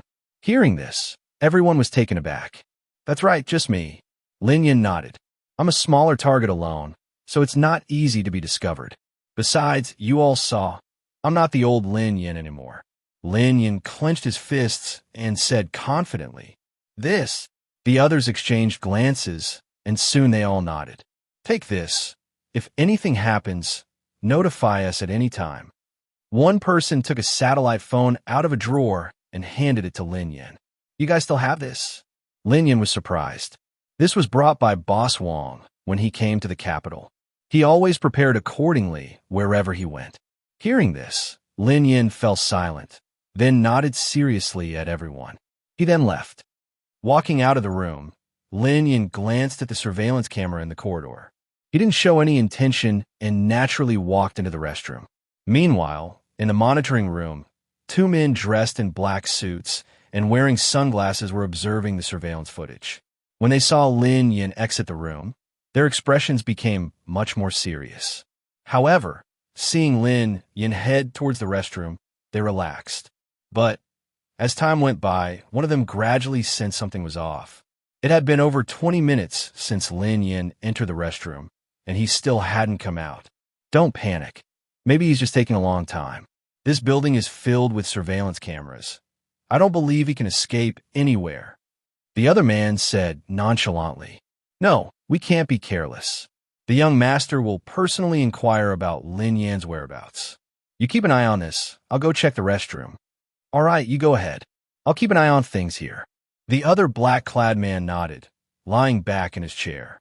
He didn't believe Lin Yin could pull any tricks. After all, since Lin Yin arrived in the capital, he had never left their sight, and over time, they had come to know him very well. To put it nicely, he was a passionate young man. To put it bluntly, he was just an ignorant little punk. Okay. The black-clad man left the monitoring room and walked towards the restroom. Inside the restroom, the black-clad man glanced at the sink but found no one there. He walked inside, still not seeing anyone. Frowning, he began checking each stall. After checking one by one, he still didn't see Lin Yan's figure. This is bad. The black-clad man hurriedly reached for his walkie-talkie. Are you looking for me? Just at that moment, a familiar voice came from behind him. Hearing this sudden voice, the seasoned scout didn't hesitate at all and swung a punch behind him. Bam! With the black-clad man's incredulous gaze, Lin Yin effortlessly caught his punch. At that moment, as Lin Yin tightened his grip with his palm, the man in black let out a cry of agony. I told you that after coming to the divine capital, no matter where I hide, the police would eventually find me. Now it seems my doubts are cleared up. It turns out you Jiang family hounds have been tailing me all along. Lin Yin looked coldly at the man in black. Lin Yin, you dare to go against the family. You'll die a terrible death. Though he didn't understand why Lin Yin had suddenly become so strong, the man in black still sneered at him. Is that so? I don't know if I'll die a terrible death, but you can die first. After saying this, Lin Yin did not wait for the man in black's face to show fear. He grabbed the man by the throat and lifted him up. The man in black was suspended in the air, trying to shout out loud, but no sound came out. The next second, there was a crack. The man in black's neck was snapped. After finishing this deed, Lin Yin looked at the lifeless body of the man in black. His hand trembled. He had killed someone, but he did not regret it, because these people were indeed trying to kill him. They deserved to die. Calming his emotions, Lin Yin quickly dragged the body of the man in black to the last compartment and locked the door tightly. Not long after, Lin Yin jumped out from above the compartment. At this moment, he had already changed into the black bodyguard's clothes and sunglasses. Glancing at the locked door with the label "Occupied," Lin Yin turned around and walked outside. After exiting the restroom, Lin Yin looked at the surveillance camera and even deliberately nodded. The black bodyguard in the monitoring room saw this and smiled, without any suspicion. It seems that kid really is in the restroom, but he's been in there so long, he must be constipated, haha. Avoiding the surveillance, Lin Yin quickly walked down to the lower floor. At the bottom floor, there were soldiers stationed to guard. Seeing this, Lin Yin adjusted his sunglasses and took out the pass from his pocket. The soldier took the pass to check it and then let him pass. After leaving the hotel, Lin Yin couldn't help but breathe a small sigh of relief. He looked at the street, which was mostly empty except for a few government officials and military personnel, knowing that now was not the time to fully relax. Just half an hour after Lin Yin left the hotel, in the hotel's monitoring room, The remaining black bodyguard was puzzled as his colleague still hadn't returned. He called, but no one answered. What did this guy run off to? He began checking the surveillance from other floors and soon saw Lin Yin leaving the hotel without any obstruction. At this, the black bodyguard felt something was off. Their mission was to keep an eye on Lin Yin at all times, and without notification from above, they couldn't leave this place. Moreover, even if there was a notification, why hadn't he received it? He quickly made a few more calls, but still no one answered. He even took out the walkie-talkie to directly contact them, but there was still no response. Now it had been another half hour, and Lin Yin still hadn't appeared from the restroom. At that moment, the black bodyguard realized something must have gone wrong. Thinking of this, the black bodyguard quickly called a few people and rushed towards the restroom. They hurriedly checked each compartment one by one. Knock, knock, knock. Is anyone in there? Damn, can you be gentle? I'm trying to. Bang! Before the person in the stall could finish his sentence, the door of the compartment in front of him was forcibly opened. Seeing the few men in black who were clearly up to no good, the middle-aged man squatting in the stall felt his throat go dry. You do as you wish. The black bodyguard frowned and pinched his nose, glancing at him. He then knocked on the next compartment. Found it. At that moment, a voice came from the last compartment. The black bodyguard hurried over. Inside, a young man was wide-eyed, sitting on the toilet. Seeing this, the black bodyguard trembled and quickly shook the young man. He woo. Wake up. But he was already stiff. Grief surged through the black bodyguard as he touched He-woo's wide-open eyes. Rage erupted in the black bodyguard's eyes. Lin Yin. Chapter 29. The Mutual Respect of Two Protagonists. At this moment, Jiang family, office asterisk. A black-clad bodyguard hurriedly ran to Jiang Chen's office door and knocked. Come in. A cold and indifferent voice came from inside. The bodyguard quickly straightened his collar and bowed slightly as he pushed the door open and walked in. Young master, what is it? Jiang Chen's gaze remained fixed on the pile of documents on his desk, and his pen did not stop moving. Behind him, Fifth Knight stood with her hands clasped in front of her abdomen, perfectly poised like a statue. Young master, there was an incident with the surveillance on Lin Yin. Lin Yin killed a brother and escaped from the hotel. His whereabouts are currently unknown. As the bodyguard spoke, he bent even lower. Hearing this, Jiang Chen's pen paused for a moment, but the next second his hand resumed its movement. With his small frame, how could he possibly kill a retired soldier who was a reconnaissance troop member? That we also find puzzling. Logically speaking, given Lin Yan's physical attributes, he wouldn't stand a chance even against a rookie. However, according to our autopsy results, the retired soldier only had a broken finger bone, and there were obvious signs of his throat being crushed, which indicates that soldier did not resist at all and was completely killed in an instant. The bodyguard reported, "Oh, killed in an instant." This time, interest sparked in Jiang Chen's eyes. Fifth Knight, if you wanted to kill a retired soldier from a reconnaissance troop, how much of your strength would you use? Fifth Knight slightly bowed as she answered, 30%. So, Lin Yin suddenly has at least 30% of your strength now. Jiang Chen picked up a teacup from the desk, smiled, and said, Young master, do you need me to take action? Fifth Knight's black, gem-like eyes flashed with a sharp glint. No need. Regardless of what Lin Yin has experienced to gain such power, it is evident that his brains did not come along for the ride. Jiang Chen took a sip of hot tea and then looked at the bodyguard. You don't need to worry about Lin Yin. Just send more people to keep a close watch on Wang Suoqing and the others. This task should be manageable, right? I will definitely complete the mission. If there are any mistakes, I will present my head. Facing Jiang Chen's indifferent gaze, beads of sweat appeared on the bodyguard's forehead. Go ahead. Yes, young master. After saying this, the bodyguard turned and quickly left. Once the bodyguard departed, the office fell silent again. I didn't ask you to leave. You don't have anything to say? Jiang Chen turned his chair to look at Fifth Knight, smiling as he spoke. I'm just a maid. I will only follow your orders, young master. Fifth Knight replied in a calm tone, much like a machine. Hearing this, Jiang Chen smiled and shook his head. Of course, he was not surprised by Fifth Knight's response. After all, he was already familiar with her personality from a young age. "Come here," Jiang Chen said. Hearing this, Fifth Knight stepped forward to Jiang Chen's side. The next second, Jiang Chen reached out and gently grasped her delicate hand, exerting a light pressure. Fifth Knight found herself in Jiang Chen's embrace. In this scene, even Fifth Knight, who was usually cold, couldn't help but blush slightly at her beautiful face. Leaning against Jiang Chen, she made no move against his hand that wandered along her thigh encased in black silk stockings. Instead, she subtly leaned a bit closer into his embrace. "How capable is that guy, Luo?" Jiang Chen's lips brushed against Fifth Knight's ear as he whispered, "He has about 20% of my strength." Feeling the warm breath from Jiang Chen, Fifth Knight bit her red lip, trying to maintain her calm demeanor as she spoke. "In that case, let him chase after Lin Yan." Jiang Chen chuckled. "Let him chase." "Exactly.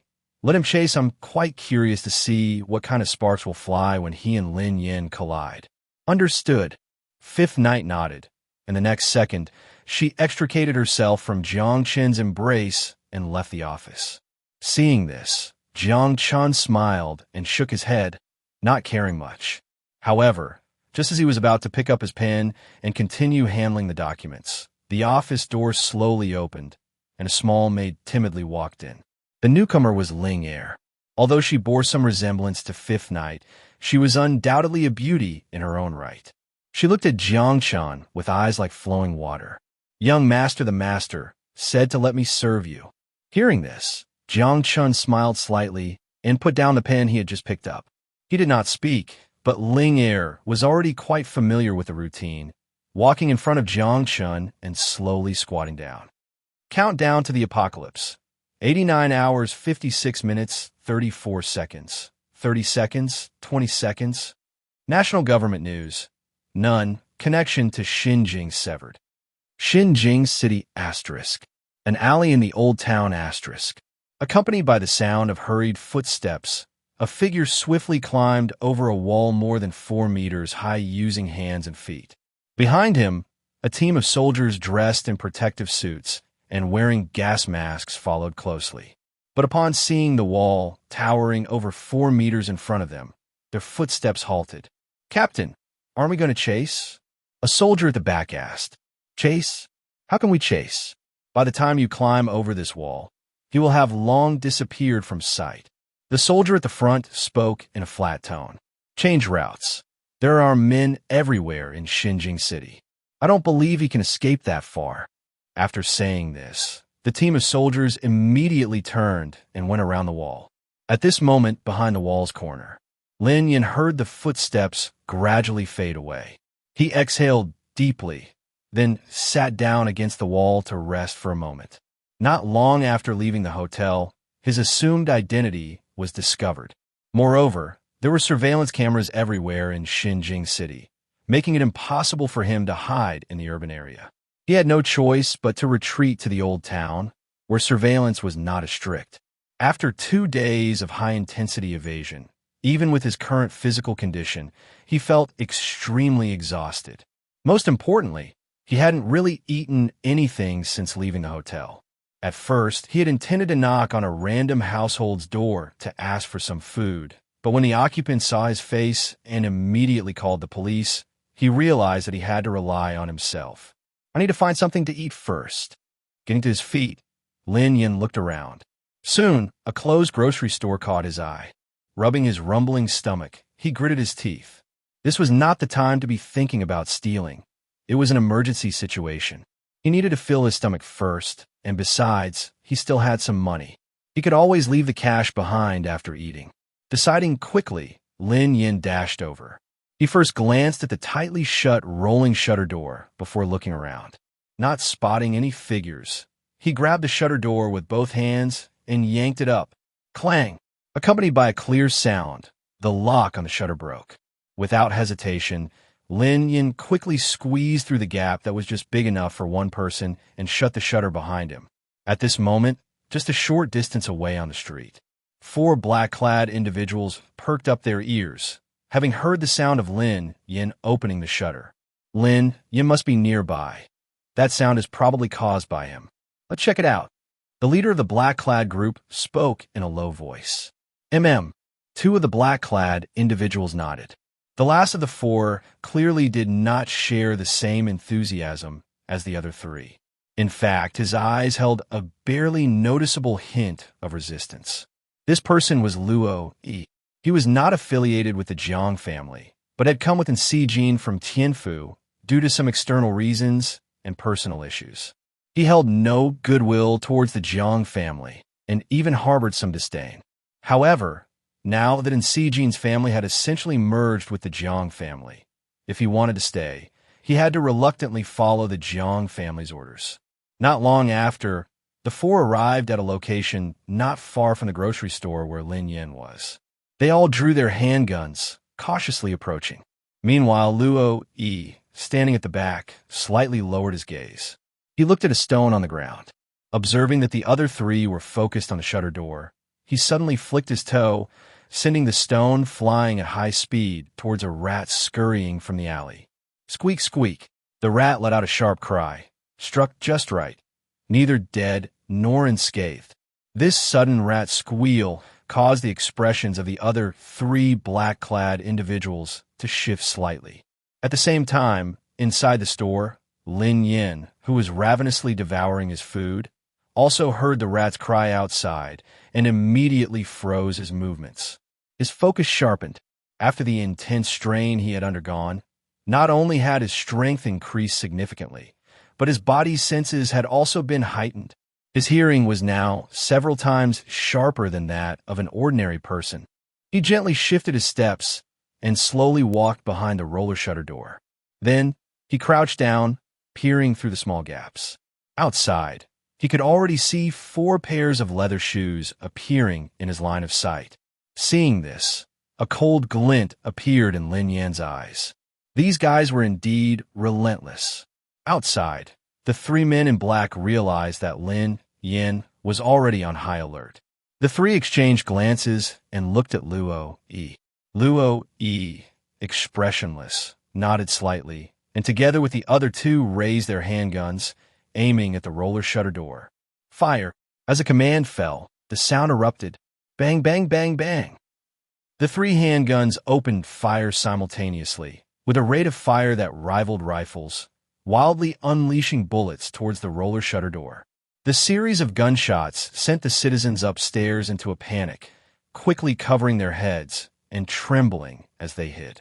Soon after finishing a magazine, the 3 immediately ejected the empty magazine and reloaded. At this moment, the roller shutter door was already riddled with bullet holes. One person held the roller shutter door up, while the other 2 pointed their guns inside the store. Whoosh! As a roller shutter door swung open, the other 2 rushed inside immediately. But the store was filled with various food items that had been shot to pieces. There was no sign of Lin Yin.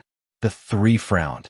Just then, Luo Yi, who had followed them inside, glanced at the shelves in front of him. His eyes flickered, and he subtly moved closer to the door.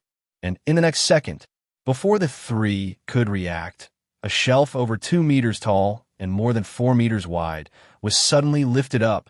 Seeing this, the expressions of the 3 changed.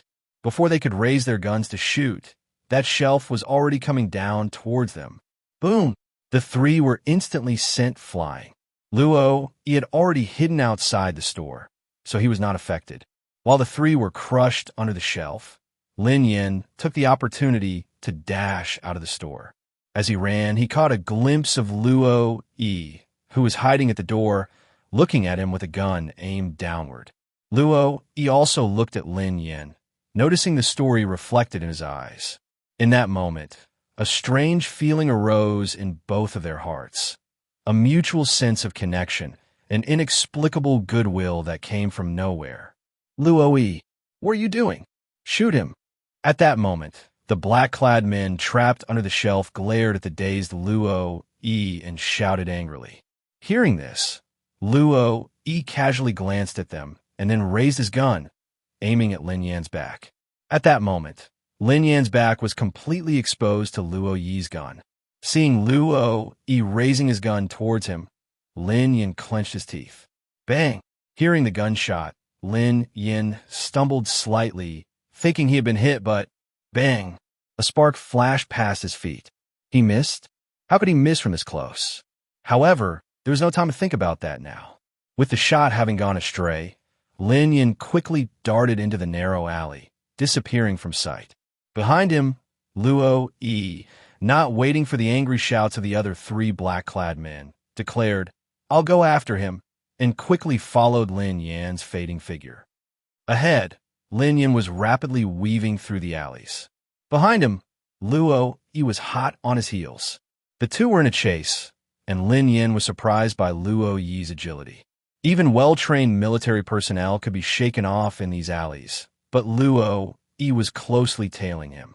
The walls, which were easily 4 to 5 meters high for an average person, posed no obstacle for Luo Yi. Lin Yan frowned. He realized he was up against a formidable opponent. Meanwhile, Luo Yi, observing Lin Yan's skills, was equally astonished. He had trained in martial arts on the mountain since he was young and was confident that his skills were among the best in the Dragon Country. But now, Lin Yan moved with such agility that it was hard to believe he was not inferior to him. Lin Yan, you can't escape. Surrender immediately, and you might still have a chance to live. Oomph. You bunch of dog from the Jiang family. If I fall into your hands, I'll have no way to live. Lin Yan retorted coldly.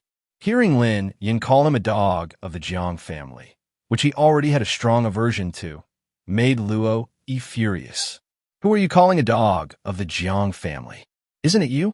Helping the Jiang family bully men and women, committing all kinds of crimes. What bullying? I haven't done anything like that. Besides, I'm not even from the Jiang family. I come from the Tang family in Tianfu. Luo Yi shouted. The Tang family in Tianfu. Upon hearing this, Lin Yan was taken aback, and he could tell that this person seemed to have a strong dislike for the Jiang family as well. Then why are you helping them to catch me? I don't want to, but I need to follow orders. Luo Yi inhaled deeply. Hearing this, Lin Yan's gaze turned icy again. You still claim you're not a dog of the Jiang family? You say you don't want to, but your body is quite honest. You. Hearing Lin Yan refer to him as a dog of the Jiang family again, anger surged in Luo Yi's eyes.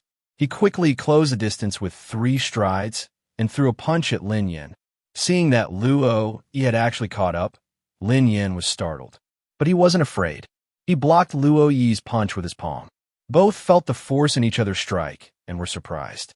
Didn't expect you to have some skills. Luo Yi was intrigued, withdrawing his fist and lifting a leg to kick at Lin Yan. Seeing this, Lin Yan frowned. He raised his arms to block in front of him, managing to deflect Luo Yi's kick. Though his body had been enhanced and was incredibly strong, he lacked the combat skills that Luo Yi possessed. Luo Yi excelled in combat techniques, which made up for his relative lack of strength compared to Lin Yan. Oomph.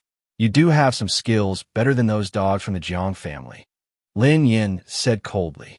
Hearing Lin Yan call him a dog of the Jiang family again, Luo Yi's face darkened. He leapt into the air, delivering a powerful kick at Lin Yan. Lin Yan quickly defended, but still found himself pushed back several steps. What's the matter? All you know is taking hits and not daring to fight back. Luo Yi mokit. Hearing this, Lin Yan's expression grew colder, his fists clenched tightly.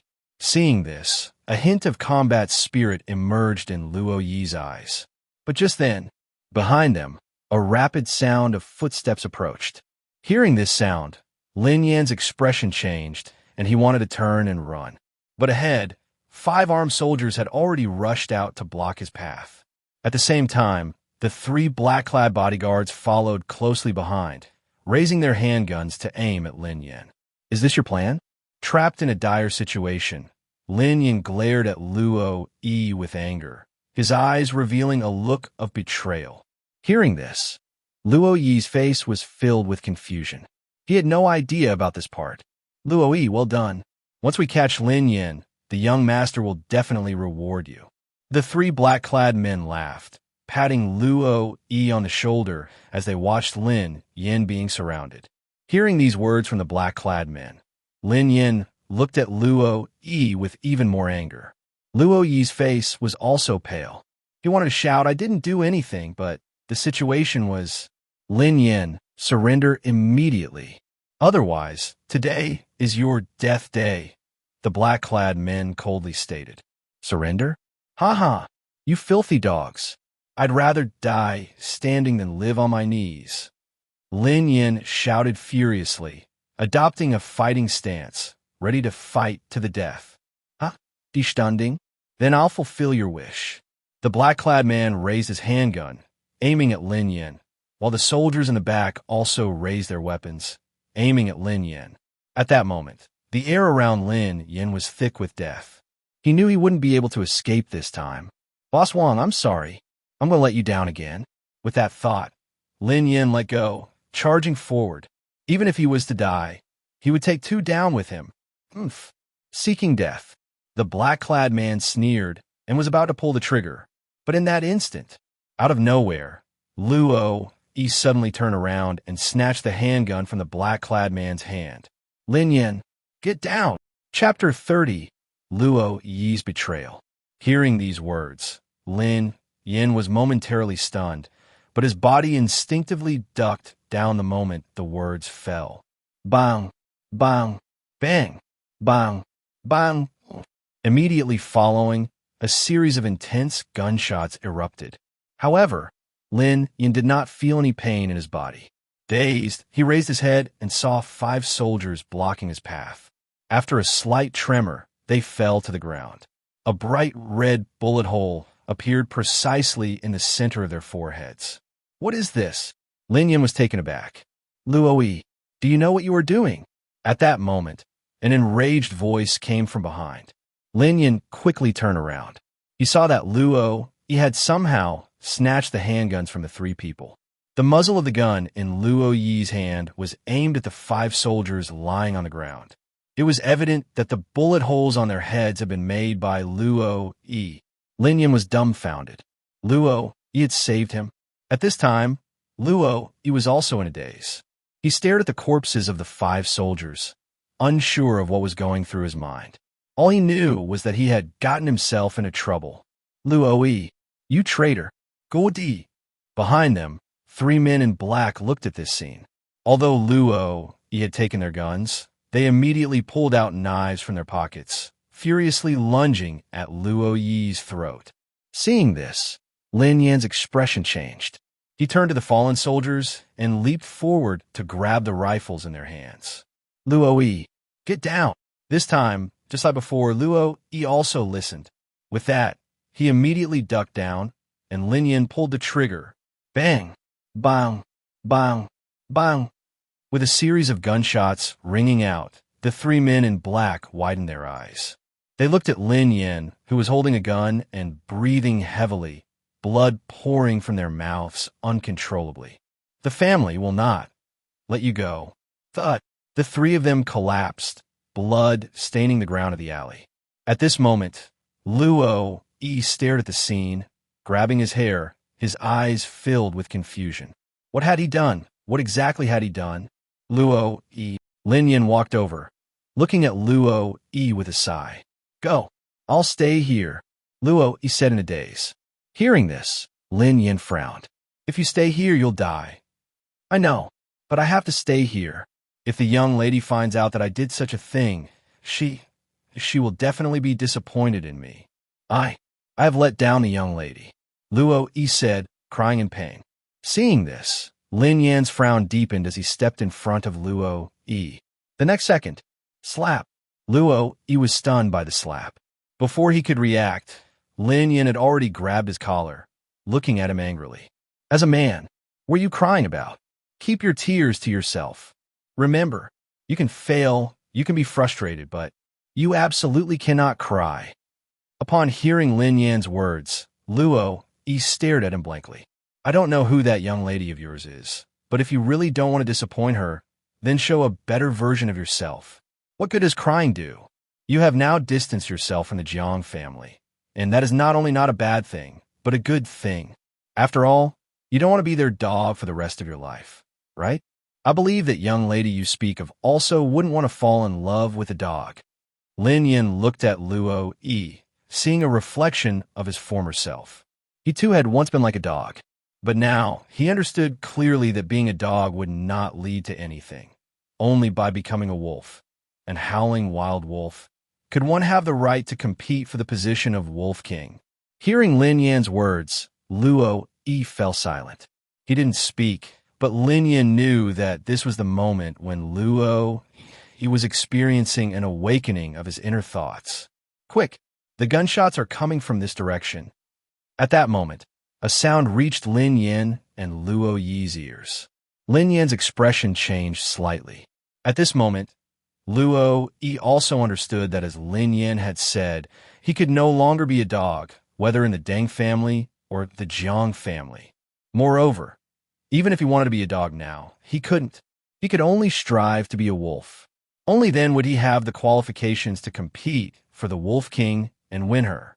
Thinking of this, Luo Yi took a deep breath. He looked at Lin Yan, and Lin Yan looked back at him. They didn't need words. Their eyes conveyed everything they understood about each other. Follow me. I know there's a route nearby that they've blocked off. Understood. Luo Yi took the lead, with Lin Yan closely following behind. Jiang family. Office. A bodyguard in black knocked and entered the room. He looked at Cixin, who was giving Jiang Chen a shoulder massage, hesitated for a moment, but still spoke up. Young master, Luo Yi has betrayed us. Upon hearing this, and Cixin's movements paused for a moment. Jiang Chen, whose eyes were half closed, slowly opened them. There was no hint of surprise in his gaze. He betrayed us rather quickly. I thought he would hold on for a few more days, Jiang Chen said with a smile. Chen and Cixin approached Jiang Chen, wanting to say something, but he held her hand and pulled her into his embrace. You don't need to blame yourself, Cixin. It was destined for him to betray us. This has nothing to do with you. Hearing Jiang Chen's gentle words, and Cixin felt deeply moved. Luo Yi left a strong impression on her. He had been one of her close bodyguards when she was at Tianfu, and he had always been responsible and loyal to her. And Cixin was also aware of Luo Yi's feelings for her, but she had never responded, not even a little. She knew her status did not allow her to form any connections with other men aside from Jiang Chen. But he was still the one I recommended to you. And Cixin gently pressed her alluring red lips together as she spoke.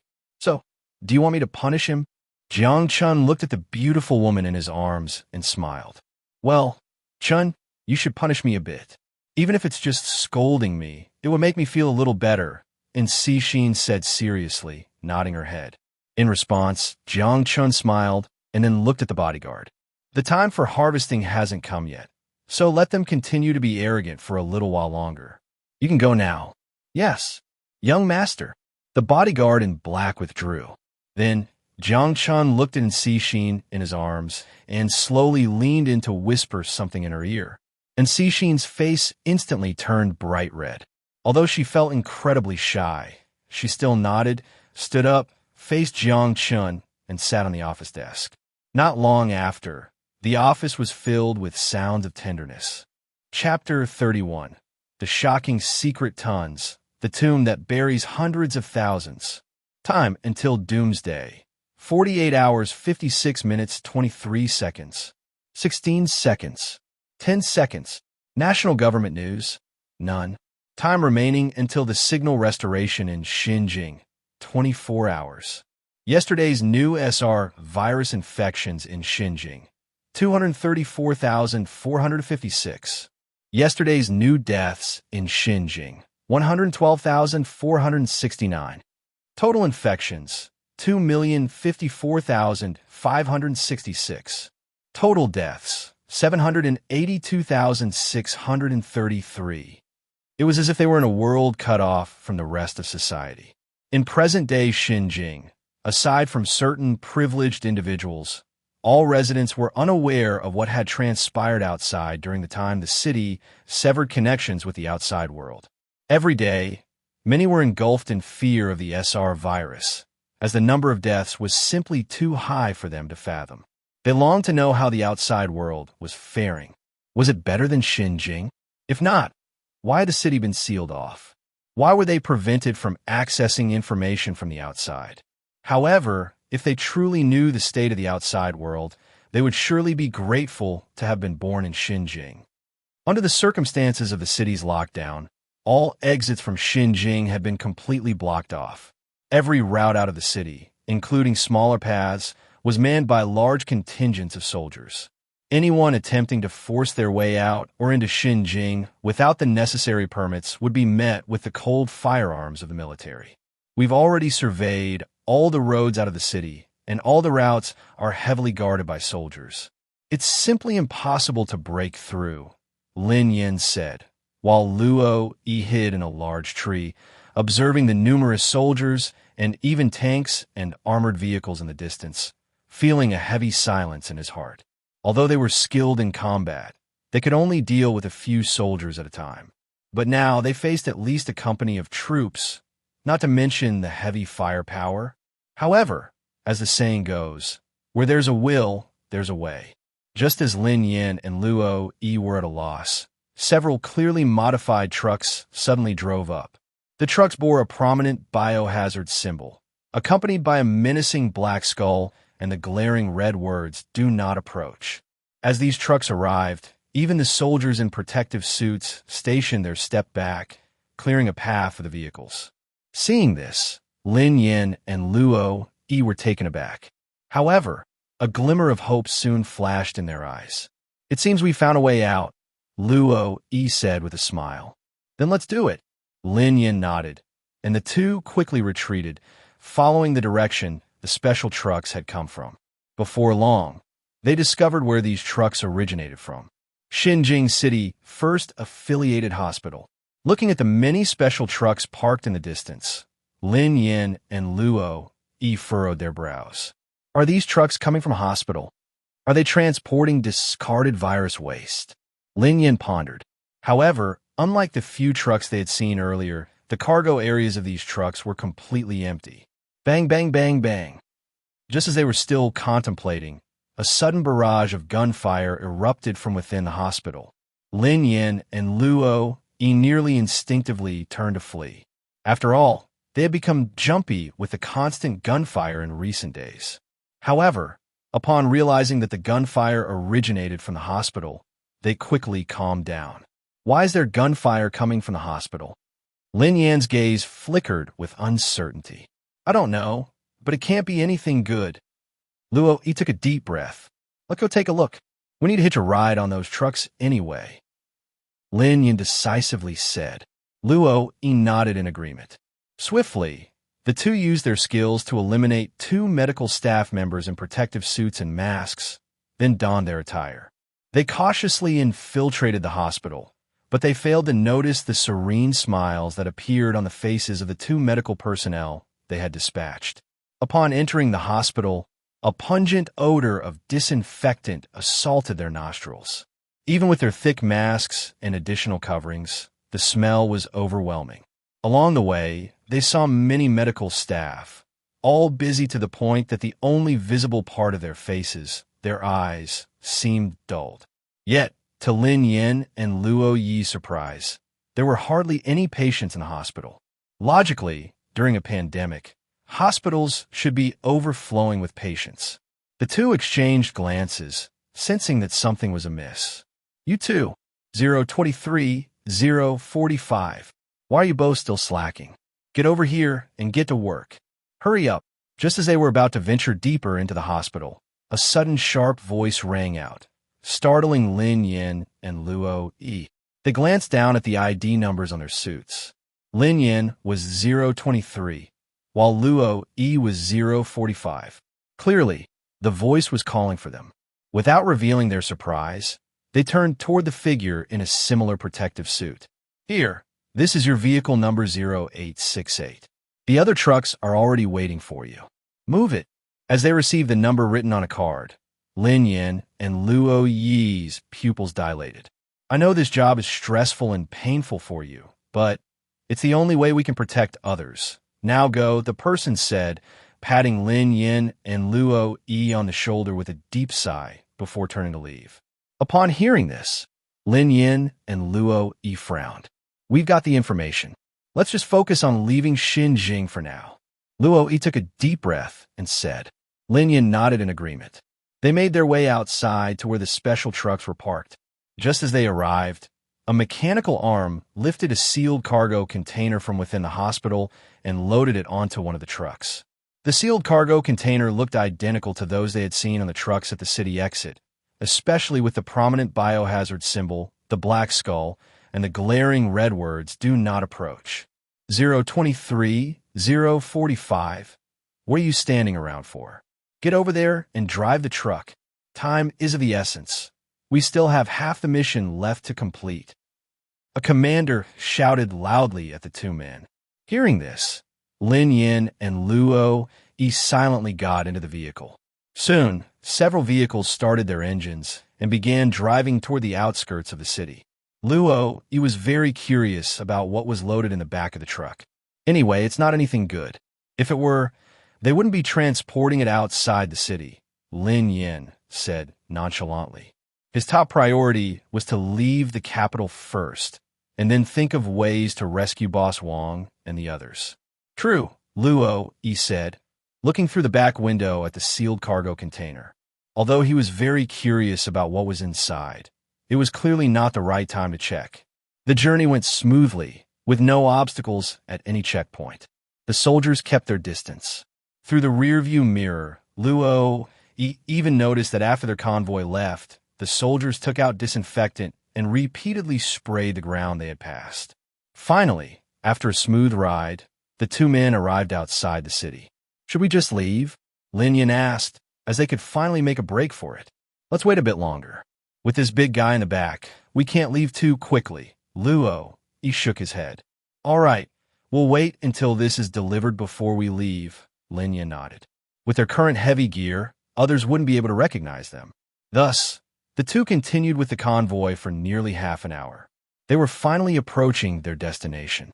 However, as they got closer, shock gradually appeared in Lin Yin and Luo Yi's eyes. Luo even rubbed his goggles in disbelief.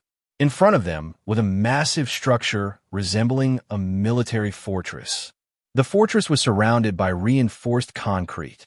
There were soldiers patrolling everywhere, and at key positions, there were countless heavy weapon emplacements, both visible and hidden.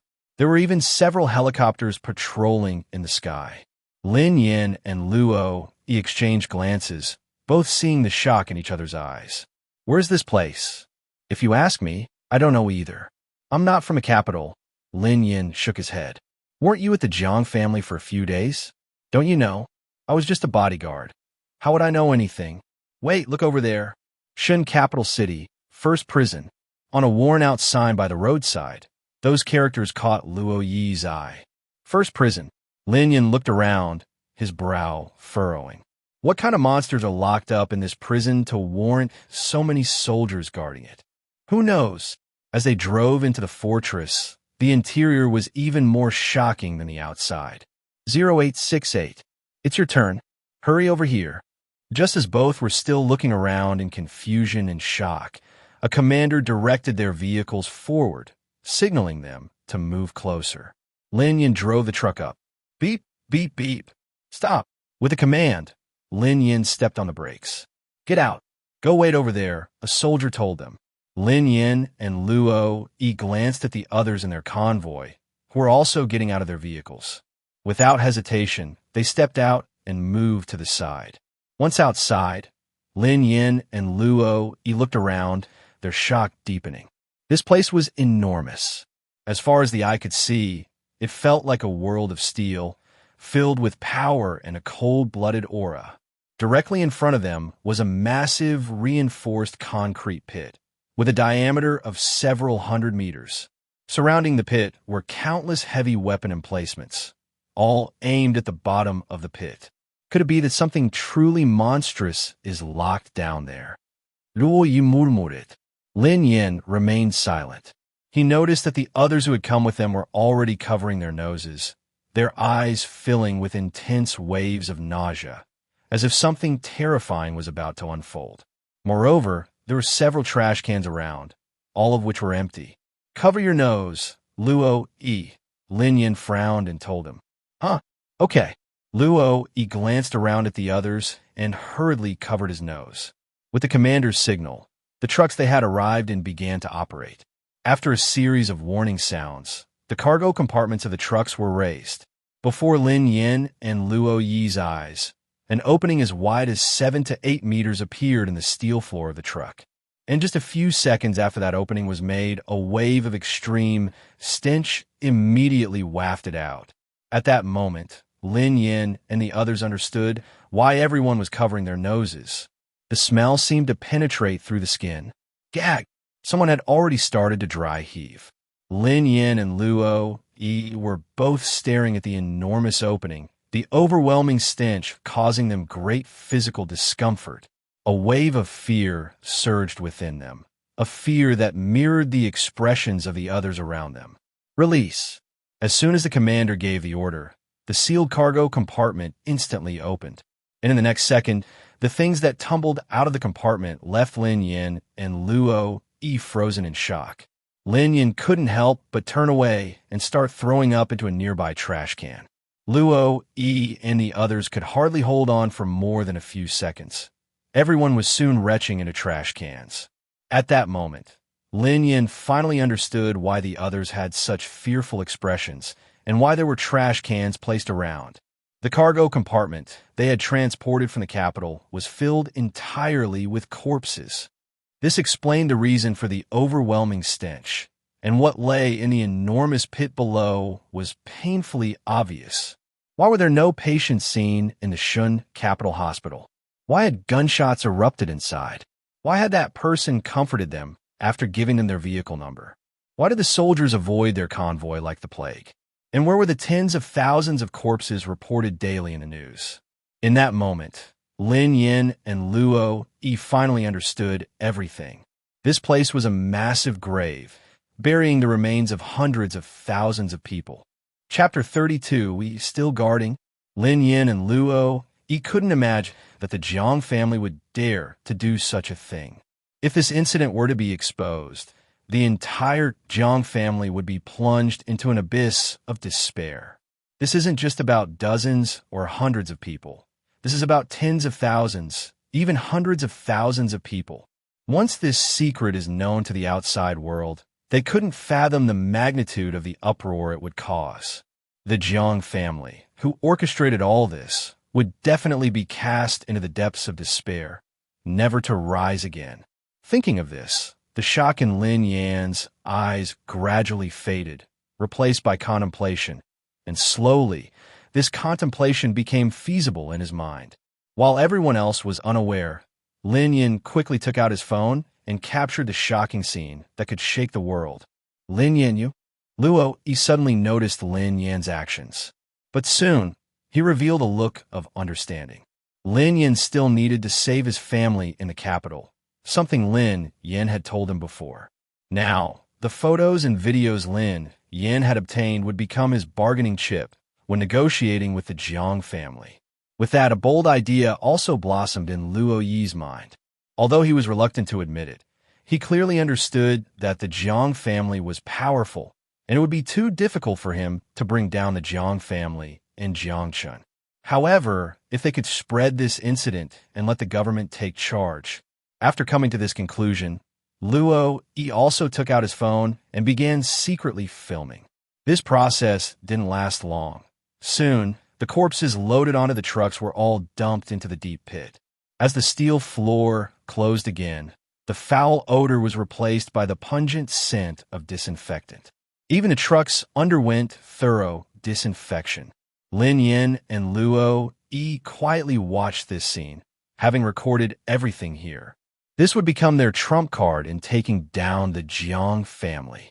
All right, the disinfection is complete. You can drive the trucks away now, a soldier walked over and said to them. Lin Yin and the others headed towards the trucks.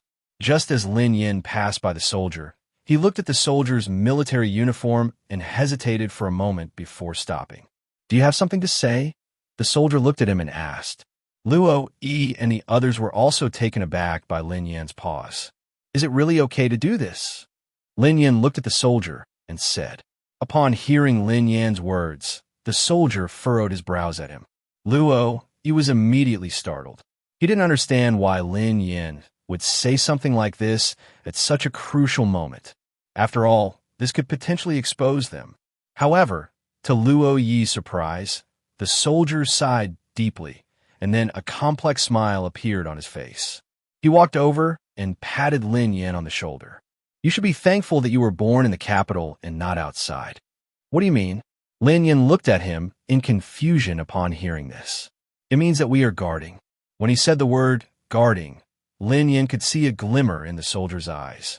Yet this radiance, though seemingly small, was so brilliant that it made him feel somewhat unable to look directly at it.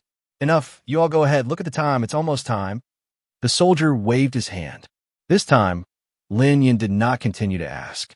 His heart was filled with confusion, very complicated and very strange. It was as if he was doing something very foolish. Several vehicles left the fortress in succession.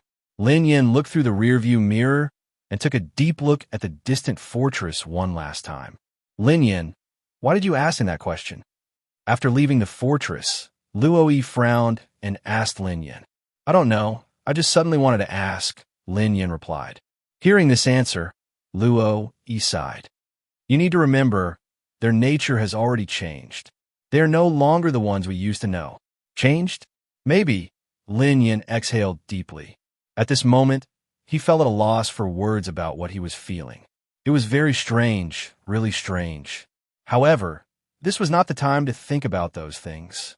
The urgent task now was to rescue Wang Laoda and the others. Luo Yi, hold on tight. Lin Yan's foot was already pressing on the accelerator. Upon hearing this, Luo Yi immediately understood, quickly checking his seatbelt and gripping the handrail tightly. Here we go. Go! As soon as the words fell, Lin Yan turned the steering wheel and floored the accelerator. Amid the bewildered gazes of the other 10 or so vehicles, the truck that Lin Yan and Luo Yi were in swiftly changed direction and suddenly drove into a small forest path, disappearing from sight. Seeing this scene, the other trucks were dumbfounded. They hurriedly took out their communication devices to call, but there was no response at all. They knew something had gone wrong. The 2 people in that vehicle had defected, escaped. Meanwhile, in Shijing, within 5 minutes after Lin Yan and Luo Yi's escape, Jiang Chen received the news. So, they have already escaped from Shijing City, and after wandering around in the filthy pit, they ran away. Upon hearing this news, even Jiang Chen was slightly surprised. That's right, young master. We have already found 2 corpses in a corner of the first affiliated hospital and confirmed that Lin Yan and Luo Yi disguised themselves as 023 and 045 respectively. A man in black wiped the sweat from his forehead as he spoke. Since Lin Yan woke up, everything he had done was like a nightmare for him. They really are impressive. Jiang Chen, however, felt no worry about this news. On the contrary, he praised Lin Yan and Luo Yi's actions. Young master, I suggest we immediately send troops to conduct a carpet search of the forest where they are hiding. They definitely haven't gone far. Jiang Chen shook his head and walked to the floor-to-ceiling window, holding a cup of tea. His expression was calm. The forest where Lin Yan and Luo Yi are located covers several hundred square miles. With their skills, even an army of 100,000 would not be able to find them if they truly wanted to hide. With 30 hours left until the apocalypse arrives, it's about time. Give the order to capture Wang Suoqing and the others, and also activate the network in Shijing. Let the people in Shijing City see how the world outside the city, which they long for and hope for, looks now. Understood. Young Master. Chapter 33. The Last Pure Land, Divine Capital. Divine Capital Asterisk. The citizens are all watching the looping information on television. Due to the lack of signal, they can only watch local broadcasts from Divine Capital City. However, aside from the daily reports on the SR virus, the death toll, and the number of new cases, They have grown weary of other television programs long ago. But at this moment, the unchanging images on the television suddenly begin to fluctuate. It's as if the signal receiver has discovered a new frequency. Slowly, someone pressed the next channel button on the remote. Someone instinctively opened their phone. Someone, after countless attempts, clicked on their computer browser once again. The next second, it was no longer signal not connected, but a deluge of news from the outside world. The citizens began to stare blankly, and their previously numb expressions gradually became lively. The signal is back. The signal is back. What the hell? I want to contact my embassy. I want to go home. At this moment, cheers erupted throughout divine capital city. But soon, as news from around the world filled their screens one after another, their cheers began to dwindle, eventually turning into a silence even more profound than during the lockdown. Urgent news from a national government. Latest testing data. The global SR virus has now evolved to the 40th strain. The deadly pathogens carried by its mutations will cause tremendous damage to the human body. More than 1 billion people have died worldwide. 2 billion are in serious condition. Report from the New York desk. Yesterday, the United States recorded 50 million new SR virus infections. The cumulative number of infected individuals has surpassed 100 million. The death toll has exceeded 20 million. This is a report from New Delhi. The SR virus in India has completely erupted. According to incomplete statistics, over 300 million people have died in India. A large number of cattle and sheep have also been infected by the SR virus, becoming violent, leading to numerous casualties. The Indian government has declared a national state of emergency. Given that the SR virus outbreak is now completely uncontrollable, for the safety of its citizens, the Dragon Kingdom will close all borders. All cities in the country will be locked down. A large-scale nuclear reaction has occurred in the waters off Fukushima, with mysterious giant creatures reportedly sighted. The World Health Organization, WHO, the global virus pandemic, has reached a critical juncture determining the fate of humanity. We hope that all countries will unite and face this current crisis together. This morning, the Squid Nation bombed a neutral Christian hospital in the Gaza Strip, causing numerous casualties among medical staff and children. Citizens of Divine Capital. Magic City asterisk. Watching the news reports, Suchinga's expression had become numb. Every day she woke up, it was either death or virus, either virus or death. It was as if this world had been tormented by the virus to the brink of collapse. Magic City lockdown. All citizens, please return home immediately. Magic City lockdown. All citizens, please return home immediately. In the sky, several police helicopters continuously broadcasted alarm sounds. Suchinga walked to the floor-to-ceiling window, looking down at the city streets. She saw that the streets were clogged with vehicles, police sirens blaring, the sounds of chaos, and even gunshots ringing out in the city. Even from hundreds of meters high, she could hear it clearly. As of today, over 3 million people in Magic City have died, and a large number of infected are waiting for death. It was just as Jiang Chen had said. The SR virus had evolved to possess extreme lethality. Its combination of super contagiousness and super lethality made the SR virus completely uncontrollable. Everyone was trying to escape, wanting to flee from the crowds, wanting to leave the city. But could they really escape? As the daughter of the former mayor of Magic City, Suchinga knew far more than those people down below. Now that the SR virus was out of control nationwide, every city was being tormented by the SR virus, crying out in pain. No matter where one hid, there was no escape. Emergency news. The Divine Capital, which lost contact days ago, has reopened its internet. According to residents in the city, there were reports of hundreds of foreign expatriates mysteriously disappearing a few days ago, and the authorities have not commented on this. Divine Capital. Jiang Chen. Upon hearing this news, Suchinga, who was about to despair, suddenly felt a glimmer of hope. Previously, Divine Capital had suddenly announced that it was lifting the lockdown.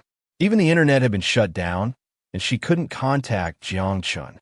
But now that the internet in Divine Capital was back on, it meant she could reach out to Jiang Chen. As for the reports of deaths, Suchinga chose to ignore them. After all, a few hundred people were nothing compared to the countless lives lost daily in Magic City due to the SR virus. Chinga, come here quickly. Your father has woken up. Just as Suchinga was about to call Jiang Chen, suddenly, Ning Fei's excited voice came from the bedroom. Upon hearing this, Suchinga felt like this was the second good news she had heard today. She ran toward the bedroom. Cough, cough. As she entered the room, Suchinga heard a weak cough. The person making that sound was Su Bai, who had been bedridden for nearly a week. At this moment, Su Bai was sitting up, leaning against the headboard. Although his face was still somewhat pale, the fact that he was awake was already a great relief.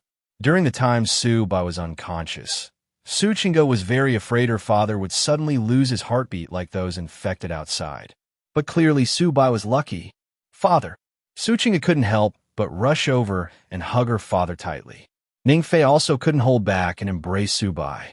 Looking at his wife and daughter, tears streamed down Su Bai's face. After walking through the gates of hell, he felt an even deeper love for his family. It's okay. I'm awake now, right? Su Bai patted his wife and daughter's trembling shoulders, and a weak smile appeared on his face. Thanks to Jiang Chen. If it weren't for that kid, you would really...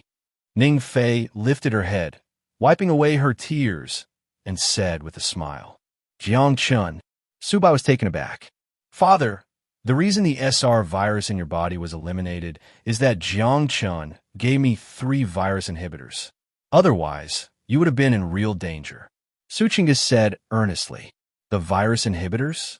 The Jiang family developed virus inhibitors. If that's the case, then the SR virus pandemic should be under control. Upon hearing this news, Su Bai looked at his wife and daughter in surprise. But Suchinga and Ning Fei both shook their heads. Suchinga handed her phone to Su Bai. As Su Bai read through the news on the screen, the smile on his face gradually faded, replaced by a long sigh. The virus inhibitors developed by the Jiang family can only suppress the SR virus up to the 10th strain, but now the SR virus sweeping the globe has mutated to over 40 strains. It is already completely uncontrollable. Sukinchi explained. So what you're saying is, we still can't escape this SR virus. Su Bai's tone was filled with complexity. Upon hearing this, both Suchinga and Ning Fei fell silent. Knock, knock, knock. At that moment, there was a knock on the door. It should be Professor Wong. I'll go open the door. Ning Fei stood up and ran to the door. Soon, Professor Wong entered with a medical kit. Upon seeing that Su Bai had awakened, a look of surprise appeared in his eyes, but that surprise quickly turned to, the SR inhibitors from Divine Capital really do have an effect, but they're no longer effective against the current SR virus. Professor Wong, is there really no way? Su Bai looked at this esteemed virologist in Magic City, speaking unwillingly. To this, Professor Wong shook his head. The SR virus is unlike any other virus that has appeared on Earth. Its existence seems specifically designed to target various life forms on the planet. Normally, one would expect a virus to have some degree of contamination, but the SR virus is different. It does not infect water sources, earth, or plants. It only has a significant effect on humans, animals, and even insects. Hearing Professor Wong say this, Su Bai understood that humanity truly had no way to combat the SR virus. Mayor Su, given the current situation, staying in Magic City is no longer safe. We should leave here, Professor Wong said as he packed up his medical kit. Professor Wong is leaving? Yes, in the environment of Magic City. At most in a week, everyone in the city will be infected. This city can no longer be stayed in, Professor Wong said. But now the situation is the same throughout the country and even the world. If we leave, where can we go? Su Bai sighed. Upon hearing this, Professor Wong also fell silent. Yes, in this situation, where can we go if we leave? Given the infection rate of the SR virus, unless you hide in a remote primeval forest, anywhere else is useless. Shenjing. We could go to Zhongzhou Shenjing. At that moment, Su Qingge suddenly spoke up. Hearing this, Su Ao and Professor Wang both looked at Su Qingge. Shenjing. Although the situation is somewhat better there, it can't prevent the SR virus, right? Moreover, Shenjing has already sealed off the city and is not accepting outsiders. Most importantly, the situation in Shenjing is somewhat unclear. Just 3 days ago, they shot so many people. Professor Wang said hesitantly, shooting people doesn't prove anything. Besides, Shenjing had already announced the city lockdown at that time and stated that violators would be severely punished. Those foreigners and some shepherd dogs brought it upon themselves, knowing the law yet breaking it. Who can they blame for the consequences? Su Qingge said indifferently. Upon hearing this, Su Ao looked deeply at his daughter, but he said nothing. But, with Shenjing sealed off, we can't go there. Professor Wang said again. No problem, I have this. Su Qingge took out the small iron plate given to her by Jiang Chen. Looking at the character Jiang on the plate, Su Ao and the others were momentarily stunned. Jiang Chen told me that as long as I have this iron plate, I can go to Shenjing without any issues. Hearing Su Qingge say this, Professor Wang also began to consider the possibilities. Qingge, you should call young Master Jiang first to confirm. Su Ao took a deep breath and said calmly, Yeah, it's better to make a call to confirm first. Professor Wang nodded. If there were any misunderstandings, it would be troublesome. Su Qingge didn't hesitate and directly dialed Jiang Chen's number. Beep, beep. Hello, this is the office of the Doomsday Unified Command in Shenjing. May I ask who you are? Doomsday Unified Command? Upon hearing this, Su Ao, Professor Wang, Ning Fei, and Su Qingge all had their pupils constrict. Just as Su Qingge was still in a daze, Su Ao quickly patted her shoulder to bring her back to her senses. I'm Su Qingge. I want to find young Master Jiang. So you are Miss Su. Are you preparing to come to Shenjing? Upon hearing this, Su Qingge was taken aback. Yes, young Master has mentioned in advance that if Miss Su has decided to come to Shenjing, I will send you an address. You can take the identity plate given by young Master there, and someone will assist you in reaching Shenjing. Oh, by the way, I have a few more people with me, including Professor Wang from Modu. He has done research on viruses and can surely help Shenjing. Seeing the hopeful look in Professor Wang's eyes, Su Qingge added, Is it Professor Wang Qingde from a Modu virus clinical laboratory? Exactly, that's him. Su Qingge nodded quickly. Professor Wang anxiously awaited the response from the other end. Yes, if Professor Wang wants to come to Shenjing, that's fine. However, I suggest that Professor Wang bring his entire team along as well. Okay, great. I believe they will agree. Hearing this, Professor Wang was overjoyed and quickly said, I suggest that Miss Su hang up the phone and immediately head to the designated location to come to Shenjing. After all, time is of the essence. If there is further delay, even we cannot guarantee that you will be able to reach Shenjing smoothly. Understood. We will set off right away. Su Qingge nodded. After saying this, Su Qingge suddenly asked a question that had been on her mind. By the way, may I ask what the term Doomsday means in your Doomsday Unified Command? Miss Su, it means literally. After saying this, the call was abruptly disconnected. Upon hearing this last remark, Su Qingge and the others were momentarily speechless. Well, no matter what happens, let's go to Shenjing first. If what they say is true, then Shenjing must have already made preparations. Su Ao sighed deeply, redirecting everyone's attention. Hearing this, Su Qingge and the others nodded in agreement. Once they arrived in Shenjing, they would know everything. Su Qingge and the others moved quickly. Professor Wang and the others acted even faster since this was a matter of escaping, not a game. Along the way, looking at the congested and fleeing crowds, Su Ao's eyes revealed complex emotions. Although he had lost his position as the mayor of Modu during his unconscious period, thinking about the years he had served there, recalling all the past events. If it weren't for facing the SR virus with no chance of survival, if it weren't for his daughter and wife, he would have certainly died in Modu, even if it meant sacrificing himself. You have already done enough for her. Ning Fei noticed Su Ao's gaze and gently held his hand, saying. Upon hearing this, Su Ao let out a deep sigh. Yes, he had already given a lifetime of service to this city. He had done enough. Thinking of this, Su Ao shifted his gaze from the chaotic streets outside the window to his wife and daughter. It was time to be with them. Following the location provided by Zhang's people, Su Qingge and the others quickly arrived at a private airport. This is where. Su Ao looked at the private airport, his eyes filled with surprise. Father, have you been here before? Su Qingge asked curiously. I have. This place used to belong to an unknown foreign tycoon. It seems that the mysterious tycoon behind it is the Jiang family. Su Ao nodded. The circles in Modu are very deep. Even as the mayor, he often didn't dare to stir the waters. Approaching the airport, a team of armed soldiers suddenly surrounded them from all sides. Faced with the dark muzzles, the people in the vehicle felt a bit frightened. Quiet. At that moment, Su Ao displayed the authority he once had as mayor of Modu. With his 2 words, everyone in the vehicle fell silent. This is private territory. Retreat immediately. A soldier with the rank of colonel stepped forward, coldly looking at the 2 buses. Qingge. Suo looked at Su Qingge. Su Qingge nodded, calmly exited the vehicle, and handed the identity plate in her hand to the colonel. Upon seeing the identity plate, the colonel walked over to inspect the 2 buses closely. After doing so, he raised his hand. The surrounding soldiers immediately put their guns away.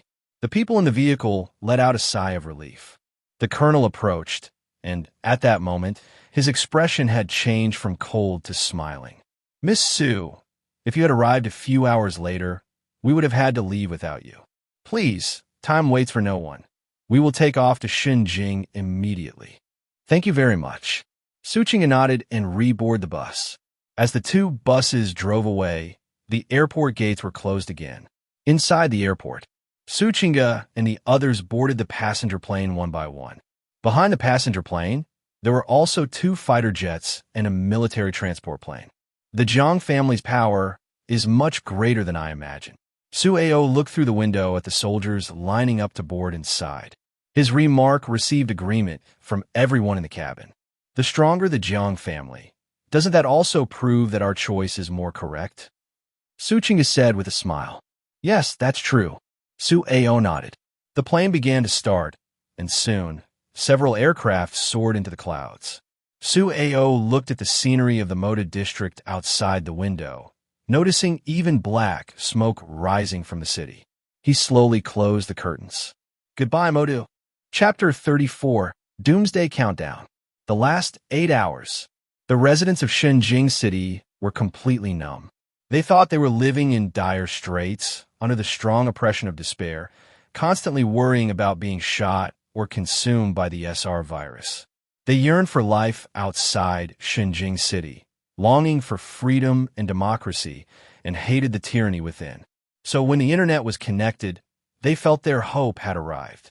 They were receiving free information from outside the city while expressing the tyranny within on the internet, denouncing the bloody killings in Xinjing City.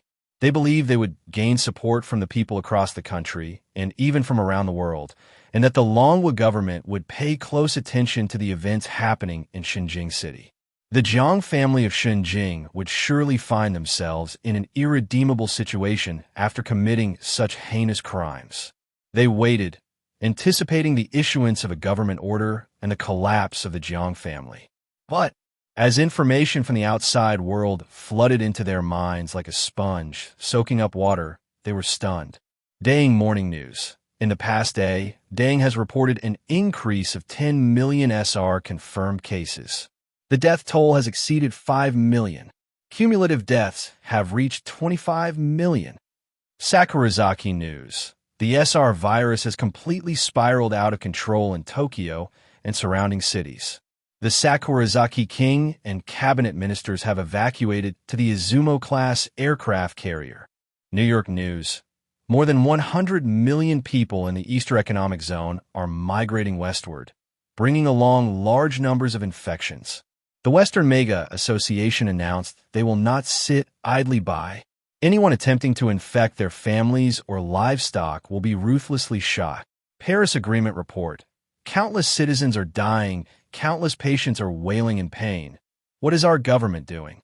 The Parisians have declared a state of anarchy. Vatican. This is a disaster, a catastrophe of disrespect towards humanity. No one can escape. Doomsday has descended. Watching the chaotic scenes on television, computers, and even mobile phones, the capitals and major cities around the world appeared to be engulfed in turmoil, filled with devastation. Due to the massive number of deaths, all institutions handling corpses had collapsed. Every time they dealt with one body, 5 or even 10 would follow. Even the flames in the crematoriums became weak and unable to cope. There was no choice. The corpses of deceased patients were barely processed before being discarded. From hospitals to streets to the homes of the living, body bags were everywhere. Yet, looking at these corpses, people's eyes were numb, because there were just too many for them to care anymore. The streets were clogged with an endless stream of vehicles, and shops were forcibly smashed open, with red flames consuming everything amidst the garbage. Chaos, disorder, evil, suffering, death spread throughout the world. All these scenes were laid bare before the citizens of Xinjiang, who were at home, in bed, or by their computers. Some people were unwilling to believe it, especially those from abroad, who made long-distance calls. But on the other end of the line, there was only despair, numbness, and chaotic screams. Silence reigned in Xinjiang. At this moment, many awakened. They suddenly felt that staying in Xinjiang wasn't so bad. No, it wasn't just not bad. It was actually good. They felt fortunate. Those who had been clamoring to leave the city fell silent. Many who had come from outside actively expressed to the Xinjiang government that they were willing to give up everything for Xinjiang, just hoping the government would allow them to stay. This was awakening. At this moment, in a hotel, Wang Sua's subordinates watched the information about the outside world coming in through TVs, mobile phones, and computers, all in a daze. Leaving Xinjiang? Where'd they go now? Back to Modu? Didn't they see on TV that people in Modu were desperately trying to escape? Who would go back? Anyone who does would be a fool. In comparison, Xinjiang was simply paradise. By the way, do we really have to leave? Can I apply to stay? One asked. Yeah, I think that's fine. I'll stay with you. It'd be lonely for you to stay in Xinjiang alone. No, you too, what do you mean? No one should suffer alone. I'll stay with you too. Ahem, I also think we shouldn't leave Xinjiang right now, especially considering Wang Laoda's situation doesn't allow us to move. Naturally, with little resistance, the group that had originally planned to leave was now completely shaken. Should we inform Lin Yan? But what about Lin Yan's situation? Let's just send him a message to let him know our decision. Okay. Just as one person took out a satellite phone to call Lin Yan, a loud bang echoed through the room. The tightly closed door was suddenly burst open with a loud crash. Before anyone could react, a group of soldiers rushed in, their guns already aimed at them. Don't move. With a cold shout, they immediately crouched down, hands on their heads. Don't shoot. Don't shoot. We surrender. We surrender. Take them away. A man in black walked in, glanced at them, and waved his hand. A few were taken away by the soldiers. After that, several medical personnel in protective suits walked in. They opened the door to the room where Wang Suaching was located. Looking at Wang Suaching, who lay on the bed, completely reliant on a respirator for life support, one of the medical staff took a small glass vial from the medical kit. This vial contained the latest generation of SSR virus inhibitor. However, although it was the latest version, it could only suppress SR viruses up to the 25th generation. It was impossible to eliminate SR viruses that had mutated beyond the 50th generation. However, while complete eradication was not achievable, it was still possible to temporarily suppress the SR virus. After injecting the SSR virus inhibitor into Wang Suaching's body, His breathing gradually became stronger. About half an hour later, Wang Suoqing, who had been tightly closing his eyes, slowly opened them. Lin Yin. The first thing he said was to call out for Lin Yin. Mr. Wang, Lin Yin is not here at the moment, but you will be able to meet him soon, said a man in black who had entered wearing a protective mask. Hearing the man in black's words and looking at the unfamiliar faces around him, he asked, "Where are my people?" Mr. Wang, rest assured, your subordinates are safe. However, if something happens to you, their safety cannot be guaranteed, the man in black said with a smile. Hearing this, Wang Suoqing took a deep breath, feeling that the respirator was in the way, and he removed it, staring at the ceiling. How much longer can I live? 8 hours. That's quite a long time. After hearing this, Wang Suoqing chuckled and fell silent. Seeing this, the man in black waved his hand. A few soldiers entered, carrying a stretcher, and placed Wang Suoqing onto it. Wang Suoqing did not resist. He knew that resisting now was pointless. It could even endanger the lives of his subordinates. Moreover, he still wanted to see Lin Yin. And that man? Zhang's family. Young master, Wang Suoqing and the others have been captured. Okay, take them away, Jiang Chen said, looking at the last few documents in his hand. After signing his name, he spoke in a calm tone. Yes, the bodyguard withdrew. Soon after, a female assistant knocked and entered. She bowed respectfully to Jiang Chen and said, Young master, Miss Su and the others will be landing at the Shunsheng airport in 7 minutes. After they disembark, bring them over as well, Jiang Chen instructed methodically. By the way, how many infections are still in Shunsheng? Jiang Chen asked. Reporting to young master, there's still 1.23 million infected people in the 7 hospitals in Shunsheng. Additionally, nearly 80,000 people are still scattered in the urban area due to time constraints. However, we have already pinpointed their locations and have specialized personnel monitoring them, the assistant replied. Nearly 130,000, that really is a huge number, Jiang Chen said, taking a sip of tea. Then, the next moment, an expression of extreme indifference emerged in his eyes. Give the order to eliminate 50,000 of them. The epidemic control vehicles must ensure that these 50,000 are all transported to the waste pit within 7 hours. Upon hearing Jiang Chen's words, the female assistant nearly couldn't hold herself up. 50,000, that's 50,000 lives. Although she understood that they had to do this, when this order was truly issued, a wave of fear and coldness rose from the depths of her soul, nearly freezing her entire being. To think about how Jiang Chen must feel issuing this order made her shudder even more. Yes, yes. The assistant took a deep breath, exhaling a heavy sigh, and left the office. Inside the office, Jiang Chen sat alone in his chair. At that moment, everything around him seemed to be frozen, and even his body, his organs, and his heart felt icy cold. Only the tea in his hand seemed to emit a slight warmth. Placing the tea on the table, Jiang Chen dialed a number. Father, you can let the army enter the city now. Okay, I understand, came the reply. After hanging up, Jiang Chen picked up the tea again and walked to the floor-to-ceiling window. He took a sip of tea, warming his lips slightly. He looked out at the increasingly overcast sky, and in his deep, tranquil gaze, a sense of foreboding was apparent, as if a storm was about to come. Chapter 35. Reunion, the Filthy Pit. Boom! The sky was shrouded in dark clouds, and the sound of rolling thunder came crashing down, echoing through the heavens. In a forested area, Lin Yin looked up at the dark clouds above, listening to the deafening roar of thunder. Silence. No words. He didn't know how to respond, but in his heart, a strong sense of impending storm brewed. It felt as if something significant was about to happen. Luo, he walked up from behind. Without turning his head, Lin Yin said, Luo, just do as I say.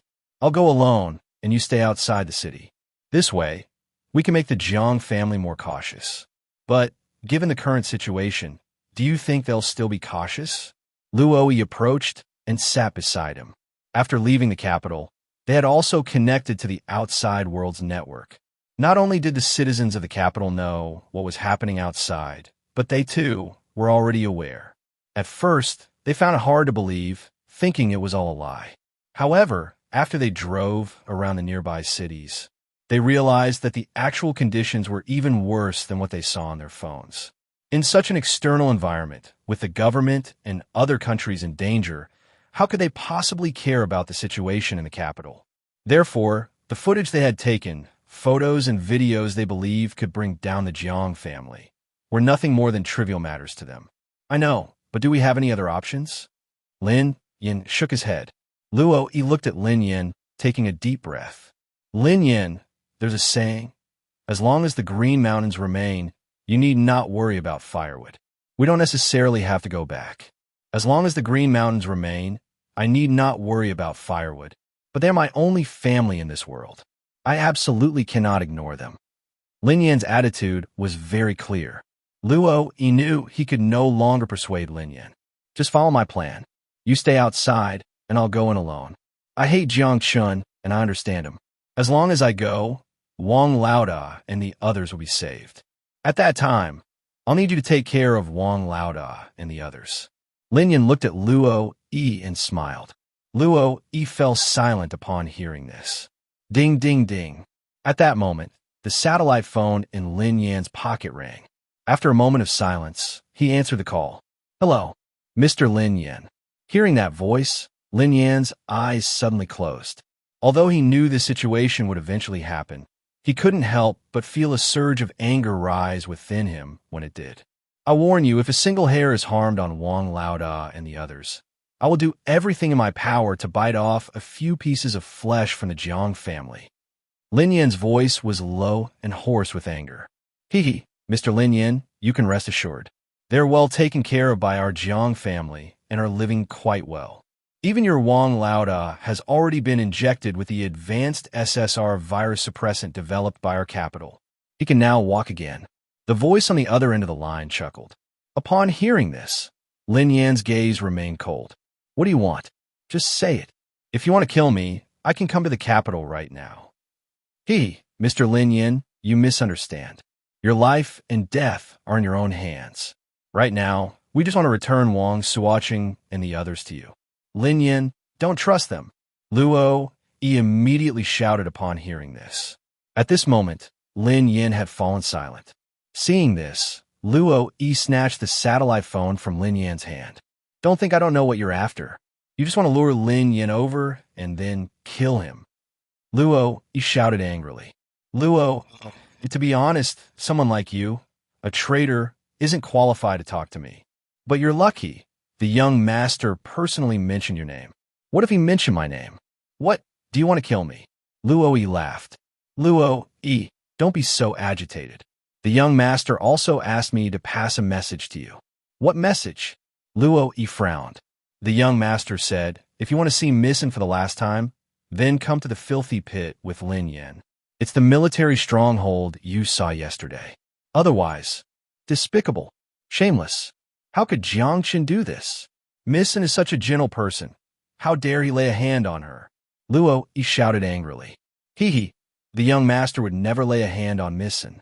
Well, the message has been conveyed. Mr. Lin Yan and Luo Yi, I hope you consider it carefully. I look forward to seeing your figures at the filthy pit within 8 hours. Goodbye. After finishing, the call was disconnected. Bang! Luo Yi punched the nearby tree, his expression furious, his gaze cold. Now it seems we both have to go. Lin Yan stood up and said to Luo Yi. Upon hearing this, Luo Yi's gaze was uncertain. He knew that if they went to the filthy pit, there was a high chance they might never come out again. But could he not go? If you don't want to go, I won't blame you. But Luo Yi, you should understand the principle of being a temporary hero or a lifelong coward. Moreover, we might not have a complete lack of chances to escape from there. Lin Yan said. Luo Yi furrowed his brows as he looked at Lin Yan. What other trump cards do you have? My trump card is that Jiang Chen is just a mortal. Lin Yan smiled, then opened the car door and got in. Seeing this, Luo Yi hesitated for a moment, but in the end, he gritted his teeth and followed him into the car. He knew that this trip was fraught with danger, but he understood that he absolutely could not retreat. Are we going straight to the pit of filth? No, we need to prepare a bit. After all, he has given us quite a bit of time. There are 4 hours, 23 minutes, and 12 seconds left until the apocalypse. 11 seconds. 7 seconds. Shenzhen International Airport. A flight from the Magic City landed smoothly on the runway, and Suchinga looked out the window at the airport and the city. She let out a long breath. We've arrived. At this moment, everyone was looking outside, with no chaos from the Magic City, and no crowds rushing onto the tarmac to escape. What they saw were only soldiers on high alert, fully armed.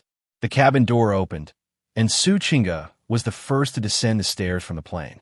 Following her, Subai and the others came out one by one. The sky was a bit overcast, but that didn't matter. As long as they arrived in Shenzhen, it was fine. At that moment, in their hearts, even the air in Shenzhen felt sweet. Miss Su, Mr. Su, and Lady Ning, welcome to Shenzhen. The woman who came to pick them up slightly bowed to Suchinga and the others and smiled. You flatter us. Suchinga quickly returned the greeting. After all, they had traveled a long way. While they were technically guests, they felt more like refugees. Are we going to meet the young master now? Suchinga asked curiously. She was eager to meet Jiang Chen, as she had many questions to ask him. The woman nodded. Yes, we're going to meet the young master, but he is not in Shenzhen City.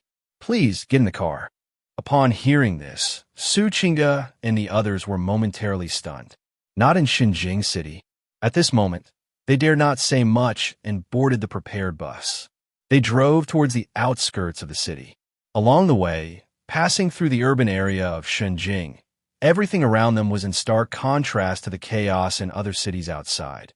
One was bustling with disorder, while the other was cold and orderly.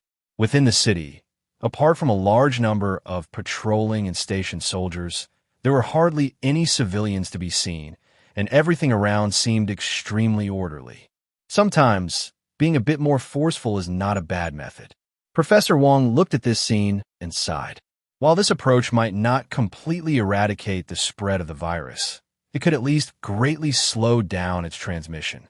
However, saying it is easy, achieving it is incredibly difficult. After all, the Magic City could not dare to act as Shenzhen did, directly sending troops to kill on the streets to establish authority. Moreover, even if such orders were issued, there was no guarantee anyone would carry them out. Even if they did, the aftermath would be unbearable for any official in the Magic City, even for Subai. So many soldiers. Is it just to maintain order? At this moment, Subai's focus was not on that. He looked at the large number of soldiers stationed in the city, his eyes flashing. From what he could see, the number of soldiers had already exceeded tens of thousands, and there were even a large number of tanks, armored vehicles, heavy machine guns, and other heavy weaponry. If you were to say it was for war, Subai would find it reasonable. But the problem was, who was Shenzhen fighting? Moreover, if it were indeed a war, why would such a formation be set up in the city? Subai felt very confused. Of course, at that moment, no one could answer this question for him. He had a premonition that soon he would find out. After the convoy paused briefly at the city gate, it quickly drove out of the city. Along the way, Professor Wong and the others felt both curious and apprehensive. They were curious about where the Jiang family was taking them. They were apprehensive about how the Jiang family would arrange for them. As they approached their destination, they noticed a large number of other vehicles traveling in the same direction. These vehicles were all specially modified quarantine and prevention vehicles. Just then, Subai's gaze sharpened. He saw not far ahead a military fortress-like building made of steel and concrete appear before his eyes.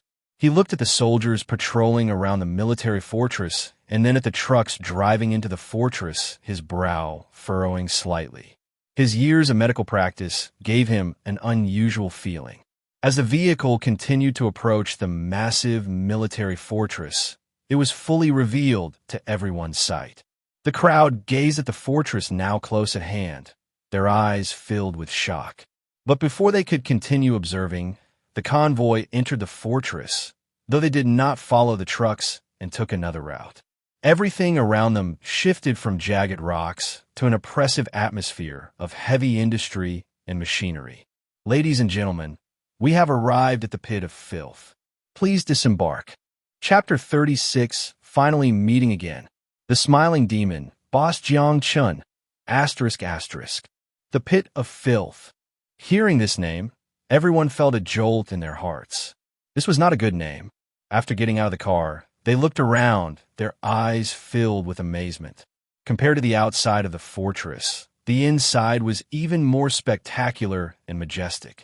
As far as the eye could see, the walls and various pipes were made of steel and other metals, without any embellishment. The rugged structures were clearly visible to the naked eye. It gave off a strong sense of steampunk aesthetics. They were curious about what this massive steel construction was for. Everyone, please follow me. The woman continued to lead the way. Suchinga and the others followed her forward. Along the way, they observed soldiers fully armed on patrol and workers busily hammering on the steel beneath their feet, while in the distance, large gears operated mechanical arms. Their heartbeats began to accelerate.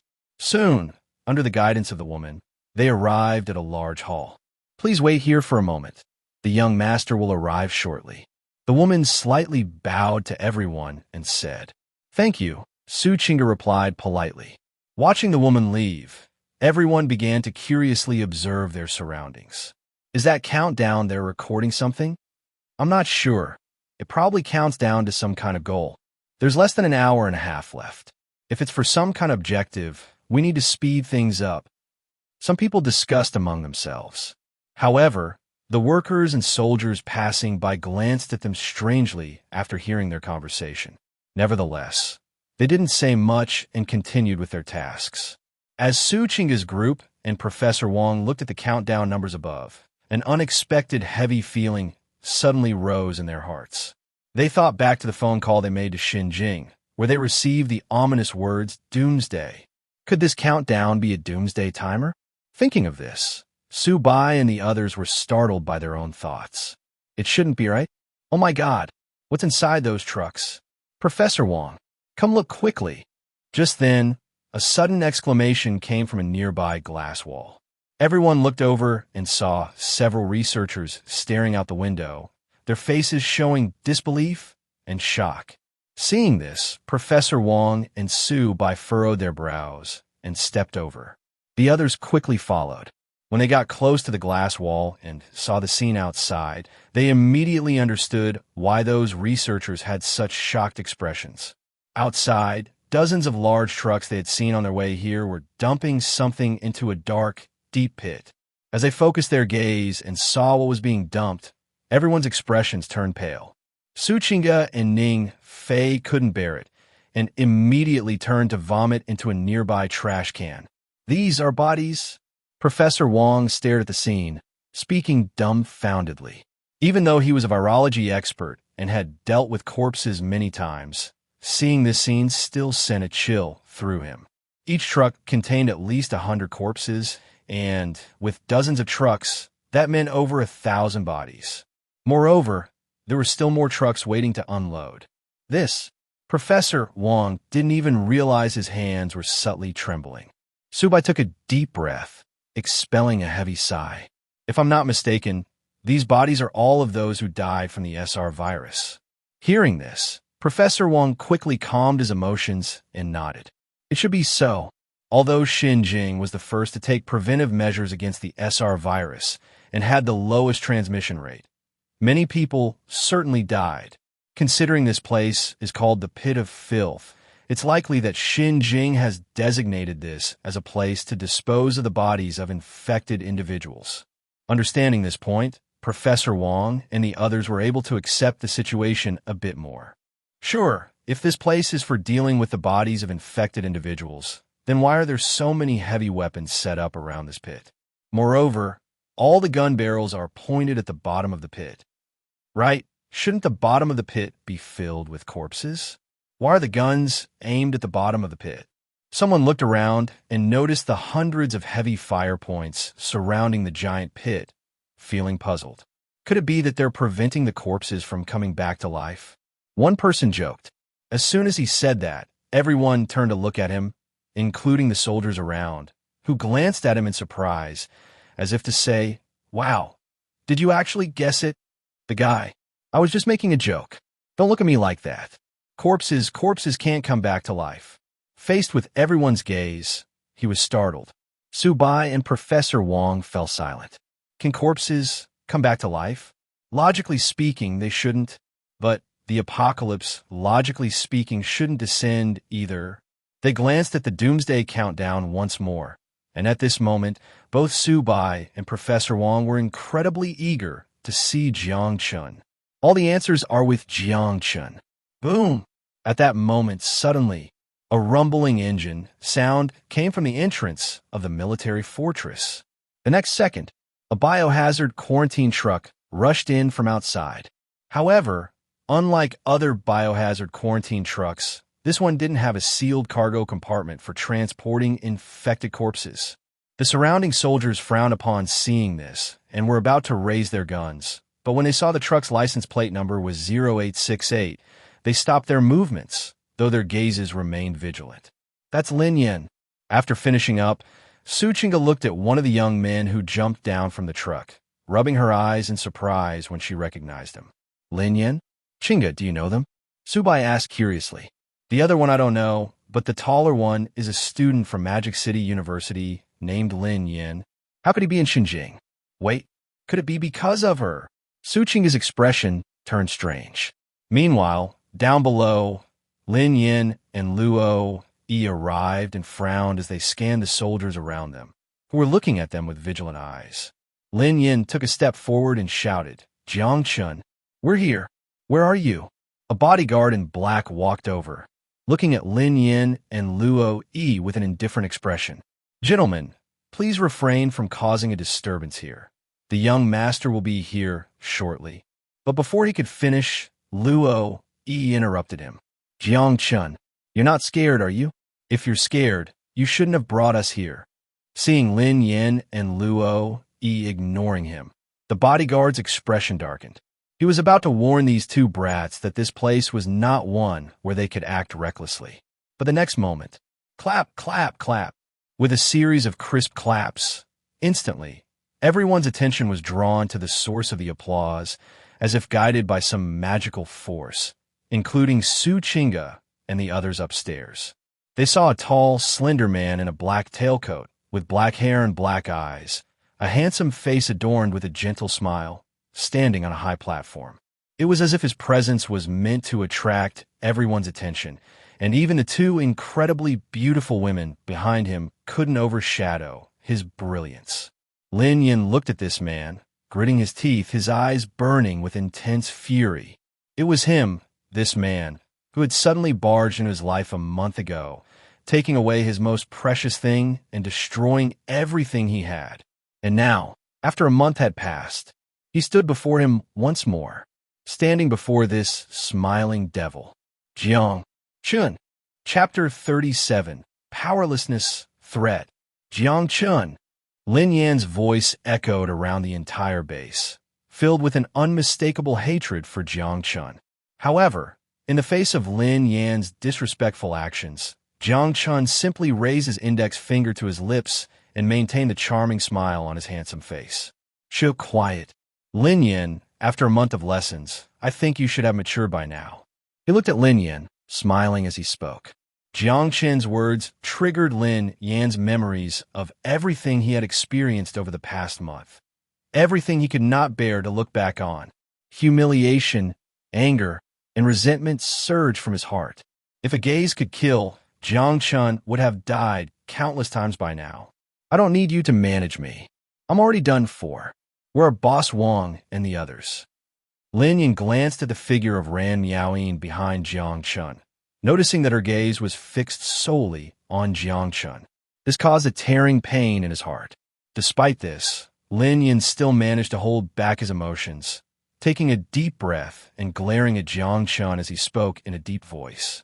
Hearing Lin Yan's direct question, Jiang Chen's smile remained unchanged. "Bring him out." As soon as he finished speaking, several men in black pushed a wheelchair forward, followed by 7 or 8 young men with their hands bound and mouths gagged. The figure in the wheelchair was none other than Boss Wong. The bound individuals were Wong Su's subordinates, Lin Yan's family. Boss Wong, seeing Wong Su lying in the wheelchair, eyes tightly shut as if fainted, Lin Yan exclaimed in anger. Jiang Chen, what have you done to Boss Wong? Don't worry, he just got a little too excited after hearing some news. Wake him up. Jiang Chen explained with a smile, then turned to the unconscious Wong Su, giving instructions. Yes, young master. The medical personnel standing behind Wong Su took out an injection and, under Lin Yan's furious gaze, injected it into Wong Su's neck. Soon, Wong Su's tightly shut eyes slowly opened. Waking up from what seemed like a terrifying nightmare, Wong Su appeared shaken and confused. He hoarsely shouted, as if using all his strength, "Kill me! Kill me!" Watching this scene, Lin Yan couldn't help but shout with a clenched jaw. Boss Wong. Hearing Lin Yan's voice, Wong Su's body stiffened. The restlessness in him calmed down as he looked up at Lin Yan. The fear on his emaciated face gradually subsided. Though it was forced, he still tried to show a smile, one filled with reassurance. Lin Yan, Boss Wong. Seeing the comfort in Wong Su's eyes, Lin Yan couldn't hold back his tears any longer. They flowed down his cheeks uncontrollably. At this moment, people on the upper floor, watching this scene, also had reddened eyes. Boss Wong, I'm here to save you. I'm here to save you. Lin Yan clenched his fists tightly, wiping away his tears. The next second, he glared at the black-clad men blocking his way. He charged forward. Anyone who stand in my way will die. He rushed towards one of the black-clad men, and before the man could react, Lin Yan grabbed his neck. Crack! With a single sound, the black-clad man fell to the ground. Lin Yan did not stop. He focused on Wong Su's location, continuing his reckless charge. Anyone trying to stop him was no match for him. With one punch, 3 or 4 black-clad men couldn't withstand him. At this moment, Lin Yan was like a superhero. Boss Wong, I'm coming. As he got closer to Wong Su, a look of expectation appeared on Lin Yan's face. Victory was within reach. But just then, suddenly, a figure flickered like a phantom. Seeing this elusive figure, Luo Yi's expression changed dramatically. Lin Yan, be careful.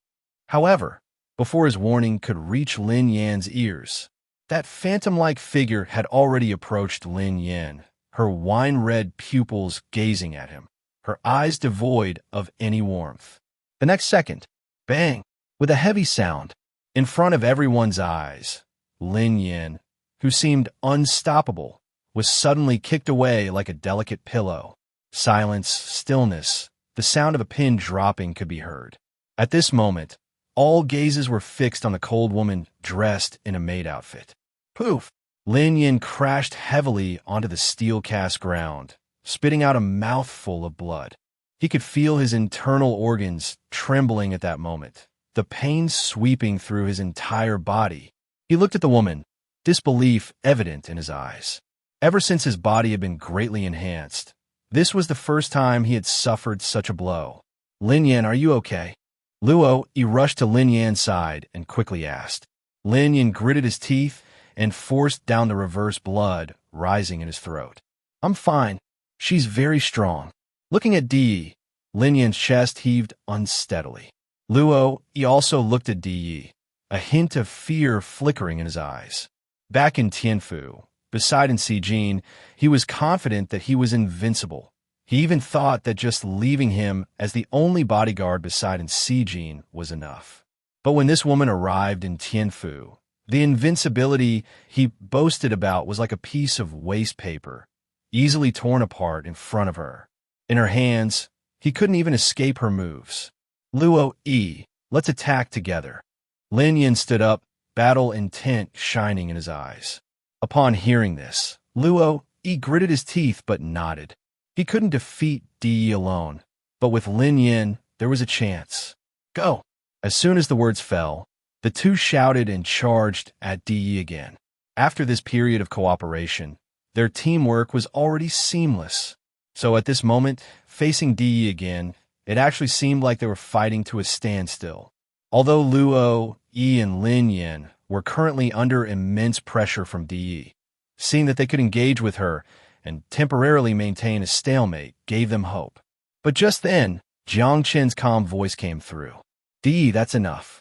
The moment Jiang Chen's words fell, Lin Yin and Luo Yi's expressions changed drastically. It was as if the previously evenly matched situation was nothing but a facade. At this moment, the pressure coming from Di Yi suddenly increased several times. Puff! Before Lin Yin and Luo Yi could react to Di Ye's movements, they were both sent flying. With a loud bang, they crashed heavily against the steel wall. Lin Yin and Luo Yi struggled to get back on their feet, blood oozing from the corners of their mouths. They looked at Di Yi once again, disbelief written all over their faces. This woman, why was she so strong? Strong enough to make them feel despair. Around them, others were equally stunned, staring at Di Yi, this beautiful maid. It was hard to imagine that such a woman could unleash such powerful combat strength. Lin Yin, run, quickly run. At that moment, Wang Suoqing looked at Lin Yin and shouted hoarsely, Boss Wang. Lin Yin's heart sank to the depths of despair. But soon, he gritted his teeth and stood up again. Boss Wang, I will definitely save you, no matter what it takes. Lin Yan's teeth were clenched, crimson blood showing between his teeth. He glared at Jiang Chen. Lin Yin, you let Boss Wang go. I'll stay here at your mercy. Upon hearing this, Jiang Chen smiled at him. Isn't it a bit unfair for you to exchange yourself for so many of them? What if I join in as well? Luo Yi stood beside Lin Yin, speaking coldly. Seeing this, Jiang Chen narrowed his eyes slightly, the smile on his face unchanged. Lin Yin and Luo Yi slowly approached the platform. Jiang Chen, let Boss Wang go. We'll let you do whatever you want. At this point, the black-clad men around them became alert, watching them closely. From a concealed position, the sniper's scope was already aimed at the heads of the two. With just one command from Jiang Chen, Lin Yin and Luo Yi would be dead on the spot. However, Jiang Chen merely watched them approach, showing no signs of action. But soon, he said something that made Lin Yin and Luo Yi's expressions darken. If I'm not mistaken, you have something tied around your waists, right? Hearing this, the surrounding soldiers instantly realized, and the gun barrels pointed menacingly at Lin Yin and Luo Yi's heads. Faced with Jiang Chen's revelation, Lin Yin and Luo Yi no longer hid it. They tore open their clothes. There, tightly wrapped around their waists, were TNT explosives. Stop immediately! Seeing this scene, the surrounding soldiers were shocked. Young master, this place is dangerous. We need to leave. The bodyguard surrounding Jiang Chen quickly reacted. I dare anyone to leave. Jiang Chen, if you dare turn around, we'll pull the trigger immediately. Everyone will die. Lin Yin shouted angrily. Hearing Lin Yan's words, the people around glared at them in anger. Everyone will die? What? You're not going to save your boss Wang anymore. Jiang Chen, upon hearing this, was completely unfazed, even unable to suppress a laugh as he asked, Jiang Chen, don't push me. I just want to save Boss Wang. Let's go. Everyone can have peace. Otherwise, let's all die together. I think you, the privileged young master of the Jiang family, wouldn't want to walk the path of death with a down-and-out guy like me, would you? Chapter 38. Are you ready to welcome the arrival of the new century? Lin Yan's hand was already on the trigger. He was betting. He was betting that Jiang Chen wouldn't dare to perish together with him. For a moment, the atmosphere was tense and charged. Everyone around fell silent. Behind Jiang Chen, Ran Miaoying and Sijin were huddled close to him, clearly frightened. Seeing this, Lin Yin and Luo Yi gritted their teeth. At that moment, the situation seemed ready to explode at any moment. But just then, Jiang Chen couldn't help but laugh. Lin Yin and Luo Yi furrowed their brows upon seeing this. The time should be almost up, right? Jiang Chen said something that left Lin Yin and Luo Yi puzzled. However, upon hearing Jiang Chen's words, the soldiers around them went on high alert, their bullets already chambered. Meanwhile, the disinfection vehicles that were still dumping bodies into the contaminated pit suddenly turned off their engines. The personnel inside got out and were evacuated by the military. Upstairs, Su Qingge and Su Bai, hearing Jiang Chen's words, quickly looked at the countdown. They saw the countdown display. 567 seconds. 562 seconds. 534 seconds. Less than 10 minutes left. At this moment, the feeling of oppression in Su Qingge and the others' hearts, like a heavy stone, became even more intense. What do you mean the time is almost up? Jiang Chen, don't change the subject. Lin Yin and Luo Yi also felt something was off, but at this point, they had already crossed this line and couldn't care about anyone else. Lin Yin, run. Just run. At that moment, Wang Suo was trembling as he looked at Lin Yin, shouting loudly. His pupils were gradually turning white, his teeth were chattering, and his muscles were trembling uncontrollably. The subordinates behind Wang Suo looked at this scene with even greater fear, as if something terrifying was about to happen. Boss Wang, what's wrong with you? Seeing Wang Suo like this, Lin Yin was startled. Run, run. Lin Yin, just run. Master, he can't hold on any longer. The medical personnel standing behind Wang Suo quickly shouted to Jiang Chen. Give him another shot. Jiang Chen said lightly. Yes, young master. The medical personnel hurriedly took out a syringe and injected it into Wang Suo's neck again. With that, the changes in Wang Suo's body were temporarily suppressed. However, at this moment, Lin Yin and Luo Yi already sensed that something was wrong, especially Lin Yin. He looked at his boss, watching his eyes gradually lose their spirit. He glanced at the few companions behind him, who were bound and gagged. But they were only looking at Boss Wang in terror. They seemed to be afraid of Boss Wang. What on earth was going on? Recalling the changes in Boss Wang just now, Lin Yin quickly looked at Jiang Chen. Jiang Chen, what did you do to Boss Wang? Hearing Lin Yin's words, Jiang Chen innocently shook his head. Don't just push everything onto me. If we're talking about it, the reason your boss became like this is actually because of you, Jiang Chen said with a smile. Because of me? Jiang Chen paused. Exactly, after all, your boss was infected with the SR virus because he wanted to come find you, to save you. What does this have to do with the SR virus? Lin Yin stammered. Of course it does, after all. Jiang Chen clapped his hands again. In the next second, an image appeared on the projector before everyone's eyes. The scenes were coming from all over the world at this moment. Magic City, London, New York, Tokyo, Moscow, Paris. What? What is this? New York? Wait, this is New York. An academic who had studied in New York suddenly exclaimed, staring in disbelief at the chaotic scenes on the screen. The footage showed New York streets in utter chaos. Of course, they were already accustomed to scenes of chaos. The key was, in the footage, some people were actually pouncing and tearing at others like beasts. Blood spattered, and flesh mixed with entrails rolled. The bloody scenes were terrifying beyond belief. Moreover, the person in the video was currently in panic, repeatedly saying that this wasn't a movie, it was real, and then the next second, as he turned around, a figure drenched in blood lunged at him with a roar. The screen went dark, nothing was visible, but the sounds from the video continued. The screams of the cameraman, the howls of the zombies, and the sounds of flesh being torn apart. And such scenes were appearing not only in New York, but also in Tokyo, London, Paris, and even the Magic City. What the heck is going on? How could this happen? Those things, could they be zombies? My God! Meanwhile, downstairs, Lin Yin and Luo Yi looked at this scene, their hearts also shaken. In fact, they didn't dare to believe it at first. Immediately, Lin Yin trembled and turned to look at his boss. At this moment, his boss was also looking back at him. Wang Suo's lips moved slightly. Although Lin Yin couldn't hear what he was saying, he could understand the meaning behind it. Before he turns into a zombie, kill him. Are these zombies all infected with the SR virus? Lin Yin trembled, not daring to look at his boss. He turned to Jiang Chen and asked, in Lin Yan's unwilling gaze. Jiang Chen nodded with a light smile.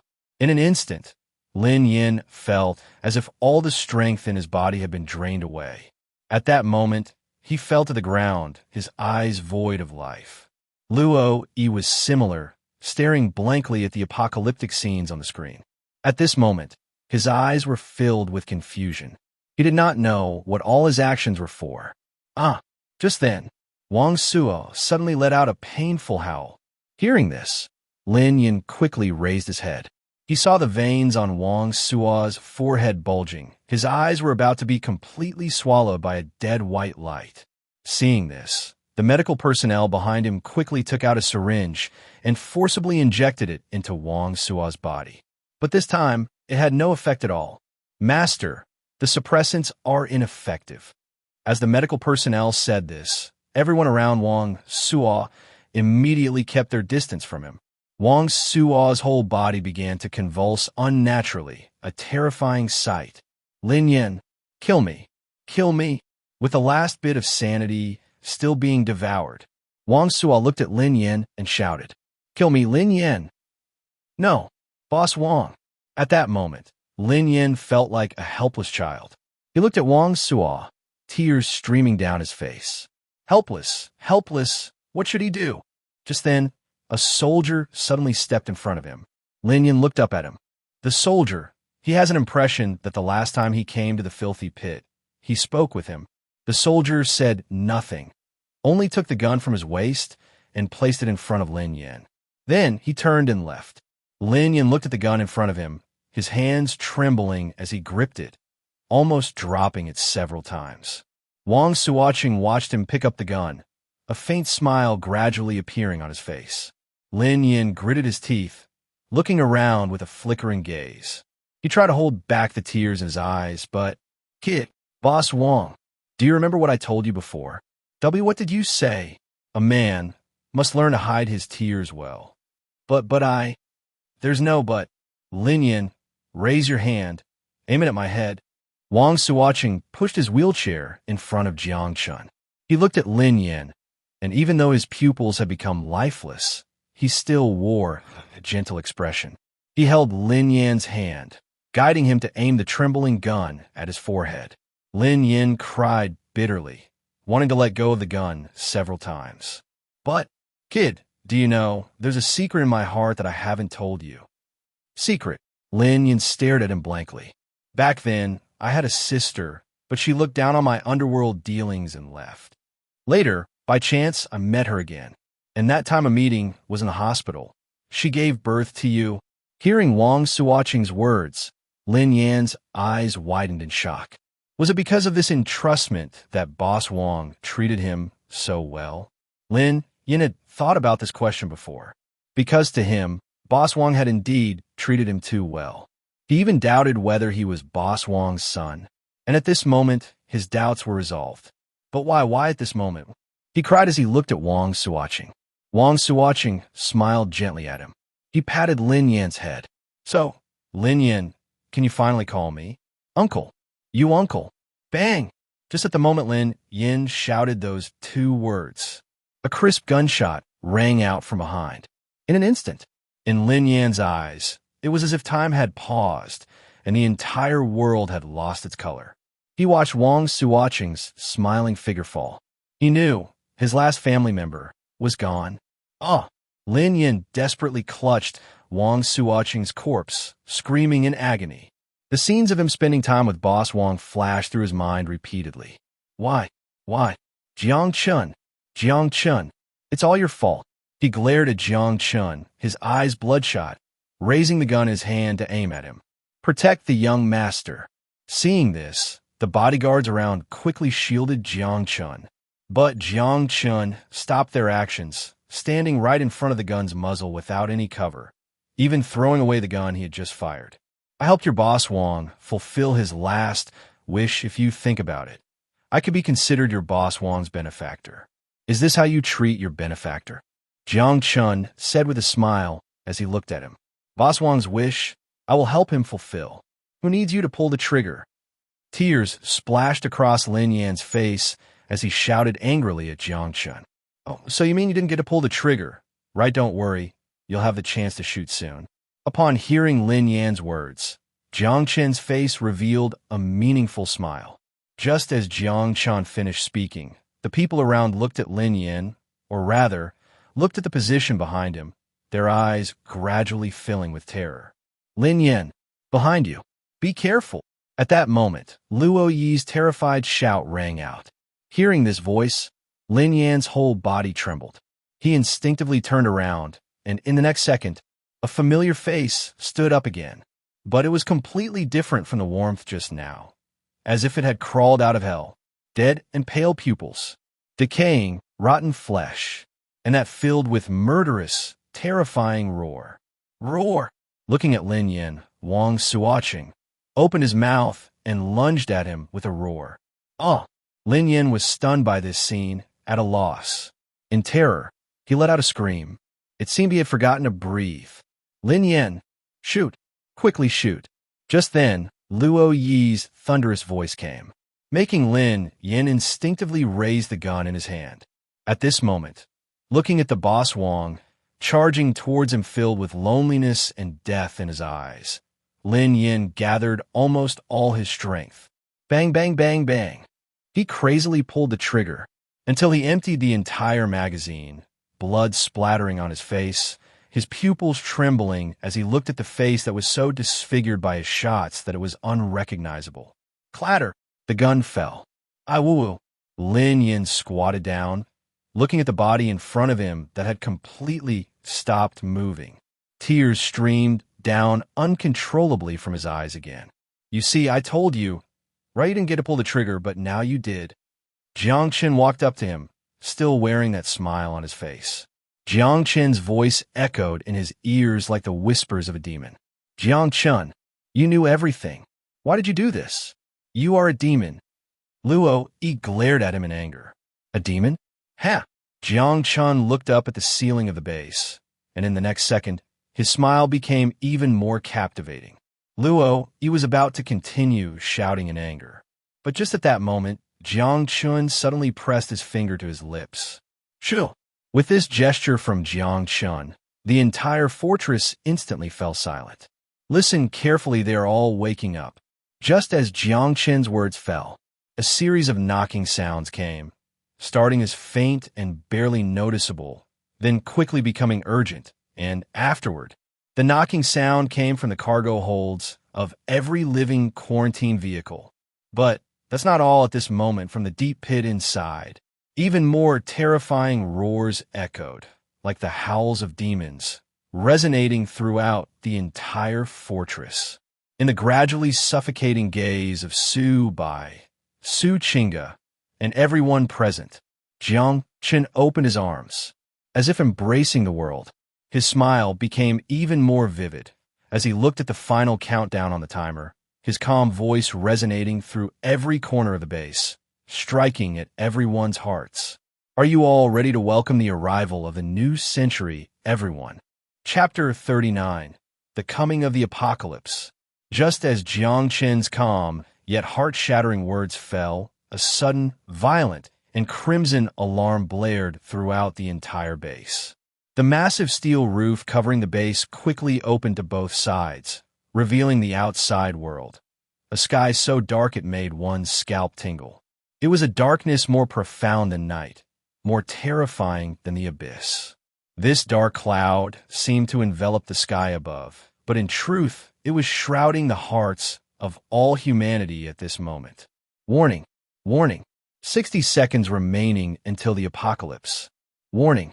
Warning! 60 seconds remaining until the apocalypse. Countdown. 60, 59, 58, asterisk, asterisk. The cold, mechanical voice echoed throughout the fortress. Su Qingge and the others looked up at the sky above, completely dazed. Even Luo Yi and the others were the same. Meanwhile, on the projection screens, cities like Magic Capital, Tokyo, London, Paris, Moscow, New York, and San Francisco were displaying chaotic scenes. At this moment, when chaos became the norm, order turned into something else. Commotion, screams, roars, and cries. Countless pedestrians abandoned everything, even throwing those in front of them behind in a desperate bid to escape faster. With each scream, their steps quickened. Everyone was fighting for survival. To live, they were willing to sacrifice everything, even things that did not belong to them. Human nature, at this moment, was laid bare. And then, suddenly, the chaos ceased, the screams stopped, and even the inhuman roars fell silent. The world fell quiet. The air became suffocating, like the oppressive stillness before a storm. At this moment, everyone on Blue Star seemed to sense something. They stared blankly at the sky, watching the roiling, writhing dark clouds that resembled entrails. It was as if something was about to descend from those swirling, inky clouds. In the capital, inside the Jiang family's grand hall, aside from Jiang Chen's position, all the members of the Jiang family were sitting upright. Jiang Hangtian sat in the main seat, his eyes slightly closed. He could faintly be heard muttering something under his breath. It was quiet, so still that a pin drop could be heard. Only the distant sound of gunfire from the city echoed faintly in the hall. At this moment, ding, ding, ding, the pendulum hanging in the hall suddenly rang out. At this moment, even Jiang Hangtian's half-closed eyes trembled slightly, revealing an unrestful expression. Time remaining until the apocalypse. 10 seconds. 10, 9, 8, 7, 6, 5, 5, 4, 3, 2, 1. As the final countdown echoed from the cold mechanical voice, time seemed to come to a halt. And in the very next millisecond, boom! A violent thunderclap roared down from the heavens. It resonated across the entire Blue Star. It felt as if the world was about to be destroyed. In the city, blocked cars blared their piercing alarms. Countless fleeing people were so shaken that blood flowed from their ears, nearly blinding them. High above the city, glass from countless buildings shattered in an instant. Falling from hundreds of meters high, they had no warning as they struck unfortunate souls below, slicing them in two. Those lucky enough to escape this calamity watched in horror. In the sky, gray fog and blood-red clouds covered everything. There was no sun, no moon.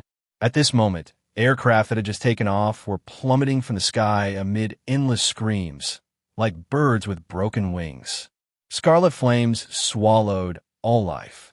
But that wasn't the end. From the cloud layer, chunks of debris resembling small asteroids fell from the sky. They were surrounded by intense flames.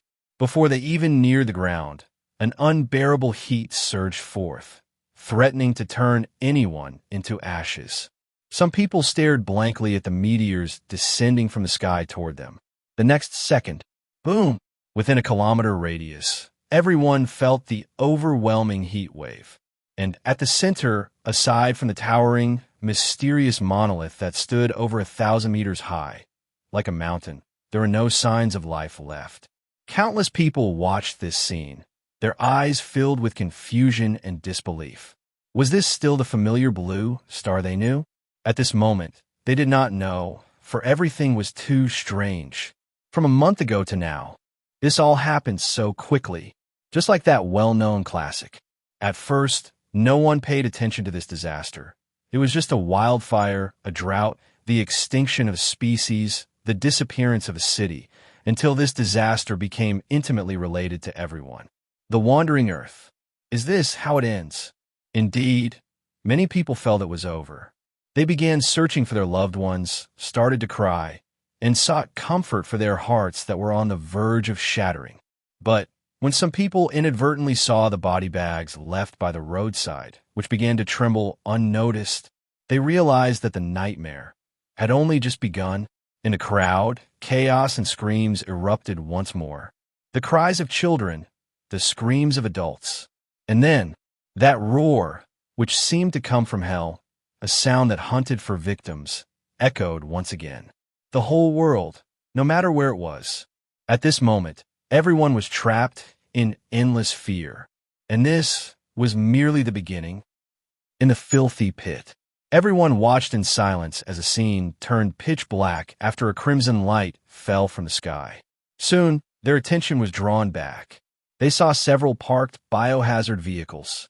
To be precise, it was from the sealed cargo hold at the back. The sound of banging grew louder. Even the tightly secured steel buckles began to tremble, as if they could not bear the burden. Fortunately, after a few seconds, under the increasingly tense and trembling gazes of the crowd, the steel buckles stopped moving, as if they had withstood the pressure. Then, boom! Before the crowd could react, the sealed cargo hold was suddenly burst open. Roar! The roar spread throughout the entire fortress base. In just a few seconds, dozens of zombies had already rushed out of the cargo hold. They were covered in blood, their bodies rotting. They roared as if they had returned from hell. Rotten, lifeless, filthy, carnivorous. They looked at the living around them. Without hesitation, they transformed into a tide of corpses, roaring fiercely as they charged forward. Suchinga and the others turned pale as they witnessed this scene. From the prior visuals to now seeing it in person, the fear of the unknown made their hearts tremble even more. Seeing the zombies about to charge in, the soldiers around them also began to panic. After all, even though they already knew when they actually saw this scene, the fear in their hearts was still uncontrollable. Shoot! However, as the indifferent voice came from Jiang Chen's mouth, the soldiers gritted their teeth and pulled the triggers on their firearms. Like a torrential rain, bullets flew rapidly towards the tide of corpses ahead. In the filthy pit, they had already anticipated all the scenes, and the zombies losing control. Clearly, that was part of the plan. Of course, the current situation was far from losing control. So, who cares about that? Bang, bang, bang, bang. Faced with such a fierce firepower, these dozens of seemingly terrifying zombies were torn to shreds in just a few seconds by the heavy weapon's fire. Seeing this scene, some soldiers who still felt a bit afraid instantly regained their confidence. Zombies were like humans. As long as they were killed, they would die. It's just that it might take a bit more ammunition. But it wasn't over yet. At this moment, there were still several biohazard vehicles behind, and the struggles of the zombies inside were getting louder.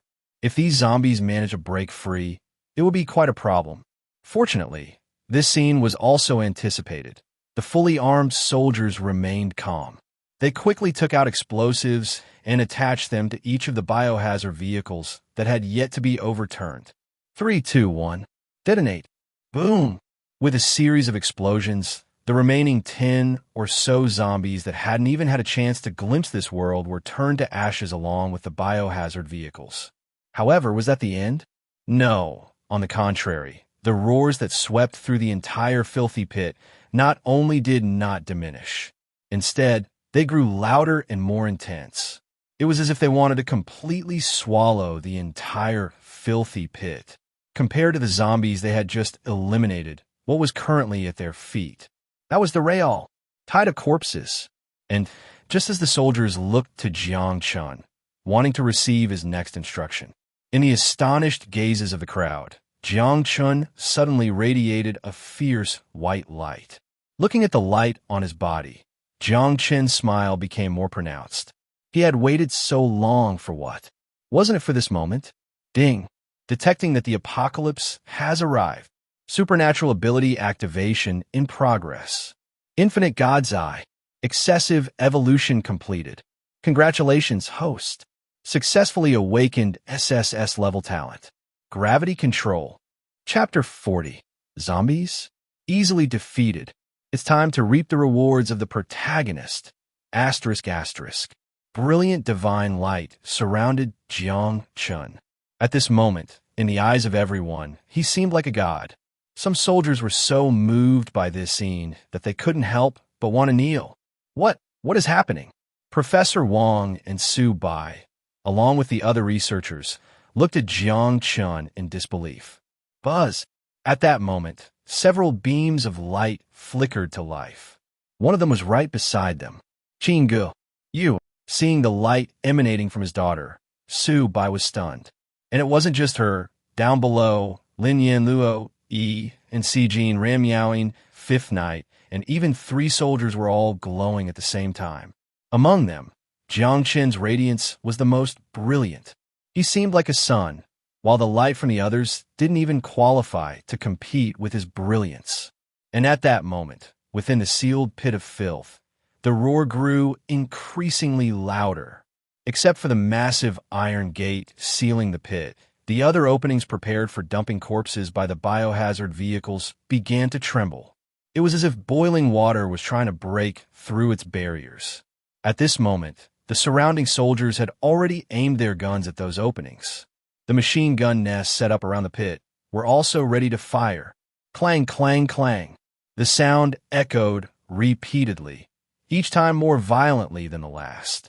The soldiers inside the fortress were well aware of how many zombies were trapped in that pit of filth. If those zombies managed to break free, the entire fortress would likely fall to the tide of corpses. Sweat dripped from the soldiers' foreheads, pooling on the ground. The tension hung thick in the air of the fortress. At this moment, very few people were paying attention to the sudden radiance emanating from Jiang Chen and the others. Everyone was focused on those openings, staring at the barriers that were reaching their limits. And just as the next second came, boom, roar. The savage roar instantly echoed in everyone's ears. At this moment, all the officers present shouted in unison, "Open fire! Tat, tat, tat, tat!" In that instant, gunfire erupted like a torrential downpour, drowning out the zombies' roars. All the zombies recklessly surged out, rushing forward in droves. In just a few seconds, over 1,000 zombies were gunned down, turned into piles of mush by the surrounding firepower. But even so, the zombies' assault did not cease. On the contrary, it became even more frantic. 1,000 zombies were merely a trivial number in the filthy pit. The gunfire raged fiercely. It tore apart every zombie in front of them. Not a single one could breach the wall of fire. However, slowly, as the number of zombies increased, the ground became slick with shredded flesh, allowing a portion of the zombies to use the carcasses as cover to rush toward the firepower network. Hold your ground. Everyone, hold steady. The officer's face darkened as he watched the scene unfold. They had not anticipated this turn of events. Their initial plan was for the young master to command and eliminate all the zombies in the pit. But now, boom! Suddenly, numerous massive shadows flew overhead and crashed down at the already breached openings. Everyone was momentarily dumbfounded. A truck? That's right. The massive vehicles crashing down into the zombie openings from the sky were indeed trucks. The researchers, including Professor Wong, were wide-eyed, some even feeling like their eyes might pop out. This is unscientific. These trucks weighed dozens of tons. Yet, just moments ago, they had seemingly flown through the air and dropped into the zombie assault's entrances. Moreover, there had been no visible towing mechanism. The trucks just appeared in the sky and fell. But the next second, with a calm voice breaking the silence, they were jolted back to reality. Immediately open the pit door. All heavy firepower. Directly pour into the pit of filth. Everyone turned to the source of the voice, seeing that Jiang Chen's brilliance had faded. With a gentle wave of his hand, several biohazard vehicles were lifted into the air, crashing down toward the openings in front of the astonished crowd. The soldiers looked at Jiang Chen awakening and immediately felt a surge of confidence. Especially with the powerful aura radiating from Jiang Chen, their spirits soared. Although they had no idea what had happened to the young master, they knew he had likely achieved a difference akin to heaven and earth compared to them. The top pit gate is opening. Boom! With the sound of intense machinery and the grinding of gears, the scene inside the filthy pit finally presented itself to everyone's eyes. At a glance, the sight within was enough to make anyone feel a wave of discomfort. An overwhelming stench. Decayed, rotting corpses. Dark blood and human tissue flowed along the bottom of the pit. Zombies, countless zombies, just like a swarm of ants. Looking around, even the most conservative estimate would say there were at least 1 million zombies in this place. As the top pit gate opened, The horde of corpses that had been battering against a few small openings instantly changed direction, roaring as they surged upward towards the filthy pit. Although the walls of the pit were over 100 meters high, the sheer number of zombies began to pile up into a small mountain, and they were about to crawl out from the bottom of the pit. This scene made one's scalp tingle. However, in Jiang Chen's eyes, these zombies were the first great gift the apocalypse had sent to the capital. Fire at will. With his command issued, countless bullets and bombs began to rain down from the heavy fire points surrounding the filthy pit. Compared to just moments ago, the concentrated firepower from these specially set-up heavy fire points was merciless. Even with 1,000,000 zombies, they could not withstand it. The zombie mound that had formed was directly cut in half by the concentrated firepower of the pit, with 730mm naval guns firing at a rate of 4,200 rounds per minute, obliterating it in an instant. Each 30mm bullet could turn a single zombie into minced meat. Facing such human technology, these early-stage apocalypse zombies were utterly defenseless. Stop! As over 1,000,000 zombies were slaughtered down to about 200,000 or 300,000, Jiang Chen's voice made all gunfire cease immediately. At that moment, the entire base fell silent. Su Xing and the others were left dumbfounded. Even the foul stench coming from the bottom of the filthy pit was briefly covered by the smell of gunpowder. Zombies? They were simply no match for prepared human-heavy firepower. But this was all only possible because of their preparation. The remaining 20,000 or so zombies continued to crawl around, but their numbers no longer posed a threat to the fortress. Moreover, Jiang Chen had no intention of continuing to eliminate these zombies. After all, the remaining ones still had their uses. With the zombie crisis resolved, what came next? Looking at Lin Yin and the others as their glowing powers faded and they woke up again, a smile appeared on Jiang Chen's face. The fruit was ripe, it was time to harvest. In the gazes of the crowd, Jiang Chen stepped toward Lin Yin. At that moment, the awakened Lin Yin looked at Jiang Chen approaching him, and he instantly recalled the past events. At this moment, his rage surged within him. After awakening his powers, all information related to the apocalypse and extraordinary abilities flooded into his mind. He was no longer an ordinary person. He wanted revenge. Jiang Chen. Lin Yin roared, just as everyone was puzzled as to why he dared to say such a thing. In the next second, in the shocked and incredulous gazes of the crowd, a violent flame erupted around Lin Yan's body. Like a fiery snake, it lunged toward Jiang Chen. Master, be careful. Seeing this, the surrounding soldiers rushed to shield Jiang Chen, as the searing flames seemed about to engulf them. Just at that moment, bang! From not far away, a steel plate weighing several tons that had been toppled by the zombie assault earlier came crashing down. It fell directly in front of them. With a loud boom, the steel plate was struck by the flames, glowing red from the intense heat. Seeing this, Lin Yin was momentarily stunned, but he quickly regained his composure, realizing that Jiang Chen had also gained extraordinary powers. But so what? He had received an S-class fire-type ability, capable of controlling a sea of flames. Such power could be said to be miraculous. How could he possibly lose to Jiang Chen? Lin Yin roared. The flames swirling around him became even more intense. The heat radiating from him made it difficult for those over 100 meters away to breathe comfortably. Sweat poured down his body. As for the scientists, they were already in a daze. They could no longer comprehend this with science. They could not understand how this had happened. Jiang Chen, this time you will die. Lin Yan's eyes were surrounded by intense flames as he glared at Jiang Chen, his voice filled with fury. Hearing Lin Yan's words, a sarcastic smile appeared on Jiang Chen's lips. In the next moment, in his mind, ding! The infinite divine eye has detected an S-class fire-type ability.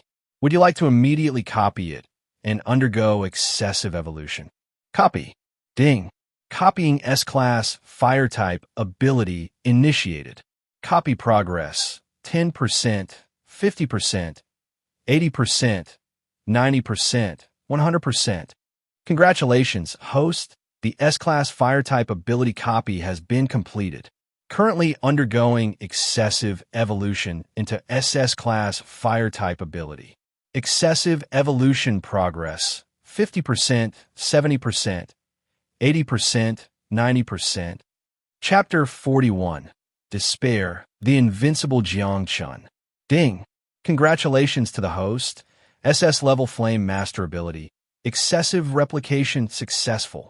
Feeling the power within his body that seemed capable of dominating a flame, Jiang Chen's smile became increasingly intriguing. He looked at Lin Yin, who was gathering energy opposite him. Lin Yin, I'm actually quite puzzled. You see, I've done so much for you, giving your boss a second chance at life, and helping you see him one last time. Shouldn't that make me something of a benefactor to you? But your attitude toward your benefactor is like this, Jiang Chen said with a smile. Ha ha ha. As soon as Jiang Chen finished speaking, Lin Yin laughed in anger. He felt he had just heard the biggest joke of his life. Benefactor? Jiang Chen, do you really mean to say that? Since the moment I met you, everything you've done, you know it in your heart. My lover, my family, even my life, were all destroyed by your hands. And now you tell me you're my benefactor? The more Lin Yin spoke, the more his anger surged.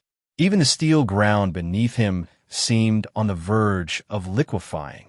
He stared at Jiang Chen, his eyes burning with flames as if wanting to incinerate everything. Yet, even under such a gaze, Jiang Chen maintained his faint smile. Lin Yin, there's no point in talking. I have nothing left to lose. Today, either you die or I die. As soon as Lin Yan's words fell, a scorching sun-like intensity erupted from him, shining brilliantly. He roared, and the blazing sun obeyed his command. In an instant, it surged towards Jiang Chen like a solar storm. Master, witnessing this scene, the surrounding soldiers were all stunned. They wanted to help Jiang Chen, but this extraordinary battle was beyond what they could intervene in. Jiang Chen, this is my rage, the rage that will burn you to ashes. D. Upon hearing Lin Yan's roar and feeling the violent flames rushing towards him, Jiang Chen's eyelids drooped, and his gaze became deep. D. With a slight sound, it contained an overwhelming confidence. Facing the furious sun that was madly surging towards him, Jiang Chen slowly extended his palm, as if he intended to block the raging flames that charged at him like a wild beast. Seeing this, some could not bear to watch. After all, in their eyes, how could flesh and blood withstand such fierce flames? Even Lin Yin himself thought Jiang Chen had no way out. Although extraordinary beings were powerful, their bodies were still flesh and blood. Unless they had abilities that enhanced their physical bodies or could manipulate their elemental abilities, it would be absolutely impossible to withstand an unmastered element with just flesh. Just when everyone thought it was impossible, as the wild flames surged towards Jiang Chen, ready to engulf him, suddenly, a scene appeared that left everyone in disbelief, and some even doubted their own vision. They rubbed their eyes in disbelief. They saw that the raging sun, at that very moment, quieted down the instant it touched Jiang Chen's palm. It behaved so obediently. Not only that, but the entire raging sun was absorbed by Jiang Chen's palm. This is impossible. Lin Yin stared at this scene in shock. This was his elemental manipulation. How could Jiang Chen so easily block it? Moreover, for some reason, he felt an inexplicable fear rising in his heart. This fear did not come from him, but from his ability. In the next second, he gritted his teeth. Amidst the raging flames, several more flames roared from his hands towards Jiang Chen. Just like the previous raging flames, these flames hadn't even touched Jiang Chen when they seemed to be blocked by an invisible barrier in front of him. Lin Yan's eyes widened, filled with disbelief. Is there more? Jiang Chen looked at him with a smile. Just in the center of his palm, a fireball was slowly rotating, its layers of flames swirling around it, resembling a miniature sun. And he was a deity capable of controlling the sun. That appearance even made Lin Yin involuntarily take a few steps back. If there's nothing else, then it's my turn. The moment his voice fell, the fireball in Jiang Chen's hand shot towards Lin Yin like a star, carrying a temperature of thousands of degrees. As it cut through the air, it even scorched the air into ripples. Seeing this fireball, Lin Yin gritted his teeth and activated his Flame Master ability with all his might.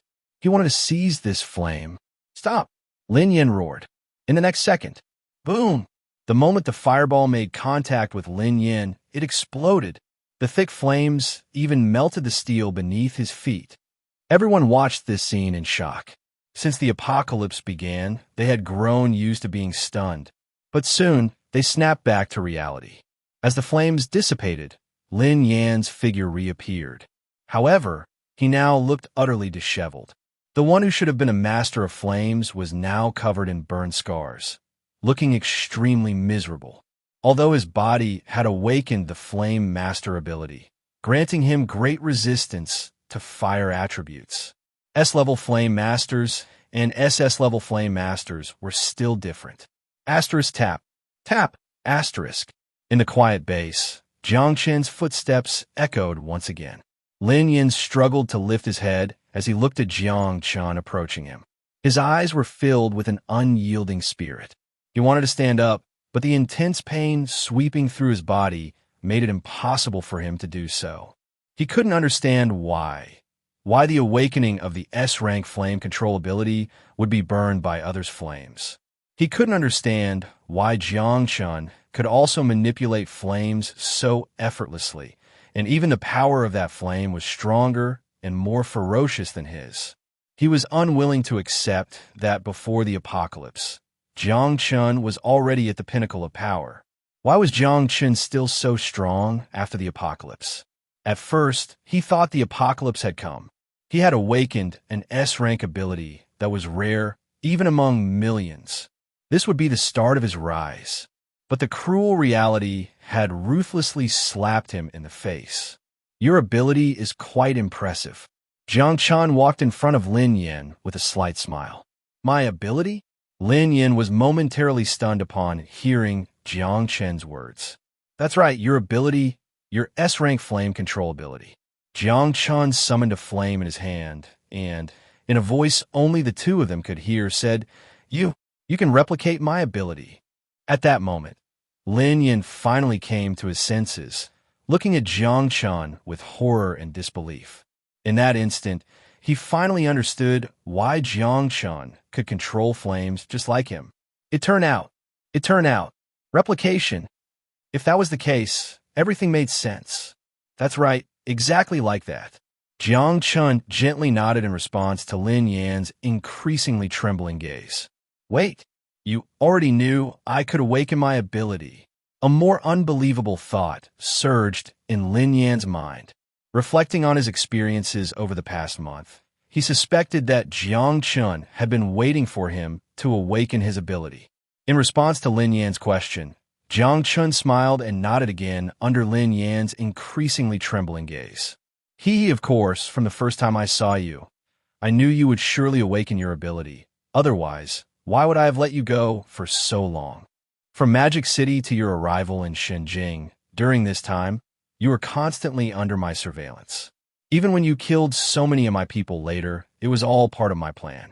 Even Luo Yi being turned against me was orchestrated by me after all. For a single person like you to reach this point is still a bit difficult. But with someone like Luo Yi, that would be easier. So I could have killed you long ago, but unripe fruit is sour when picked. Only at this moment, when you have fully ripened, is it the best time to enjoy the fruit. Now, do you understand? Jiang Chen looked at the gradually pale and despairing expression on Lin Yan's face, smiling as he spoke. Looking at Jiang Chen for the first time, Lin Yin felt fear rise in his heart. Now, you are of no value anymore. So, I will fulfill your last wish and send you to meet your boss and your family. With that, Jiang Chen's right hand reached out into the air. In the dazed eyes of the crowd, Lin Yin was lifted into the air by an invisible force. He wanted to struggle to grasp at the thing around his neck. But when he reached out with his hand, he found nothing at all. He stared at Jiang Chen, his pupils trembling, his eyes filled with bloodshot signs of suffocation. Oh, I forgot to tell you, this is my own awakened talent gravitational control. And as for the rank SSS rank, Jiang Chen said with a smile. As soon as those words fell, Lin Yan's struggling movement stopped, and his gaze turned to a dull gray. SSS rank. At that moment, all he felt was despair. From this moment on, the thought that this man was invincible rose in his heart. He regretted it. He regretted not listening to his boss's advice. Why did he overestimate himself and seek out Jiang Chen?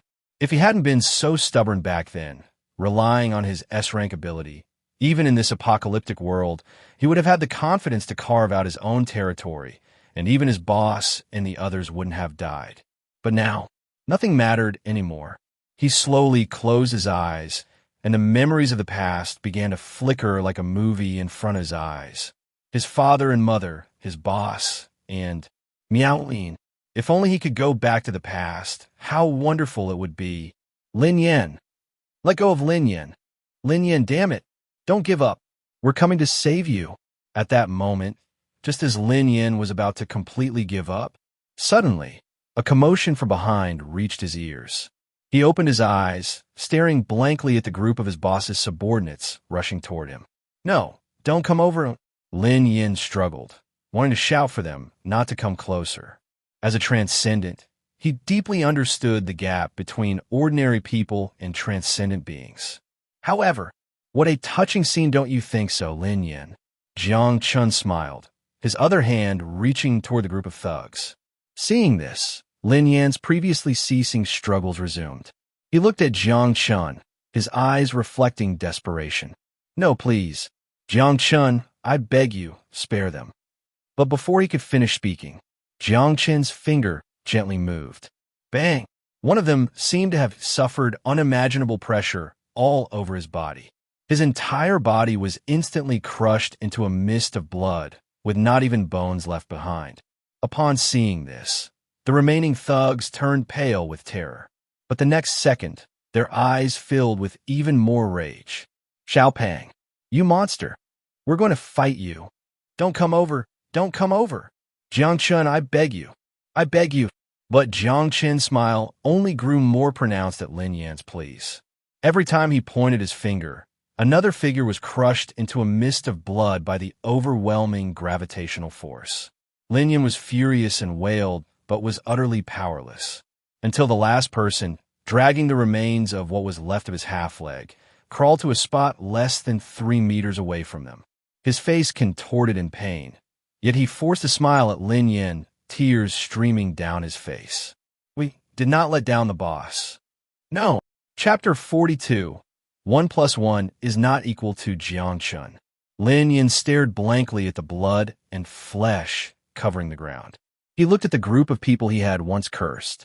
He had thought they were nothing but a bunch of good-for-nothings, and he even looked down on them. He couldn't understand why Big Boss Wong would keep such harmful elements by his side. But now it seemed he understood. But it was too late. At this moment, not only Lin Yan, but even the onlookers surrounding the scene fell into silence. Was it cruel? Yes, it was cruel. If anyone else were in their place, they would feel that what Jiang Chen did was far too brutal. A rare few even cast angry glances at Jiang Chen. But what could they do at this moment? Many of them knew that Jiang Chen and the Jiang family would become their sky. All they needed to do was obey the commands of the Jiang family.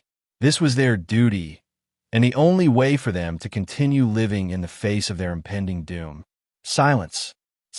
From above, Subai watched this scene and slowly turned his gaze away. However, he had no other thoughts in his mind. He understood that the world was no longer what it used to be.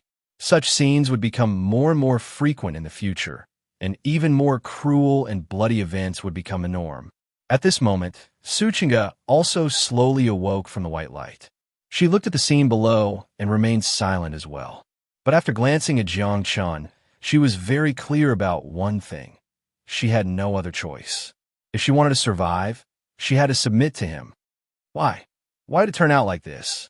Little fatty, big tiger.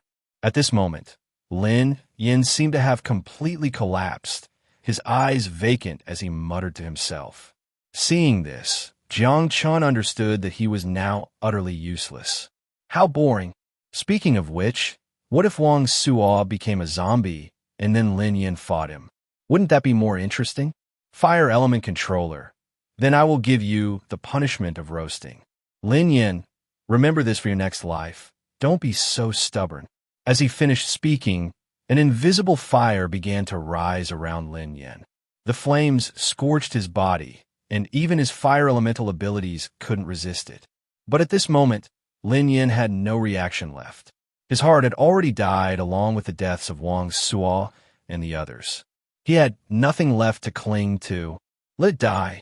After death, he wouldn't have to face this demon. He would be able to reunite in the underworld with Big Boss Wang, his beloved mother, and his brothers. In that moment, it seemed as if Lin Yin saw them waving at him from the flames. Finally, I can relax completely. A faint smile gradually appeared on Lin Yan's face. In the end, he glanced at Ran Miaoying, who was still surrounded by light in the distance. Miaoying goodbye. Lin Yin, Jiang Chen, let him go. Boom. Lo Luo E. Lin Yin was stunned as he looked at the man who had suddenly blocked his path. Lin Yin, are you really going to give up? Aren't you a man? Luo Yi's eyes fixed on Jiang Chen, speaking coldly to Lin Yin behind him. Hearing Luo Yi's voice, Lin Yin fell silent. Jiang Chen looked at Luo Yi and the thick vines that had burst out from the hard steel and concrete around him, and a smile crept onto his face again. The second fruit has ripened, hasn't it? Lin Yan's expression shook upon hearing Jiang Chen's words. Luo Yi, hurry and go. Jiang Chen has the ability to copy your powers. Copy powers? Luo Yi's heart trembled at those words. Get out of here.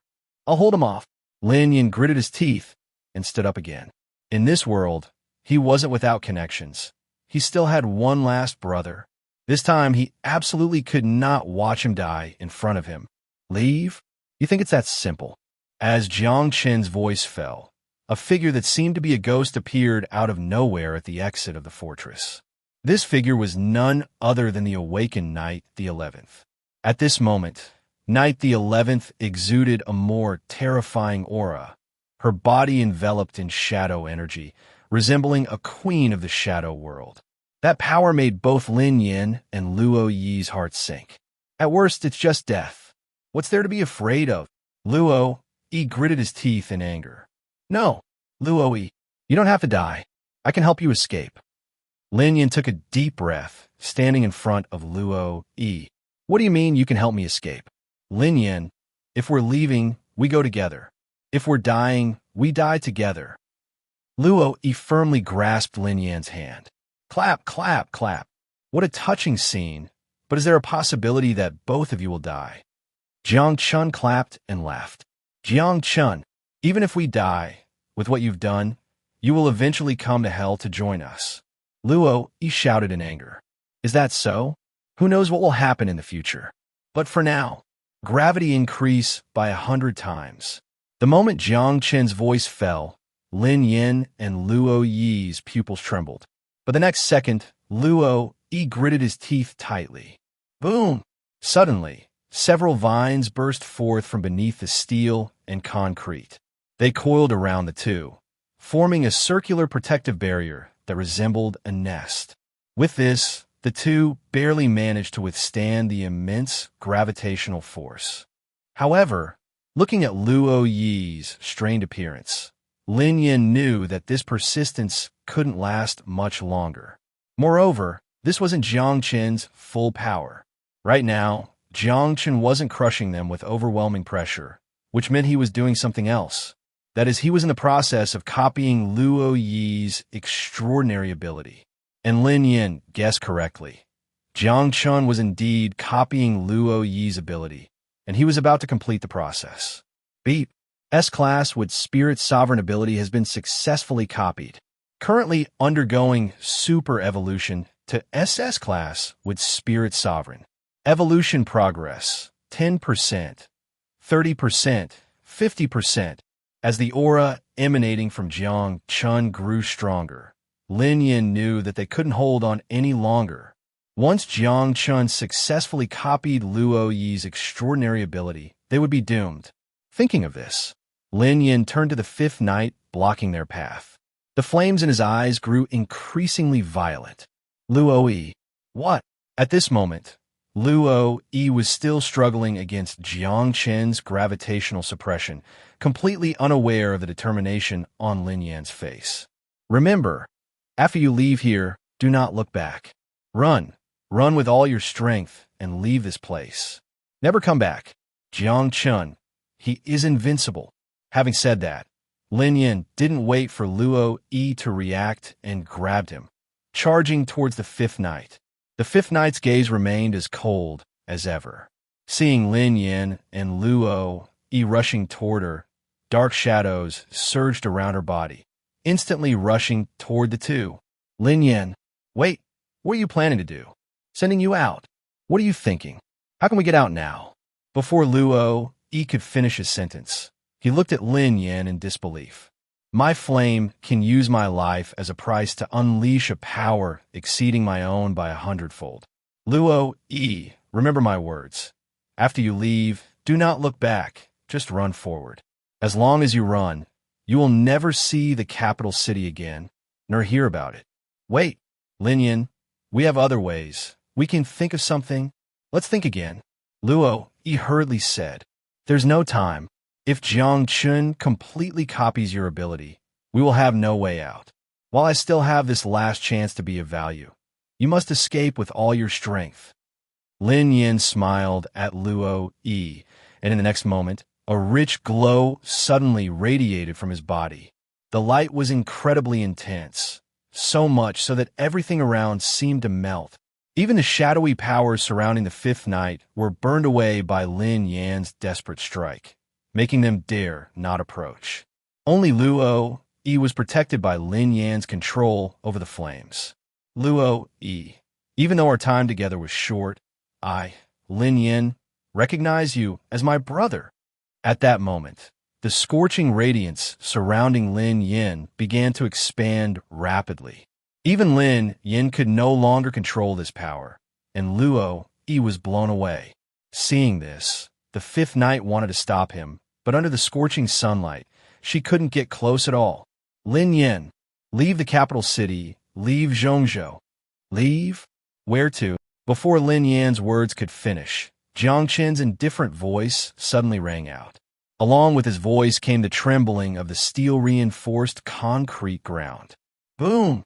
Two massive vines suddenly burst forth from the ground. These vines were several times larger than those controlled by Luo Yi. Moreover, the tips of the vines were sharp like spears, swiftly pursuing him and Luo Yi. Seeing this, Lin Yin gritted his teeth, flames swirling around him, vowing to turn these two vines to ashes. In this state, I am no match for you. I refuse to believe that my life as fuel is still inferior to you. This time, using my life as a price, I will win. The massive vines were engulfed in the intense flames, turning to ash layer by layer.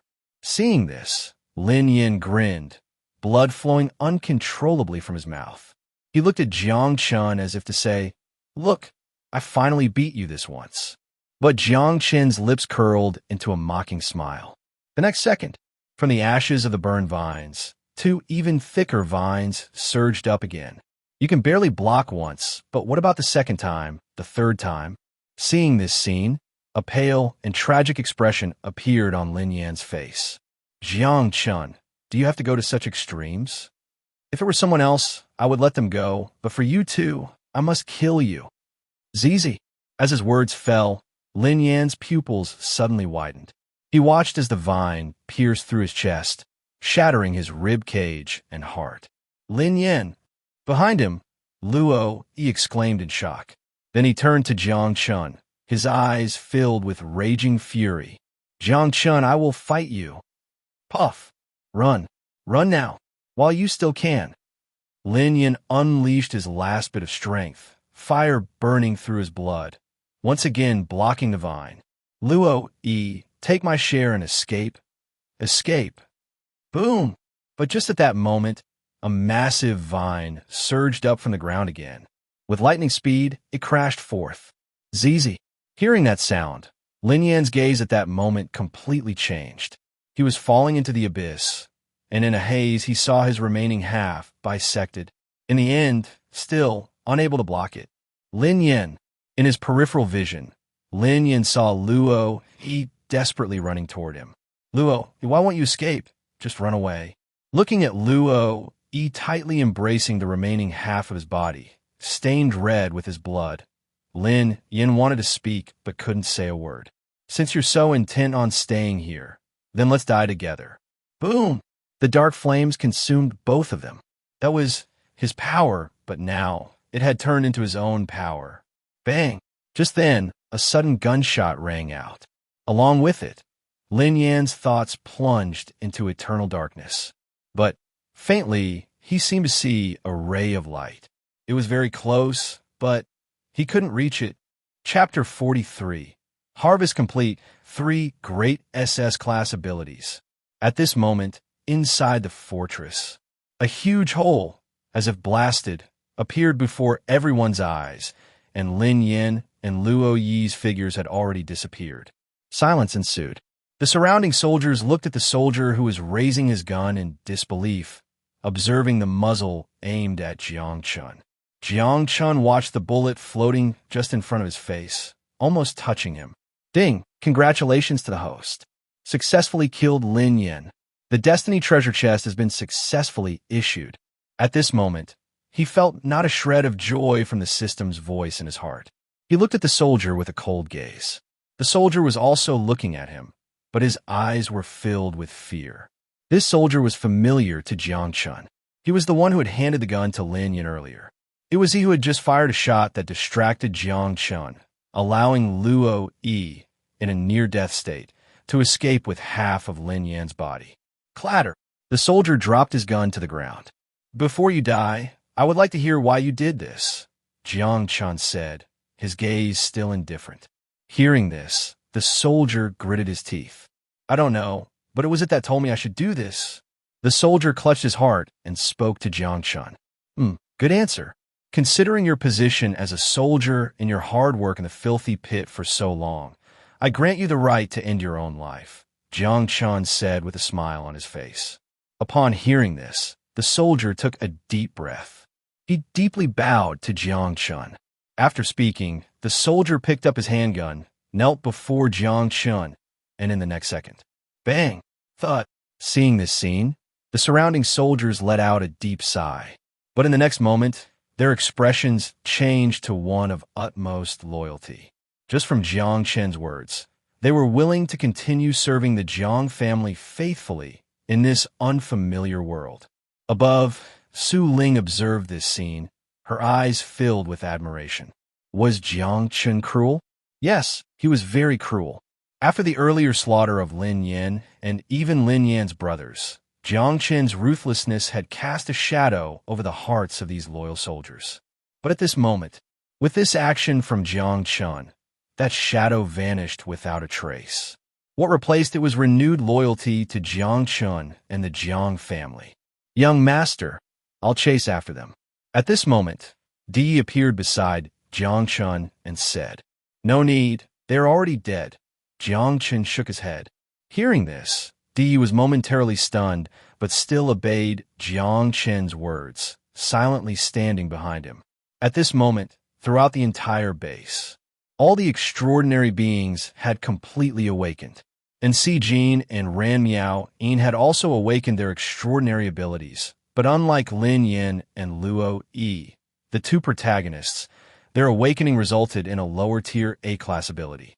However, this A-class ability was not bad.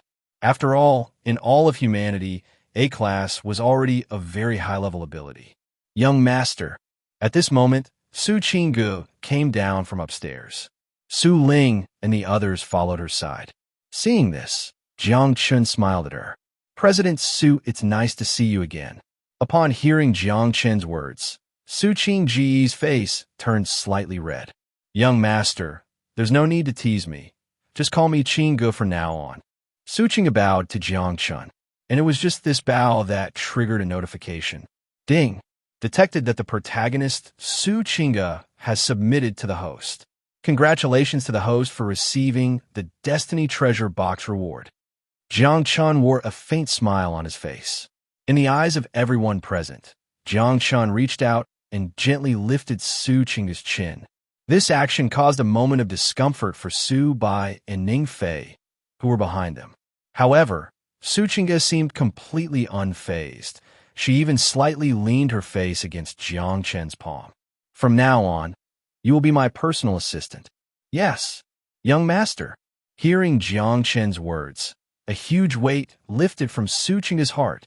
Although this personal assistant position seemed insignificant, being able to serve by Jiang Chen's side at all times was already the greatest privilege. As for Uncle Su, the capital of the gods will soon establish a new order after the apocalypse. At that time, I will need your counsel for the capital. Rest assured, young master, I, Su Bai, will do my utmost for the capital. Upon hearing this, Su Bai quickly nodded. The world now was not what it used to be.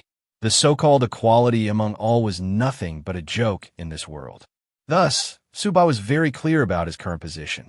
Well, since everything has been mostly taken care of, it's time to return to the capital. The filthy pit, I will leave to you all. Jiang Chen looked at the group of soldiers. Rest assured, we will not disappoint the expectations of the young master and the family. All the soldiers shouted in unison. After that, Jiang Chen left the filthy pit with his group. While in the vehicle, Ding. Congratulations, host. You have successfully obtained the SSS-level ability of mind control. Destiny host, Jiang Chen. Extraordinary abilities. SSS-level Gravity Master. SSS-level Fire Lord. SSS-level Wood Spirit Master. SS-level Mind Control. Extraordinary level, Level 2. Items. Destiny Treasure Box X2. Current Destiny Villain Mission. Lin Yan killed. Su Chinga submitted. Luo E in progress. Still quite resilient, however, given your current physical condition. How much longer can you hold on? Jiang Chen looked at the distant mountain range with a cold smile. Meanwhile, in a certain mountain range, Luo E was desperately fleeing, clutching the half-body of Lin Yan, struggling to escape. A wound the size of a bowl was on his chest, with blood continuously flowing from it. The power of the wood spirit was constantly repairing his injuries. Yet even so, it was merely a drop in the bucket. The injuries were too severe. He was at the end of his rope. Thud! Luo E collapsed. Beside him, Lin Yan's corpse had long since gone still. Luo E knew, however.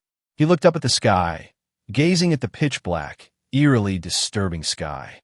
Tears streamed down his face uncontrollably. But soon, he hurriedly wiped away the tears in his eyes. He painfully crawled next to Lin Yan's body, looking at Lin Yan, who was already devoid of life. He raised his hand and then, with a heart-wrenching cry, he yanked out his own broken heart, and in this act, Luo E was on the brink of death himself.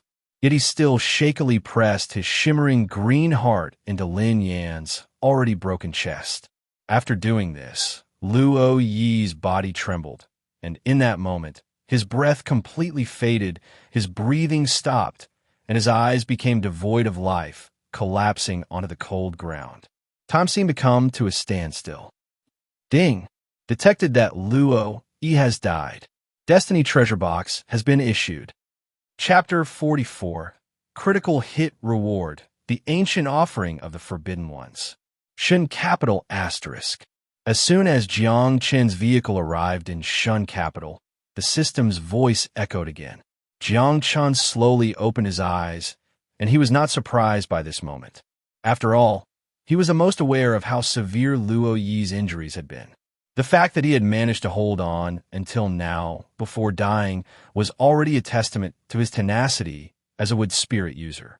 However, Jiang Chen spread his palm and saw a small piece of thorns that, at first glance, appeared completely withered, appearing in the palm of his hand. Looking at the tip, he allowed a glimmer of hope to linger, just barely surviving in possibility. Jiang Chen's eyes flickered slightly. Is it true that wildfires cannot be extinguished, and the spring winds bring new growth? Or is he overthinking it? Nevertheless, no matter the possibility, Jiang Chen was indifferent. Lin Yan and Luo, he had already been pronounced dead by the system. Even if they were to stand before him again in the future, without their protagonist status, they would be even more miserable than this time. He looked out the window, observing the soldiers patrolling the streets, the blood that had yet to be completely cleaned from the roads, the city that was filled with much more smoke than when he had left, and especially the towering, huge meteorite standing in the city, which was several dozen meters high. He knew that the era belonging to the Jiang family had arrived. System, open all 3 Destiny treasure chests together. Beep. Congratulations, host. The Destiny treasure chests have been successfully opened. Rewards received. 1 S-rank ability seed. 1 dose of level 3 gene serum. 1 broken USB drive containing 1.3 level technological data. Congratulations, host, for receiving the special Destiny reward. The ancient offering of the Forbidden Ones. He could understand the previous rewards, but what is this ancient offering of the Forbidden Ones? Beep. The ancient offering of the Forbidden Ones is one of the entries recorded in the original catalog. It contains methods for cultivating the Forbidden Ones. Original catalog? Forbidden Ones? Although he didn't know exactly what it was, it sounded somewhat significant. Jiang Chen smiled slightly and chose not to dwell on it anymore. At that moment, both of his arms were embraced from either side. Young master, will Shin Capital be safe? Ran Miaoying's voice was pitiful as she spoke. Beside her, and Si Jin appeared to be a bit calmer on the surface. Yet looking out at the city, combined with the experiences of the apocalypse in just the last few hours, made her heart rise with waves of unease.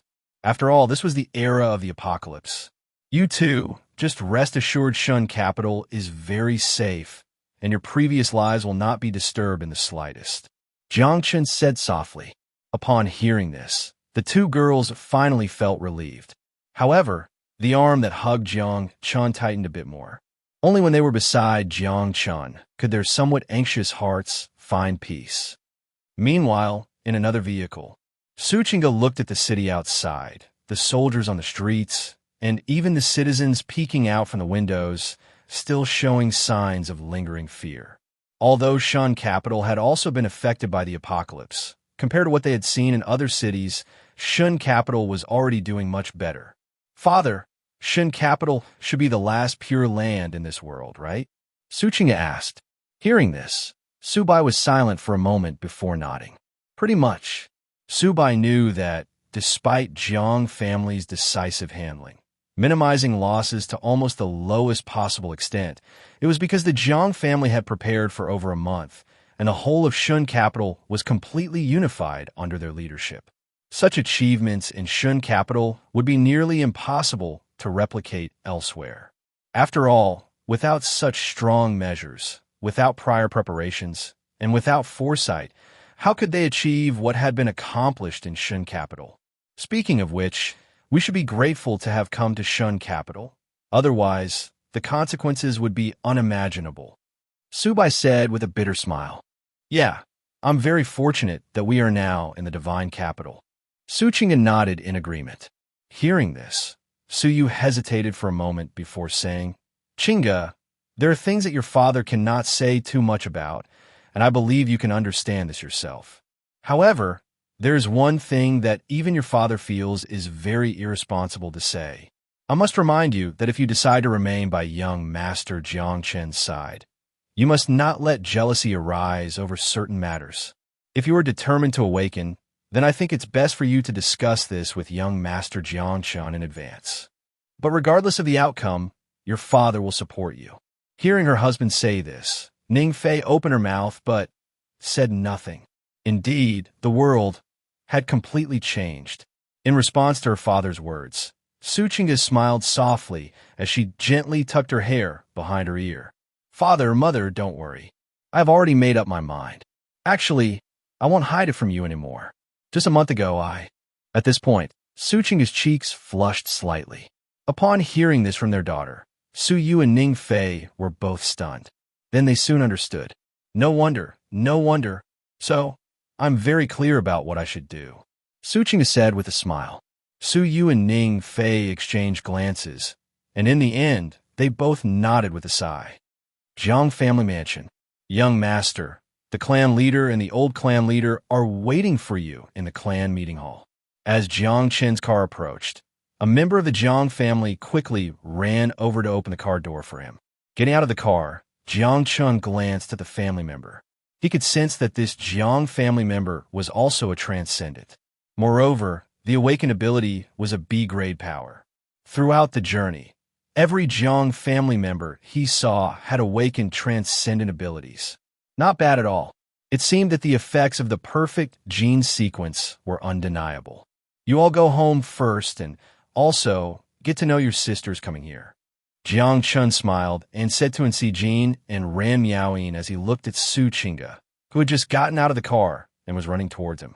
Upon hearing Jiang Chen's words, Suchinga's flawless face instantly flushed with a tempting blush. Hearing Jiang Chen say this, Nsi Jin and Ran Meowing nodded in agreement. Nsi Jin even went up to hold Suchinga's hand and began to chat and laugh actively. Ran Meowing, due to her personality and the fact that Suchinga was her senior, felt a bit shy, but with Nsi Jin as the middleman, the relationship among the three girls quickly became friendly. At this moment, Jiang Chen had already arrived outside the clan meeting hall. Seeing Jiang Chen arrive, the two Jiang family transcendent guards at the door respectfully bowed to him and then pushed open the large door. After Jiang Chen entered, they slowly closed the door behind him. Inside the hall, unlike the tense atmosphere of previous clan meetings, this time, the long table made of golden silk nanmu was no longer filled with various documents. Instead, it was adorned with an array of exquisite delicacies.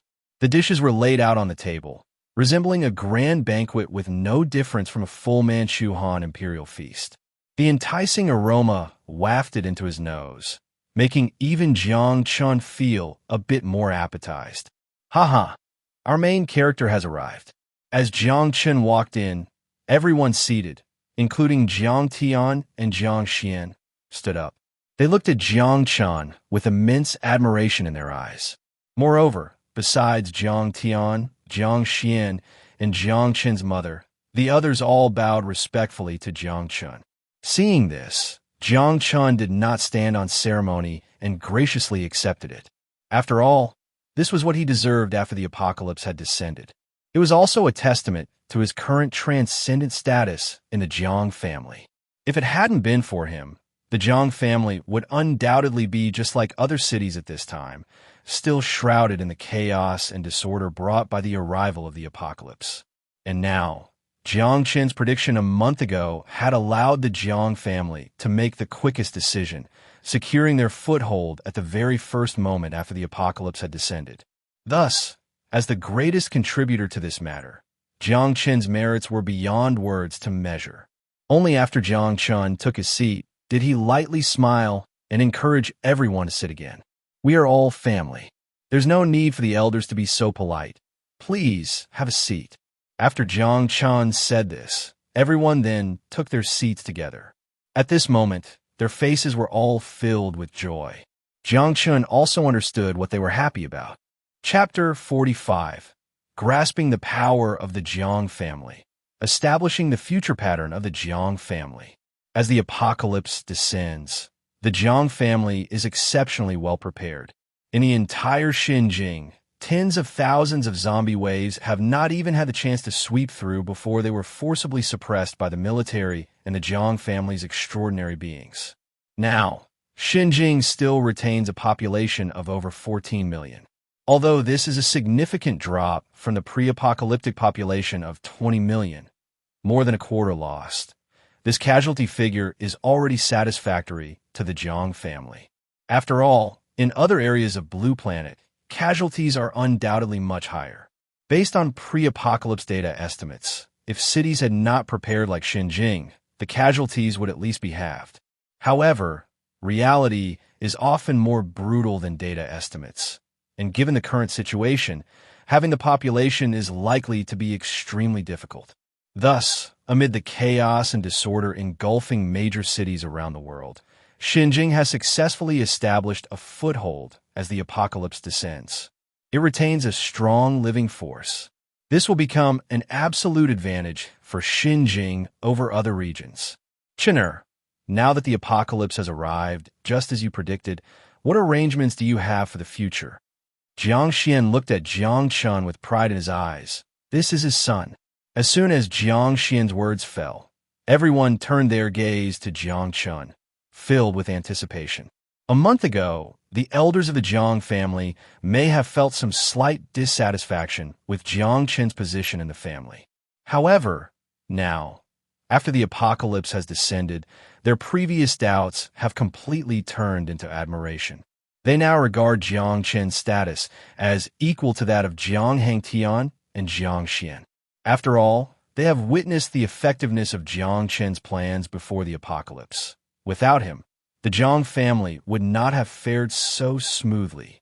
Now, with the apocalypse upon them in this new era, everyone is unfamiliar with the road ahead, even Jiang Hangtian and Jiang Xian. However, they have a mysterious confidence in Jiang Chen. They believe that as long as they follow the steps of their young patriarch, the path that unfolds before them will undoubtedly be one of brightness. Jiang Chen, unhurried and calm under everyone's gaze, picked up the bird's nest soup that his mother had made for him and took a gentle sip. Then he spoke. In my view, the apocalypse can be divided into 3 stages: the arrival phase, the expansion phase, and the expedition phase. Upon hearing Jiang Chen's words, the elders of the Jiang family quickly took out their notebooks to jot down his statements. And the stage we are currently in is the arrival phase, which will not last long, at most about 2 months. During these 2 months, we need to restore Xinjiang to its pre-apocalypse production levels, or even higher. Only then can we smoothly transition into the second stage, the expansion phase. The expansion phase, as the name suggests, is to extend the influence of the Jiang family beyond Xinjiang, gradually reclaiming cities occupied by zombies, aberrations, and even other humans. This second stage will last much longer than the first. It could take a few years, perhaps a decade or more, and in case of unforeseen circumstances, it could even take several decades. As for the third stage, the expedition phase, it is still too early to discuss. We must at least unify the Dragon Kingdom before we can implement it. Listening to Jiang Chen's plan, everyone in the hall had an extremely serious expression. No one interrupted, not even Jiang Hangtian and Jiang Xian, who occasionally nodded in agreement. Clearly, they were very satisfied with Jiang Chen's 3-step plan. In summary, the family's current main tasks are the first and second stages, which can be summarized in 12 words. Jiang Chen smiled. 12 words? Everyone was curious upon hearing this. Build high walls, accumulate food, eat away quickly, and take time to become king. This statement from Jiang Chen actually reflects the wisdom of their ancestors. Don't be greedy. Proceed steadily yet swiftly. After all, in the current landscape of Blue Planet, it is impossible for humanity in other areas to recover within a year or 2 at the very least. Moreover, even if they do recover, in the current ruins of the apocalypse and under the threats of various aberrations and zombies, it will be very difficult for them to develop. Therefore, during this period, Xinjiang can confidently extend its influence around it. Of course, some might ask, why not seize this opportunity to send out large numbers of troops to quickly occupy more territory? Well, the answer is quite simple. Currently, in other cities, zombies and aberrations dominate.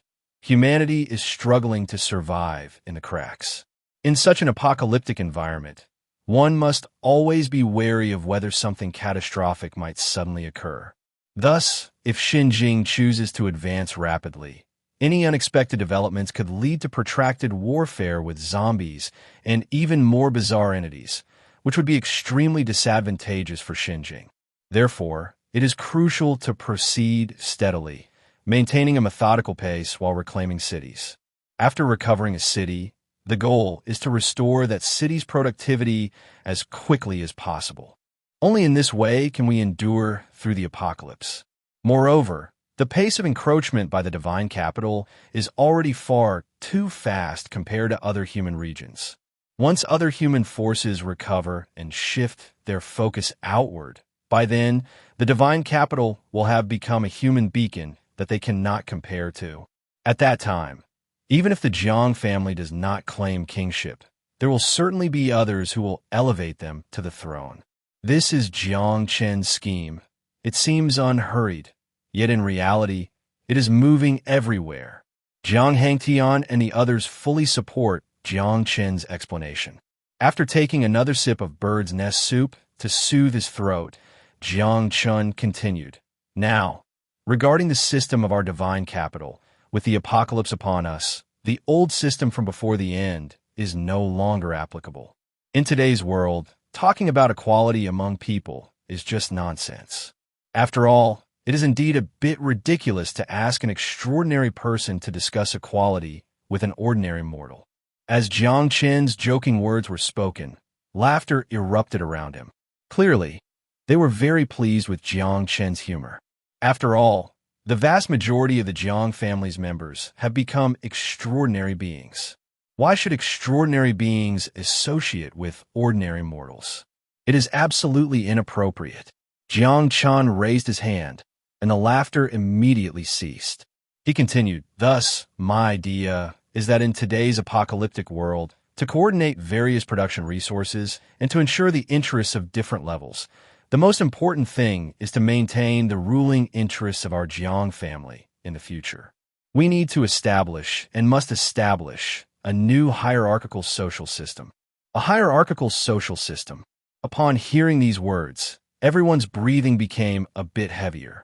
They should know that they were all individuals who had transitioned from a society of equality and freedom. Of course, the so-called equality and freedom held no real weight in their hearts. However, their inner thoughts were different from what they presented on the surface. At this moment, they remained silent because, in truth, if a hierarchical social system were to be established, they would all be the biggest beneficiaries. The key point is that the current situation indeed fits the establishment of a new hierarchical social system. Jiang Chen did not pay attention to their inner thoughts, but continued, in my framework, the regions influenced and ruled by our divine capital will be divided into 4 levels. The first level, without question, is our Jiang family's direct lineage, belonging to the highest ruling class and occupying the top position. The second level is called the honorary upper class. Any extraordinary person who joins the divine capital and swears loyalty to our Jiang family, as well as some mortals who make great contributions to the Jiang family and the divine capital, can enter this level. The third level is referred to as the immaculate new citizens, belonging to the civilian class within the divine capital's ruling area, enjoying the most basic rights to survive and live. The fourth level is called the dusty lower class. This group of people has no rights whatsoever. They can only work tirelessly for the divine capital, making their humble contributions to its development. Of course, if someone from this class makes sufficient contributions, they can be promoted to immaculate new citizens. Finally, for quite some time, we will abolish the currency policy and switch to a resource point model. If one wants to obtain resource points, they must work and even go outside the divine capital to hunt zombies and mutants for exchange.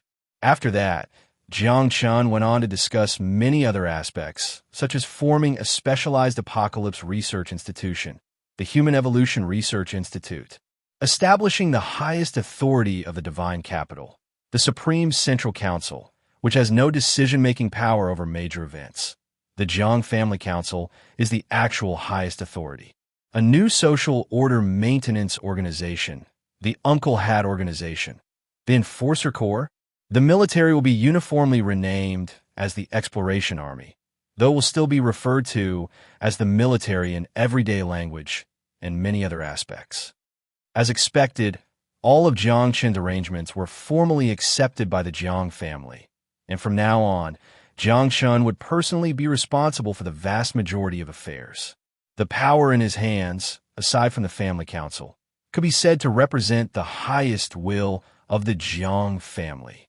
Of course, even the family council now almost exclusively follows Jiang Chen's arrangements. After all, his grandfather and other relatives unconditionally support him. This also signifies that Jiang Chen will continue to lead the Jiang family, and barring any unforeseen circumstances, he will lead the Jiang family forever. As for whether anyone would refuse to comply with Jiang Chen's decisions once implemented, there will certainly be some. Even if there aren't, Jiang Chen will deliberately catch a few people. After all, if the new code of laws does not have the nourishment of blood, how can it instill fear in others? Chapter 46. Su Qingga's Devotion. After the clan meeting's arrangements and resolutions were made, the new laws were quickly disseminated to various institutions. They were required to fully replace the old laws within 3 days. Observing the content of these laws, most people displayed shocked expressions, realizing that if they were implemented before the deadline, they would certainly be criticized and attacked by the forces advocating for freedom and equality. However, they all remained silent, as they understood clearly what kind of world they were currently living in.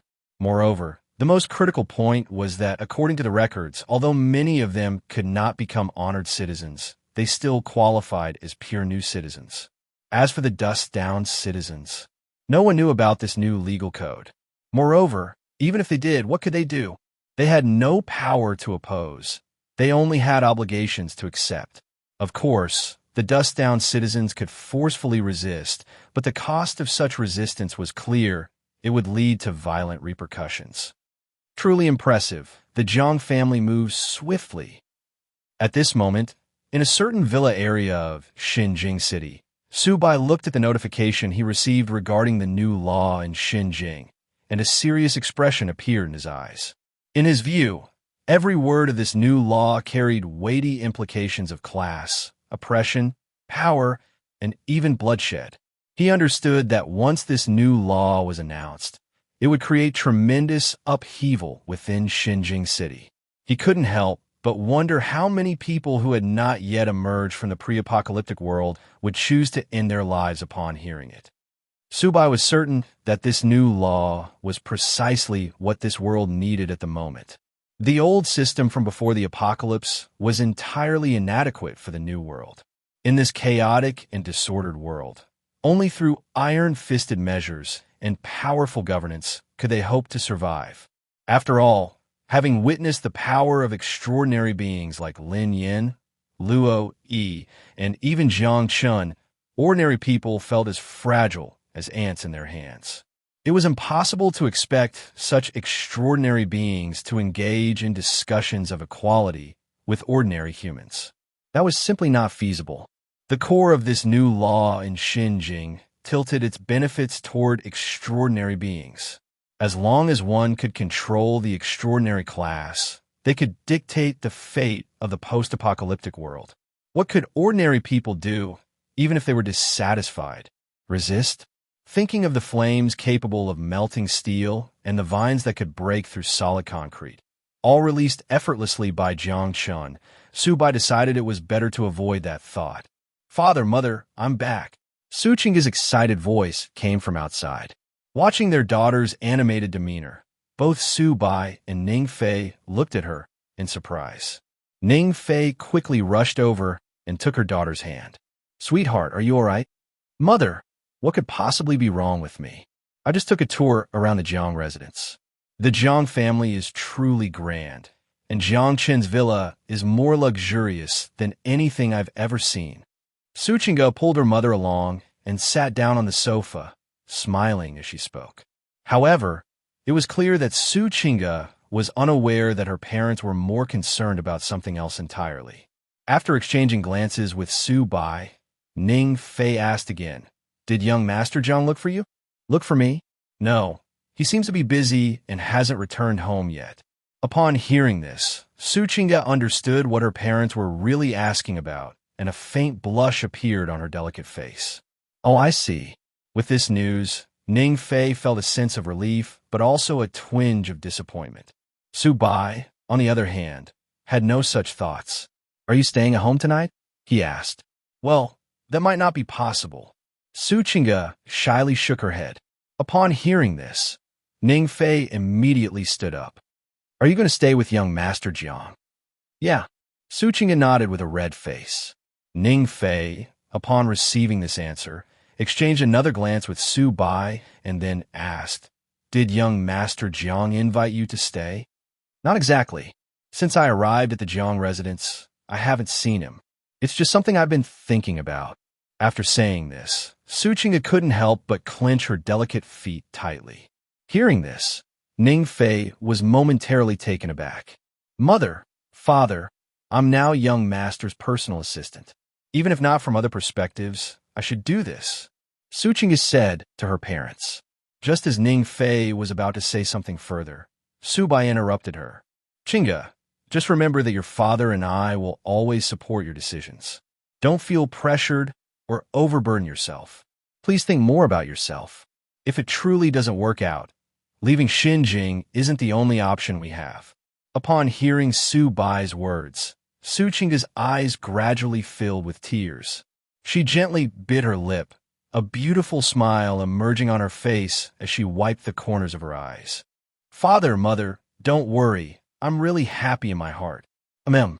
Hearing her daughter's words, Suyu nodded. By the way, father and mother, this is your identity card from now on. Su Chinga took out 2 cards from her bag. She handed them to Su Yu and Ning Fei. As they looked at the identity information on the cards, Su Yu's eyes widened a bit.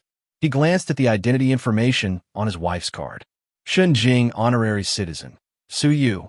Shunjing, honorary citizen. Ning Fei. What? Su Yu was taken aback. He had sensed before that he would definitely not be a commoner, but he thought he would at least be a lower citizen.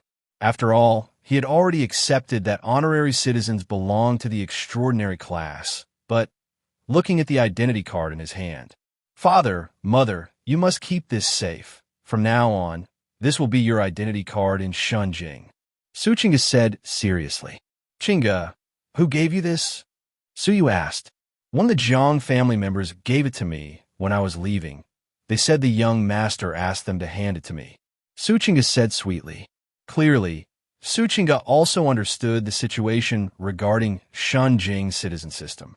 To be an honorary citizen means to be part of a true privileged class. In Shunjing, even if one does nothing, they can live quite comfortably. And Jiang Chen elevating both her parents to honorary citizens clearly showed that he valued Su Chinga greatly. This was also one of the reasons she was determined to stay at Jiang Chen's villa so quickly. Well, we really have to thank young Master Jiang. Su Yu looked at the identity card in his hand with gratitude in his voice. The status of honorary citizen was already enough to prove that Jiang Chen valued Su Chinga highly. This was also Jiang Chen's response to the couple. As night fell, the first night of the apocalypse arrived. Shunjing City. Aside from the occasional gunfire echoing through the city, there were faint sounds of artillery fire, with gunshots coming from afar. Before long, these sounds of artillery and gunfire gradually diminished, leaving only more sporadic gunshots without any other sounds. This night was destined to be an insomniac night, but for the residents of Shunjing City, they felt very lucky. After all, they were well aware of the situation outside at this moment, fully understanding the hellish scenes unfolding beyond the city. In comparison, they could still safely stay at home, wrapped in blankets, enjoying sleep, which for those outside facing zombies and fleeing from the apocalypse felt like paradise. At Jiang Chen's villa, in Jiang Chen's bedroom, after taking a shower, Jiang Chen donned his pajamas with the assistance of the blushing maids. He had spent the entire day dealing with various political affairs regarding the future development of the Jiang family. This kind of mental work, even for Jiang Chen, was a bit tiring, and now he needed to relax a little. However, when he returned to his room, he noticed that Si Jin and Ran Miao Yin were nowhere to be seen. Just as Jiang Chen was pondering what they were up to, a figure gently knocked on the door and shyly entered his room.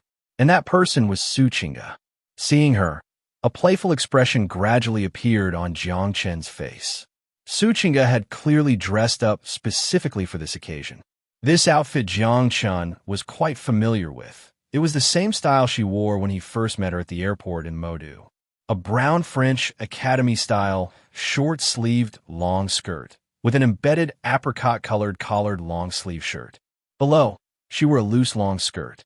However, there was a slight difference. Underneath the long skirt, her smooth, fair, and long legs were now covered with high-quality black stockings. These stockings seemed a bit thin, and with a slight bend of her calves, they revealed a hint of skin tone, subtly exuding temptation. It can only be said that those legs had no flaws, as if they had stepped out of an anime.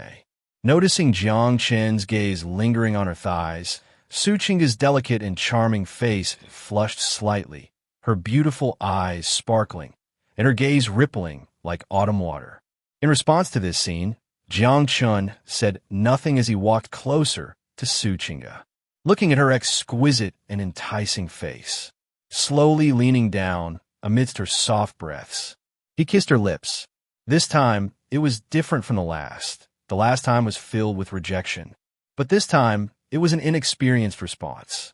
The kiss didn't last long as Jiang Chen lifted Suchinga, and with her bashful expression, he tossed her onto the bed. With a soft sound of impact, this night began gently like spring rain, but soon turned into a torrential downpour.